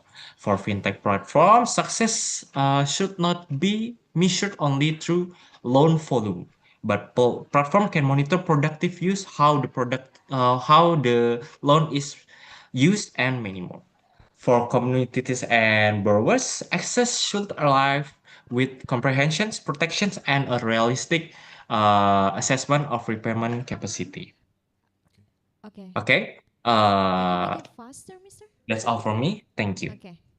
Okay, thank you so much, Mr. Nicholas Chang, and we give the time to Mr. Taufan. Okay, good afternoon, Mr. Nicholas Chang. Really appreciate for your presentation. Congratulations to Mr. Nicholas Chang for this excellent paper. In my opinion, this study has strong potential for publication in an international journal.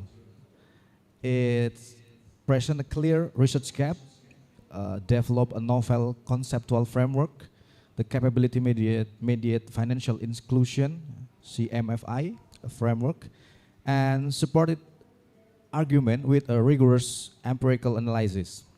Most importantly, the finding move beyond explaining whether digital finance reduces poverty by identifying the condition under which it help or harm vulnerable population. I believe this is a meaningful theoretical and policy contribution. So I have only one brief comment. One aspect that could further strengthen this study is to discuss how the CMFI framework might be applied beyond Indonesia. And since digital financial inclusion is a global issue, a brief discussion on its applicability to other developing countries would broaden the international relevance of this research. And then my question is, do you believe the CMFI framework can be generalized to other developing countries, or it's particularly suited to the Indonesian context? Thank you, Mr. Nicholas Chang. Congratulations on this outstanding work. Okay, Mr. Nicholas, you may answer the question. You already got the question, right? Okay. Thank you very much for your valuable comment. I completely agree that this aspect can strengthen the paper, although our empirical analysis focus on Indonesian, we believe the CMFI framework is conceptually applicable for other developing countries. For the questions, yes, I do believe so. Thank you for the questions. Before, CMFI is intended as a conceptual framework rather than as Indonesian specific models. While our empirical evidence comes from Indonesians, but the underlying mechanism is relevant to many developing and emerging economies experiencing rapid digital financial expansions. Of course, the capability thresholds may differ across countries due to difference in institutions, digital infrastructures, and financial literacy. Therefore, the future studies should validate and calibrate the framework in different national contexts. That's all for my answer. Thank you. Thank you so much, Mr. Nicholas. Okay. Thank you. Okay, I need to know the presentator. I mean the room. I need to see the room. I need to check some of the team that I already announced to present, but I think they are not ready.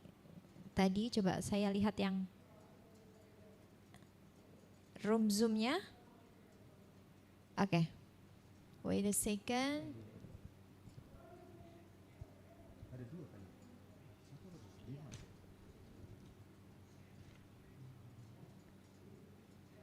So the second group, Dimas Nugroho Dwi Saputro and Hasna Atoriko. Is there any representative? In the corner?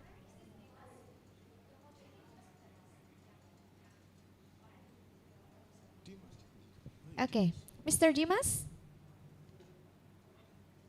Dimas Nugroho Dwi Saputro? Oh no, I think it's different Dimas. Okay, I think no more presentator today. It's the end of our session in this room, I think. So thank you so much for our presentator and also for Mr. Dr. Taufan Aldiansyah SAMA that already accompany us in this room as a discussion. Okay, and thank you so much for the presentator. I hope we can meet in the next, maybe the third or the fourth International Conference of Social Science and Technology for Sustainable Future. Okay, thank you very much. And so sorry if there are any mistake from me and from the committee. I will close this room by Assalamualaikum warahmatullahi wabarakatuh. Assalamualaikum warahmatullahi wabarakatuh.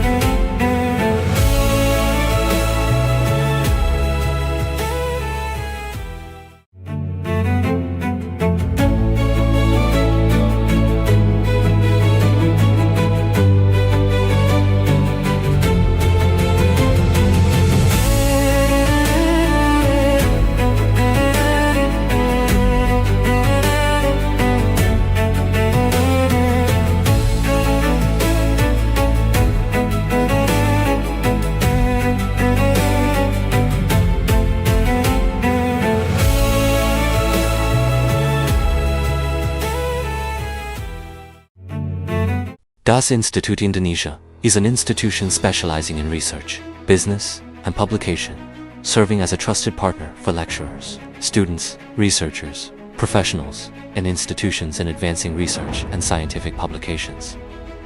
Through integrated services, DAS Institute provides research assistance, journal and proceeding publication support, international seminars and conferences, training programs, workshops, and academic consulting, all delivered by experienced and professional experts.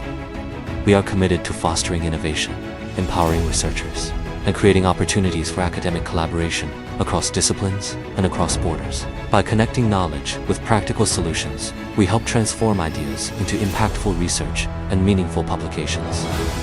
With a strong commitment to excellence, professionalism, and integrity, DAS Institute continues to support academic and professional communities in achieving their research goals and expanding their global impact. With DAS Institute, every idea has the opportunity to grow, every research project has the chance to be published, and every publication has the potential to inspire. DAS Institute Indonesia is an institution specializing in research, business, and publication, serving as a trusted partner for lecturers, students, researchers, professionals, and institutions in advancing research and scientific publications. Through integrated services, DAS Institute provides research assistance, journal and proceeding publication support, international seminars and conferences, training programs, workshops, and academic consulting, all delivered by experienced and professional experts. We are committed to fostering innovation, empowering researchers, and creating opportunities for academic collaboration across disciplines and across borders. By connecting knowledge with practical solutions, we help transform ideas into impactful research and meaningful publications. With a strong commitment to excellence, professionalism, and integrity, DAS Institute continues to support academic and professional communities in achieving their research goals and expanding their global impact. With DAS Institute, every idea has the opportunity to grow, every research project has the chance to be published, and every publication has the potential to inspire. DAS Institute Indonesia is an institution specializing in research, business, and publication, serving as a trusted partner for lecturers, students, researchers, professionals, and institutions in advancing research and scientific publications. Through integrated services, DAS Institute provides research assistance, journal and proceeding publication support, international seminars and conferences, training programs, workshops, and academic consulting, all delivered by experienced and professional experts. We are committed to fostering innovation, empowering researchers, and creating opportunities for academic collaboration across disciplines and across borders. By connecting knowledge with practical solutions, we help transform ideas into impactful research and meaningful publications. With a strong commitment to excellence, professionalism, and integrity, DAS Institute continues to support academic and professional communities in achieving their research goals and expanding their global impact. With DAS Institute, every idea has the opportunity to grow, every research project has the chance to be published, and every publication has the potential to inspire. DAS Institute Indonesia is an institution specializing in research, business, and publication, serving as a trusted partner for lecturers, students, researchers, professionals, and institutions in advancing research and scientific publications. Through integrated services, DAS Institute provides research assistance, journal and proceeding publication support, international seminars and conferences, training programs, workshops, and academic consulting, all delivered by experienced and professional experts. We are committed to fostering innovation, empowering researchers, and creating opportunities for academic collaboration across disciplines and across borders. By connecting knowledge with practical solutions, we help transform ideas into impactful research and meaningful publications. With a strong commitment to excellence, professionalism, and integrity, DAS Institute continues to support academic and professional communities in achieving their research goals and expanding their global impact. With DAS Institute, every idea has the opportunity to grow, every research project has the chance to be published, and every publication has the potential to inspire. DAS Institute Indonesia is an institution specializing in research, business, and publication, serving as a trusted partner for lecturers, students, researchers, professionals, and institutions in advancing research and scientific publications. Through integrated services, DAS Institute provides research assistance, journal, and proceeding publication support, international seminars and conferences, training programs, workshops, and academic consulting, all delivered by experienced and professional experts. We are committed to fostering innovation, empowering researchers, and creating opportunities for academic collaboration across disciplines and across borders. By connecting knowledge with practical solutions, we help transform ideas into impactful research and meaningful publications. With a strong commitment to excellence, professionalism, and integrity, DAS Institute continues to support academic and professional communities in achieving their research goals and expanding their global impact. With DAS Institute, every idea has the opportunity to grow, every research project has the chance to be published, and every publication has the potential to inspire. DAS Institute Indonesia is an institution specializing in research, business, and publication, serving as a trusted partner for lecturers, students, researchers, professionals, and institutions in advancing research and scientific publications. Through integrated services, DAS Institute provides research assistance, journal, and proceeding publication support, international seminars and conferences, training programs, workshops, and academic consulting, all delivered by experienced and professional experts. We are committed to fostering innovation, empowering researchers, and creating opportunities for academic collaboration across disciplines and across borders. By connecting knowledge with practical solutions, we help transform ideas into impactful research and meaningful publications. With a strong commitment to excellence, professionalism, and integrity, DAS Institute continues to support academic and professional communities in achieving their research goals and expanding their global impact. With DAS Institute, every idea has the opportunity to grow, every research project has the chance to be published, and every publication has the potential to inspire. DAS Institute Indonesia is an institution specializing in research, business, and publication, serving as a trusted partner for lecturers, students, researchers, professionals, and institutions in advancing research and scientific publications. Through integrated services, DAS Institute provides research assistance, journal, and proceeding publication support, international seminars and conferences, training programs, workshops, and academic consulting, all delivered by experienced and professional experts. We are committed to fostering innovation, empowering researchers, and creating opportunities for academic collaboration across disciplines and across borders. By connecting knowledge with practical solutions, we help transform ideas into impactful research and meaningful publications. With a strong commitment to excellence, professionalism, and integrity, DAS Institute continues to support academic and professional communities in achieving their research goals and expanding their global impact. With DAS Institute, every idea has the opportunity to grow, every research project has the chance to be published, and every publication has the potential to inspire.